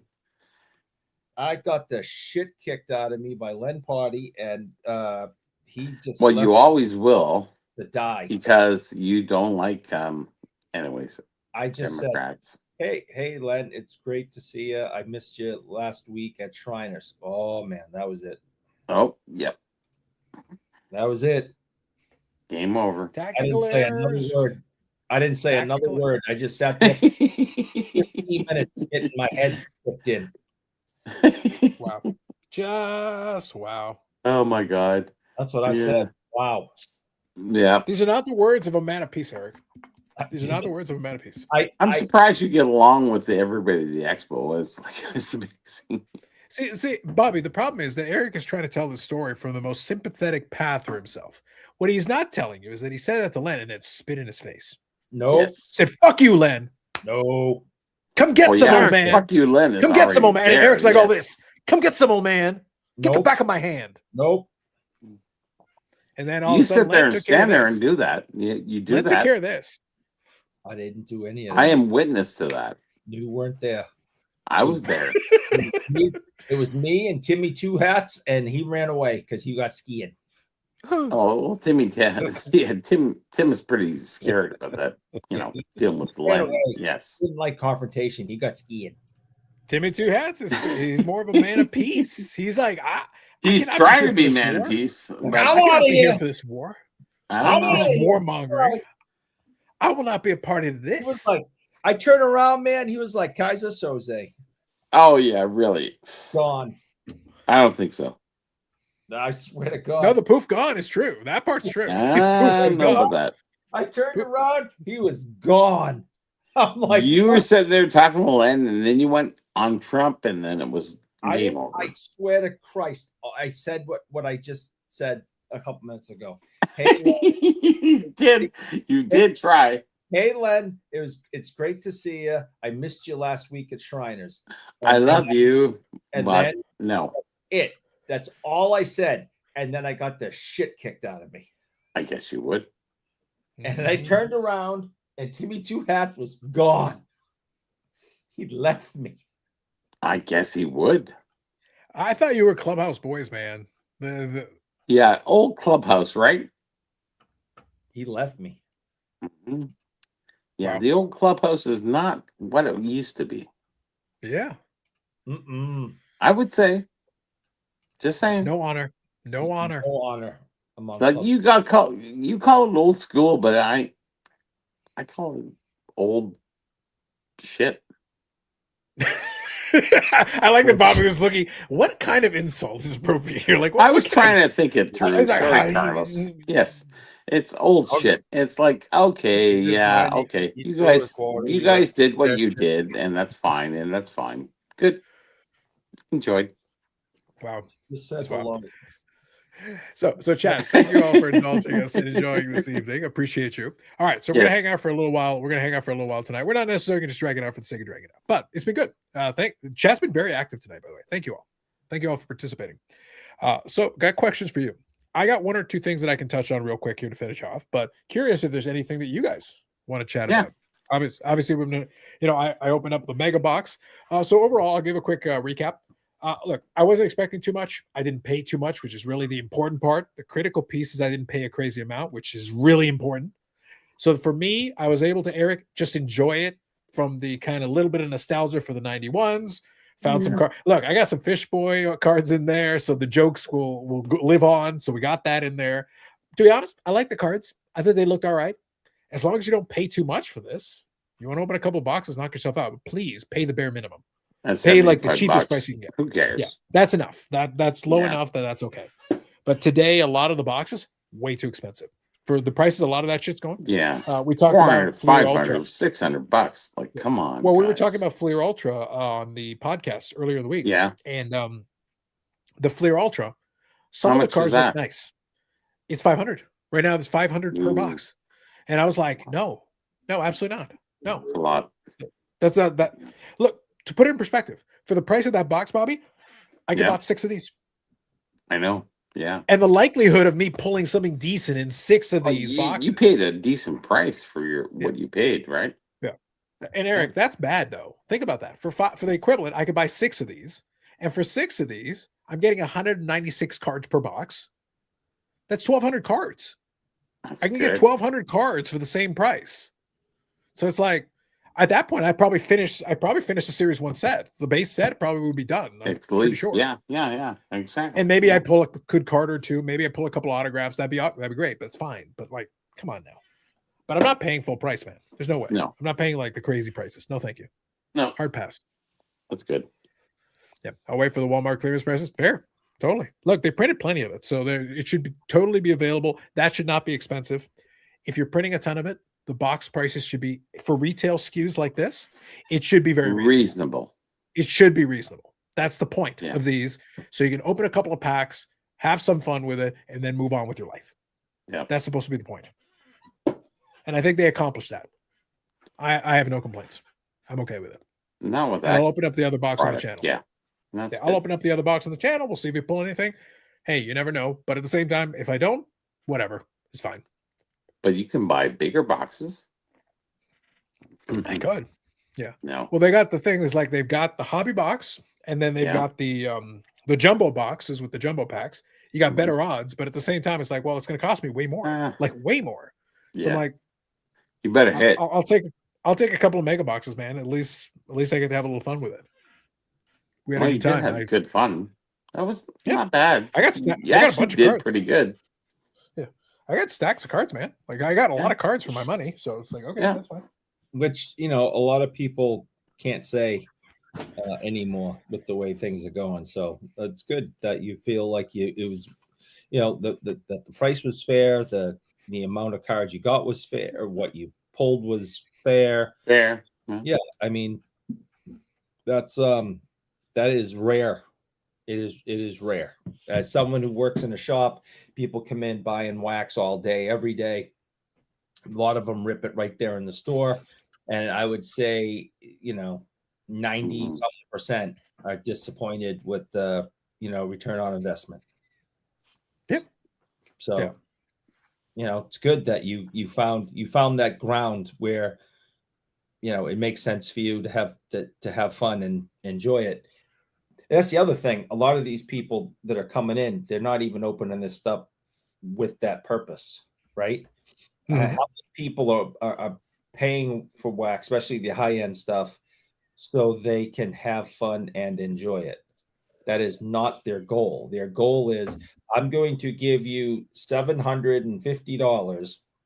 I'm going to take a risk, and I'm hoping to pull a $5,000 card out of this. Oh no, I pulled out the 5 cards that come in the box have a total value of $75. Oh, that was bad. So what should I do? Go home and nope. Double down. Double down. Double down. Oh, okay. And I just watch it and I'm going, I don't get it. And I just see these people just complaining every day and being miserable. And you can see the same thing at a casino. Yeah. Just Same sitting at thing. the blackjack table. Hit me Very again. similar. Yeah. Hit me again. It's Yeah. like, Well, so for the record, I don't mind a casino, except for the Detroit one. The Detroit MGM Grand, I have nothing good to say. It's a nice one, right? Yeah. It was nice, but agree. it was depressing. Those people looked like they were on the verge of death. yeah. I was like, wow, the vibes are. Eric, everybody talks about the vibes. The vibes were not good, man. That's why there's no clocks and no windows.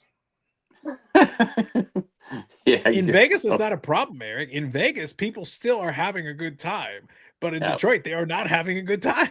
No, because Sure they're in enough. Detroit. That's what I'm saying. That is my point here. Detroit, man. I was like, oh, yikes. Okay. Detroit used to be the shining star of the United States of America. It is Shining Star of America. no. Think about when the auto industry was booming. Yeah, I mean Detroit, Yes. huge. That was the Mm. shining star.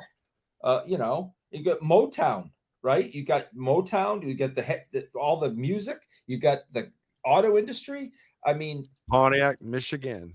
the whole area was just, it was leading the way, and it's not leading anywhere except down. You're showing your age. You know that, right? I'm old. I Yeah. was about to say, like, So Detroit am was I. basically dead by like the early 80s. Pretty much as long as Toyota. Pretty Basically, when much. Toyota started like building up volume, and they're like, Detroit's dead. Moving on. Yeah. I said used to. I didn't say that. Very used to. Yeah. I said Better used Ryan to. says, how does one talk oneself into buying a few boxes and also talk itself out of expectation disappointment, bypassing Yes. hobby marketing's agenda? So I actually have a serious answer for this. The answer is the price point. Because, and here's what's funny, Eric. Here's the way that I can explain this, because maybe this would be a good one. I don't buy boxes of the flagship every year. I don't have the incentive. It's not interesting to me. This one worked because it had that hook with the 35th anniversary, the 91 Tops thing, those cards. For me personally, it had a hook. Great. It was good. Awesome. Yeah, it was a 75th smart anniversary? choice. Yeah. I'm fine with it. So all good. So you've got a reason for me to be interested. All right, I'm in. But the whole $75 thing, here's the important part. This is the reason why I think it works. I remember one of the things that used to be done is that I used to have a group of people that liked going in together on a case. Now, this stopped in the early 2000s, but I want to use 1998 as an example. 1998 Tops was kind of the gold border. They're kind of nice looking cards. I actually have a complete set of 98. I don't have a set of every top set because I didn't bother to do that. But for 98, I did. You could have as many boxes as you wanted. They went into the dealer through wholesale and got a case. This is back in 1998, which today is now 28 years ago. Long time. Long time. Yeah. I was paying, Eric, and this is when the Canadian dollar was weaker. That's why I say, like, people talk, we do the joke here, but here's the reality. I buy shit in your fucking American dollars. I don't even care. It means nothing to me. What was Your it? peasant dollars mean 135 shit. back then? Whoop-de-doo. Ooh. Whatever. I'm buying Mhm. shit in American dollars all the time. Whatever. Means nothing. Back then, though, the exchange rate was very heavily one-sided in favor. Yeah. Back then, it was like, I think it was $75 US per box or $65 US per 138. box. Yeah. Now, here's the thing. That's not a terrible price. That's not what I'm actually getting at. What I'm saying, though, is that if I say 65, let's say $75 for the sake of our argument. Okay. Let's play a little game. We always Yeah. talk about the inflation. I'm going to do a little inflation calculator bit. Eric, 1998, 28 years ago. What I want to know is what do you think $75 US is in today's dollars? I'm saying $75 in 1998. Oh, shit. And I want to know what that is in It's about 2026. 150. Yeah. No, it's Okay. 110. 110. Okay, fair enough. All right. 120. Yannick, you want to take a 120. stab? $75 in 1998 to today. What is that equivalent to today? $75 170 is Canadian. about In 1998, what is that equivalent to today? Today, the dollars Two are and a worth less. quarter. What's a higher number? What is two that and a worth? quarter. Yeah. About that. Sorry, repeat. Yannick, in 1998, every dollar was Yes. worth more. Every dollar Yes. was worth more because it was more expensive. So Yeah. $75 in 1998, what is that worth in 2025, 2026? Today's money. In today's money, yeah. It's a higher number. That's all you need to know. How much more is it? Picked 110 equals Yeah. 75. Then. He's saying 110. How much more is it? What do you think? 125. Okay. Stuke is the closest. $148.13. It's almost doubled. So, Eric, Yeah. $150 in today's, that's in US. Yeah. This was 75 Canadian. I bought two of them. It cost me 150 Canadian, and I'm going to get 400 cards out of this. 196 times 2. That's okay. In today's dollars, that's not, my point is that's not horrific. No. That's my point. So if I do the comparison in my brain, in 1998, I was okay paying 75. So if I'm okay paying 75 in 1998, do you think 75 Canadian in 2026 is going to deter it? That's the answer to the question. I did math in my head. As soon as I looked at the number, I'm like, that's acceptable. That's fine. That's okay. If it was a higher number, the answer is no. But in this case, the answer was okay.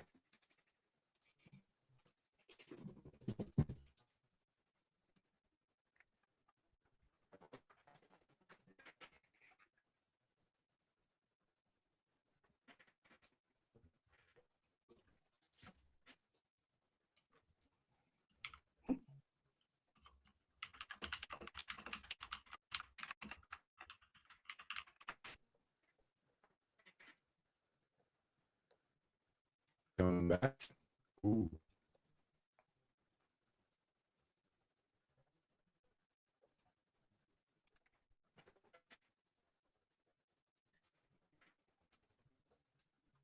So it's not just me. All right. No, Yeah, I can hear you. All Eric. of Can us. you hear me? I can't hear you, Eric. No. Yeah, it's not all robot broken up. Hmm. It's coming back. Okay, Carlos, you're moving now. Yeah. Okay. You can see me okay?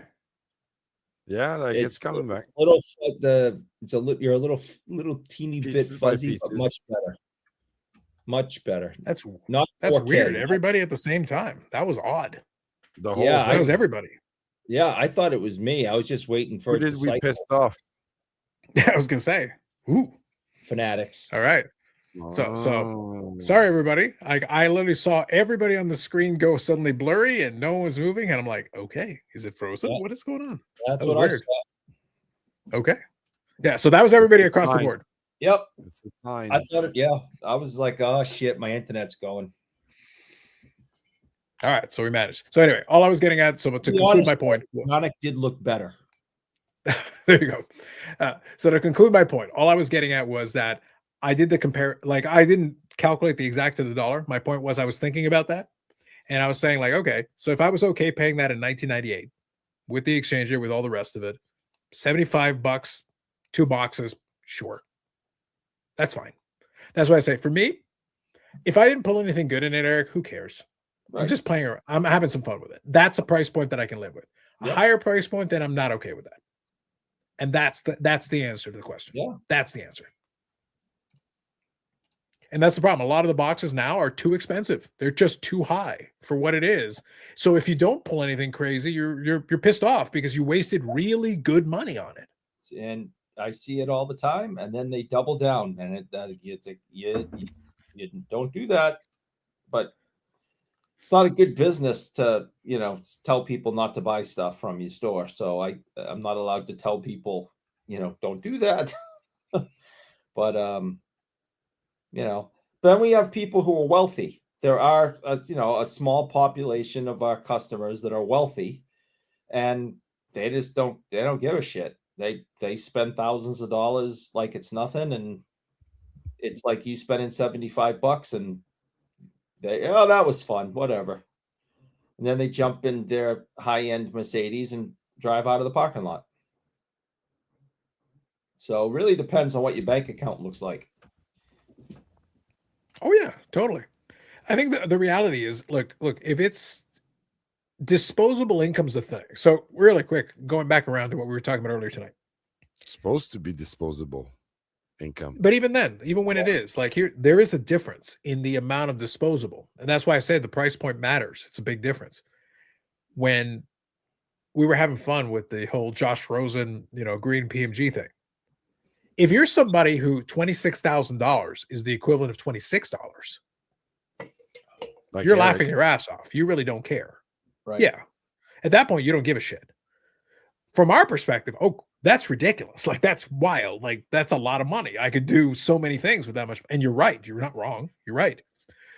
But for some folks, it's like, it's a rounding error. They can find it in the couch cushions, so to speak. When it's at that level, it's like, okay, well, I still think it's madness. I still think you're nuts. But look, you got the money, whatever. Do whatever you're going to do. That's your business. But when it comes to a lot of this stuff, the problem is a lot of this stuff got priced out. And actually, so the reason I wanted to bring that up before we obviously got frozen, the point I was going to make. So John was on here earlier tonight, 3D80s Kid, and I had a chuckle. I'll include a link in the description to this video. I would love you guys to check it out if you didn't already. So the most recent video here is, do we understand each other? A look at the hobbyist spectrum. Now, the second half of it, I was a little less keen on, but do we understand each other? The premise was thinking about how people look at value in the hobby. And you'll get what I'm saying with this, Eric. What I'm referring to is, do people care about value? Are they a real collector if they care about value? If they don't care about value? And John was trying to get the point that for him, he thinks about it in a certain way. And the clip that he was using was an argument like, oh, well, everybody cares about value, because if you didn't care about value, then when it came time to sell stuff, then you just give it away, because then who cares? Your money doesn't mean anything. So whatever, here you go, have it for $1. So I think it's an interesting kind of conversation, because I don't think it's super black and white. I think you can be a quote unquote real collector, but you do care about the value from the perspective that you want to feel like you get value from whatever it is you're buying. Otherwise, you're buying every $1 card for $100, which makes no sense. You're not going to do that. Yeah, but I feel the same way about my tools. When I'm at Home Depot and I got to buy, some tools, I want to get my value out of it. You know what I mean? So I think in everything, to be honest, I think, look, none of us, let me pose it this way. Let me say something that shouldn't be controversial at all. Let me state something that shouldn't be controversial. I'll bring it around. I don't think that anyone in this chat having this discussion right now, I don't think any of us are out here to brag about getting ripped off. right. It doesn't mean we're counting every penny all the time. It doesn't mean we're freaking out about undulations in the market or whatever. But if you know that something sells on a consistent basis for $10, you're not just going to randomly pay $500 for it just because, well, fuck it. Right. No, you're going to say, now you're not going to, if somebody says, if you really want it, and somebody says, well, I'll give it to you for $12, you're probably not going to quibble about $2. You're probably not going to lose sleep over it. You'll just be like, yeah, fine, here's your $12. But you're not going to pay $500, $1,000, whatever, just because, well, fuck it. You're going to say to yourself, okay, well, hey, that doesn't make sense to me. So it's not that you're counting every penny. It's not that you're sitting there worried about your collection increasing in value. But you can't also completely say that you don't care, because if you didn't care, well, then you would literally just throw a brick of money at anybody for anything you see and wouldn't care what happens. I like knowing that my collection has value. I've worked hard to curate it. I've made good decisions. I've sacrificed. I've waited. I've pulled the trigger. I've run the gambit, and I'm very proud of my collection. I enjoy it. I like looking around. I remember, I like remembering what it was like to sacrifice to get something, or what I had to do to get it, and how long I had to wait. And I like knowing that it's worth something. I've worked really hard at it. I'm not, as much as we joke, I am not wealthy. I cannot just go to a card show and buy whatever I want. I cannot go on eBay and buy whatever I want. I have to make decisions. And a lot of that is either, waiting, saving, selling, which I rarely do because I'm a hoarder. Not getting these things and put the money towards this. I mean, all sorts of different things. And that makes me appreciate my stuff more because of the sacrifices I have to make, or the waiting I had to do, or, and to know that if I needed to, I could pack all this stuff up and get some money to pay whatever else I had to pay off, a bill or, whatever, so, but how much my collection is worth and return on investments, not my first thought when I'm putting my collection together. But I'm proud of it, and I like to know that it's worth something. Yeah, that's fine. That's what I'm saying. There is a balancing act here. Yeah. There is no one size fits all answer that's all correct. You can have a balance. So Brad here is saying, I would be happy if cards went down significantly. If my collection goes up, my want list does too. No plans to sell, so I want to buy more, which is fair. But I always want to make sure that I cover both angles on this. This is important. When we do this hypothetical, everybody always assumes that everything goes up and down equally. You would be happy if cards went down significantly. Would you still be happy if your cards went down significantly and the ones you want stay or actually go up? If the gap actually changes, then you didn't get the win. Because like I said, so Mangini responded to that video. And now, Eric, I'm almost feeling compelled to respond to Mangini's response to John's response.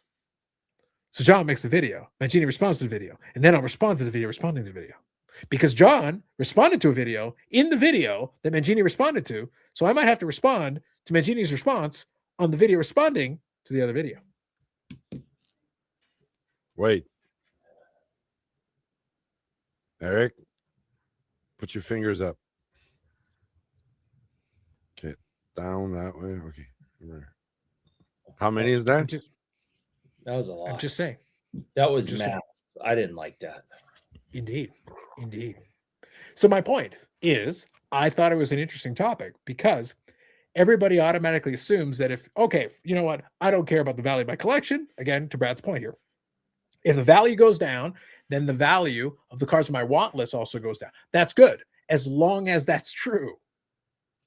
But if it's not true, oh no, the one on your want list, they stay or they go up. Your value, your collection can go down. Then we're not as cool with it. Because then I'm not getting the benefit. I'm not getting the benefit. If I'm a collector, then yes, the price is lowering actually makes it more possible. It brings more cards back into my range. That's a good thing. That's not a bad thing. That's a good thing. If you're taking a long-term collecting view of it. Your cards going up necessarily doesn't necessarily help you. That was Mangini's point, which is true. If the prices just go up across the board, yes, your collection goes up in value, but so do the items that you're picking up. And he used the real estate analogy. If the value of my home goes up, but then if I want to buy another home, I want to sell my house and maybe get into another one, the other one is more expensive too, then I don't win. Unless, and this is critical, we're assuming everything goes up at the same rate. If the alternative didn't go up as fast, or if it stagnated a bit while your stuff went up, then it could work in your favor. So it just depends. The answer is it's not as cut and dry as, oh yeah, for sure, all up or all down. It depends. Some stuff goes up faster than others. Some stuff kind of stays stagnant a little bit. So I'll give you kind of a real example, Eric. I've talked about a little bit that there are some times where maybe consolidating makes sense. I'll take some items. Mhm. So I went to the Brett Favre box, and I've got 2 full rows in the 1600 count. I don't necessarily want that volume. I don't want to have that many. Like, it doesn't allow me to really enjoy my collection. There are certain pieces that I think are more fun. So I kind of separate those and say, these are kind of the core pieces that I want to hang on to that I think are my favorites and all that. I bought these other ones because I wanted to check them out and get some of them. Some of them are going to earn their place into that category. Other ones are like, these are nice, but I could get something else for it. If I take these, put them together, let somebody else have them, then I can go add another piece that fits into this category here, Yeah. this smaller category. I don't need volume. I'm looking for quality over quantity. So I'm shrinking. I went to Slab Sharks and I used it. So this past week's auction, see, I don't advertise my options in advance. I'm letting you know now that it's done. I put some cards in there. And I put 5 different cards. 3 of them lost money compared to what I paid for them. They did, because that's just the way it is. That's where the market is today versus it. The 2 cards that made money blew out of the water what I paid for them. Oh, They did so well that it completely offset the losses on the 3 cards by a factor of 5. Like, it wasn't even close. You keep track of that, Carlos? Like, when you you have to. I can look up, I can go back and pull up, because those ones I bought on eBay, I can go find out exactly how much I paid for them back then. Yeah, So I have that information. There's probably 5 cards in my entire collection that I remember what I paid for them. The rest is like I have no idea. Yeah. In this instance, all of those were eBay purchases back then. So they were still available to me to look up. I was able to find out. Now, here's a good one.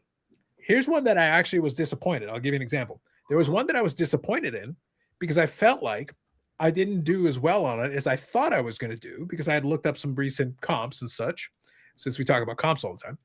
But this will actually be a funny story. You'll enjoy this one, Eric. So I didn't feel like I did super well on it, but actually turns out that was incorrect. I'll tell you why. So I'll share with you now that it's all done. Like I said, I'll share you the result. So here it is in the Slab Sharks auction. So this was a Mike Modano Mirror Red from 97, 98, Pinnacle certified. I actually have 3 copies of this card. It sold for 26 Canadian in the most recent Slab Sharks. It felt a little low. I was a little disappointed. Here's the thing. Eric, I was able to look it up. I actually bought 2 of them at the same time from the same seller. Do you know how much I paid for that card? $3. $2.75. Nailed it. So I actually did okay. I actually did just fine. Yeah. It was perfectly okay. So you know what? The result turned out. So I'm going to get paid out, my percentage of that based on whatever. I had another one that sold very well, that actually did extremely well. I was super pleased. So again, the couple of wins completely offset the losses. When I lost like $20. When I won, one of the cards made me probably $200. So like it completely offset all the other stuff. So it was perfectly fine. So the end result, the net result, was I'm going to get the payout on the whole. Awesome. Well, that's great. That's money back in my pocket, which I can now use to go find other pieces that I like. So I was able to do okay on that. I'll probably put together a couple little lots along the way in the same vein. But for me, it's like I'm trying to reduce the quantity and get a little bit more quality. So I think that's great. So it worked out. The end result, though, is that the money does matter in the sense that it is nice that I was able to recoup my money on that. Great. And I actually made a little money on it. Great. But now that means now I have some options. Now I have a little bit set aside that I can use then to purchase something interesting. That's it. It's not that I don't care about the values. It's not the number one concern. But it is also nice to be able to recoup something. That's kind of critical. I think the way I collect it would be unlikely for them to not largely move in the same way. It's possible. You never know. Eric sacrificed a lot for his Dallas Card Show pickups. Facts. No, I didn't. Shh, quiet. More cards, less value, or less cards, more value. Tough choice. I know. We had a collector pass away in our club. What club is that? couple of dealers bought his collection, sold some great items for $1 to $2 each. For example, a 1913 Sporting News supplement for $2. That seems cheap. Mm. Yes. So the problem is, Eric, when you're doing an auction, you have no idea what the market is going to decide at the time. Right. You can't anticipate. No, unless you defensively show. Not that anyone ever do that. Oh, defensive. That's what I was gonna say. Jimbo! There's Defense- always defensive shill. Yeah, defensive shilling's okay, from what I understand. That's what I've heard. Defense. Yeah. So the end result is I did okay. I'm not complaining. Like it worked out fine. But it was nice because the end result is now then those funds can then be reallocated to find some other pieces that suit the situation a little bit better. Awesome. Great. Mhm. You gotta And I make will sure rinse all and the- repeat this process. Gonna make sure the peasants don't get to bid on them. No. Mhm, mhm. What about that? Peasants are always out there. Peasants and pheasants. Mm. Bold. Numbers can make you feel good or bad after purchase. There's something to be said for disassociation from comps and values. True. True. Yeah. True.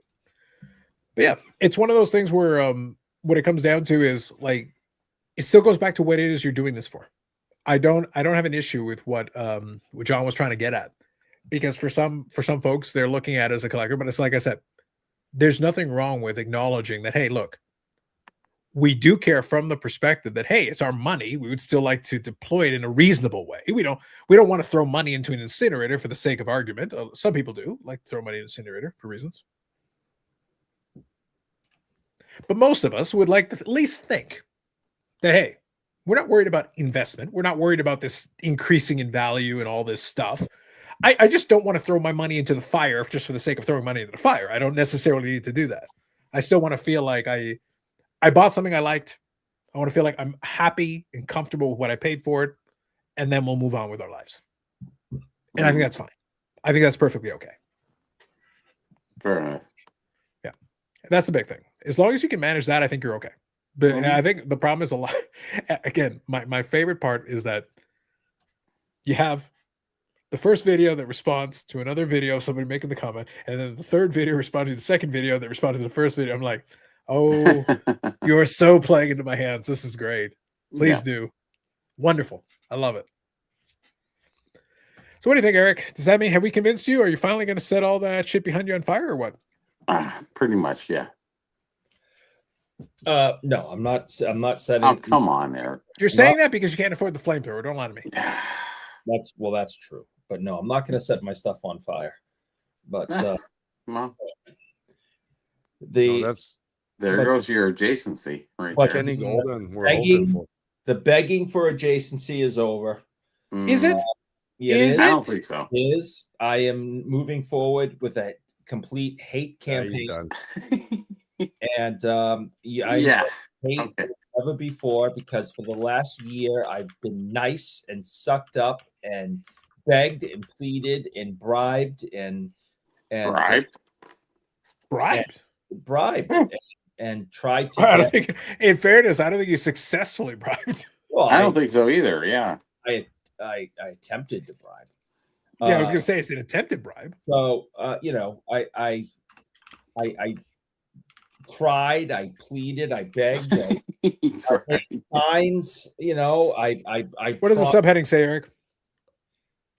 drive for adjacency 2027 in effect? Yeah, yeah. Not go Okay. for us. hmm I no longer want to be adjacent. I'm going back to the last couple of years since this whole thing started, where we said no, we want no part of it. It's nonsense. Ah, I am scorn. There's no worse thing and more dangerous thing than a woman scorn. Well, oh, they haven't seen me because I guess I'm not. scorned. I'm Bobby, scorned. all I'm hearing, I'm about to refill my drink, but all I'm hearing from Eric is a shinier kazoo, a better kazoo. We will rebuild it. we are Better going than to have before. a good kazoo. Yes. No, Bigger one. nope, hmm nope. Not I'm- one you can I'm smash. scorned. Just another one. Yeah. I have been scorned. I am scorned, and I want no part of the Hall of Fame. Oh, on, Eric. really? Come Right. on. Hey, Right. Eric, come on. do not We know vote. you want to. Nope. Yes, you do. No, I am done with it. I will not be asking for adjacency. Oh, I don't want to be in their little club. They don't want me. I don't want them. So that's how I feel. All right. And I don't want to talk about it anymore. we don't care about that. We care about the kazoo. No kazoo for you. You all You could know have how had how I feel. I feel very strongly about that, Eric. You know it. no, you all could have had a nice kazoo parade, and now you can't. And I'm not. Yannick, I'm not doing it. look, Yannick, I gotta be honest with you. I'm hearing his words, but I'm thinking two things, Yannick. First thing I'm thinking.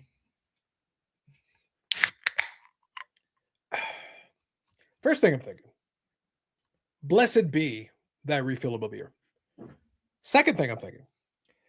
Eric speaks the big words, but all we are is one crumble cookie sponsorship. All we are is the chance of adjacency, and now we have time.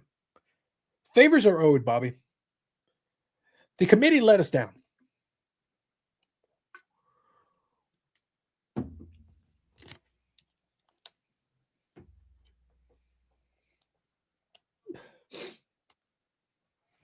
Bobby, can't hear you. Bobby. You're muted, Bobby, and I did mute you.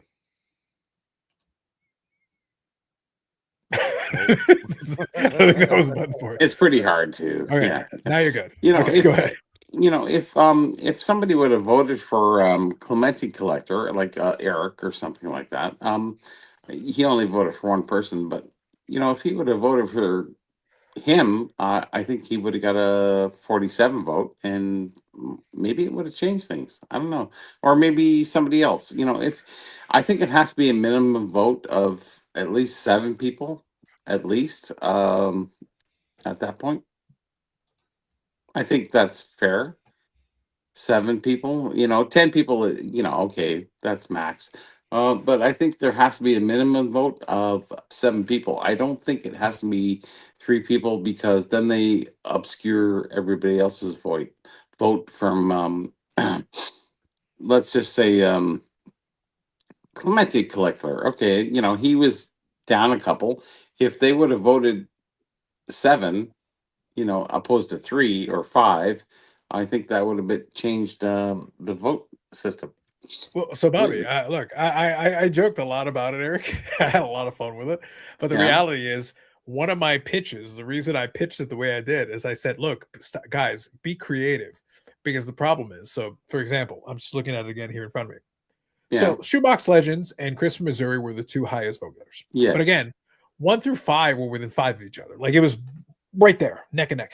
And the reason for that is because if somebody had Shoebox Legends on the ballot, they likely also had Christmas. That would have bumped them up. Also had. Yes. But that was the point. Like, nobody got bumped up because all those guys were on the same ballot over and over and over again. Yes. So there was like no creativity. It's the No. people that went off it's the people that went off script that at least made it interesting. Because here's the thing.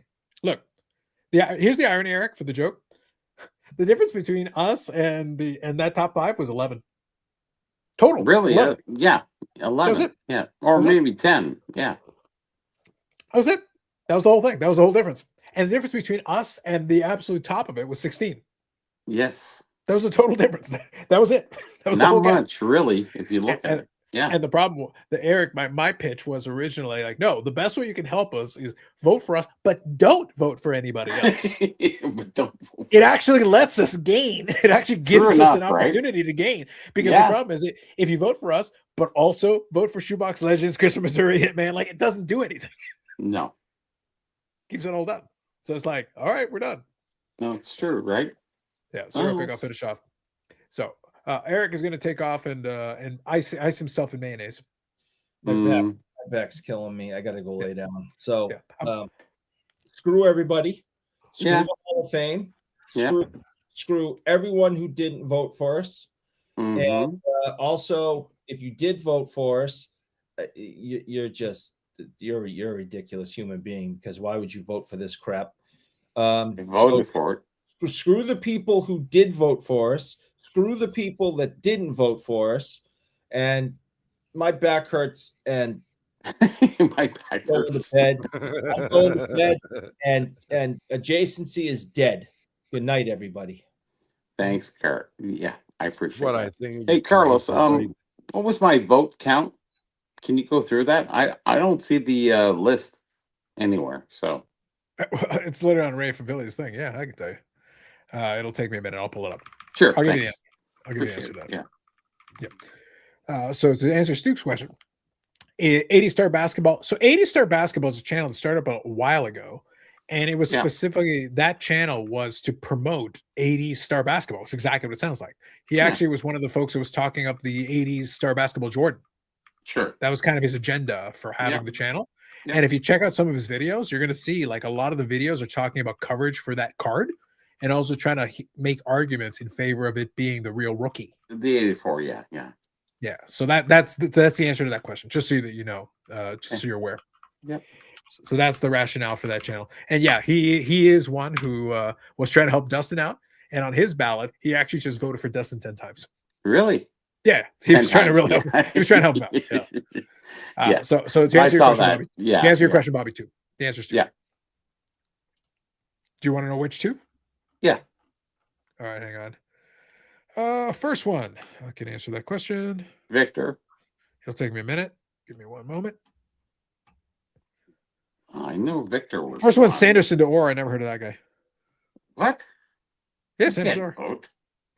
Yeah, he can. He's had a sports card video in the last year. He counted. That is 100% true. Okay. Yeah. Fair All enough. right, hang on.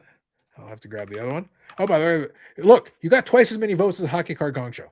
How's that? Well, that's actually good. I have to say that. So there you go. You beat a Hockey Card Gong Show. Although you needed one more if you were going to match Jimbo. Oh, really? Damn. Hey, Jimbo had we 3. even have a gong on this show. We had a gong tonight. That's right. Listen, tonight we were all over it, man. Tonight, I we had don't think they everything. have a gong. They do not. Ironically, on the Gong Show, they do not have a gong. Really? Wow. Not as far as I'm aware. No. Oh, Wow. we do. I haven't heard a single Carlos gong. You I know, brought a gong it's tonight. amazing how many hits they get and how many votes they got. It's amazing. You have to have people watching that have channels and channels think that so. actually want to bother with it. Yes, and Yeah, the I other guess one's so. Richter, the rookie card specialist. Yes. hmm You tell him, Eric. I mean, Kurt Schilling. That's right. No lane changes. Jim Falco. So I got Keith 2 Woolley votes. I'm happy. Mhm. Okay. If you wanted a video, just so I can vote for you guys. That's right, Mike. Live the dream. Mhm. Appreciate you. Appreciate you. So yes. So overall, like I said, look, it is a lot of fun for us, and I enjoy it thoroughly, especially this time of year. Because here's the thing: we got a destroyed kazoo. So from the content god standpoint, It was good though. Yeah. oh, Bobby, I am clipping that shit. Oh It yeah. is happening. That was Like, good. oh, Yeah. I like it. we had a whole setup and everything. He had safety goggles and a vest. Well, you were Beautiful. pretty close, Carlos. I have to admit that you weren't I was too genuinely far look, off. being truthful and serious for the folks here this late this evening. Oh, I'm serious too. Yeah. I was legitimately shocked we were that close, even to be even in the top 10, given all the new channels Well, that you were always get bumped up 12. to the top. That's pretty close. And if No, everybody ninth. voted for Ninth. 5 or Ninth. 7 people, I Bobby, think it would have ninth. made it. Bobby, 9th. Hmm? 9th. We were in 9. the top 10. I thought you were 12th. Nope. 12th line, but there was a gap in between. Nope. Oh, that's right. There was a space. Okay. 9th. Yeah. It was actually 9th. 9th. So we were inside the top Whoa. 10. That's close. That's It's really actually close. no, like the gap. If you actually look at the gap between this channel and the last channel, it's not that big a gap. It was very small. Wow. The problem was that the same channels that put us on also put those other channels. So in other Yeah, I words, know. we never able to close the gap at all because they're all the Yeah. same. There was the vote. Yeah, of course. And I think that's the problem is that there's a minimum vote and a maximum vote. And I think that it should be a minimum that everybody should apply for. It's 7 to 10. No rules. No rules. No. Yeah, it's open, very open-ended. Should be. But yeah, the end result was I was very surprised, but I got to tell you, if the result is a wonderful segment on Eric destroying a kazoo, I think Yannick. I think we did that something might good have today. done. We did something good. Yeah. As far as I'm concerned, Yannick, we are a level above because we got a destroy kazoo out of the deal. I think so. Yeah. Fair Get enough, on our level, people. Get on our level. please. It's okay, Brad.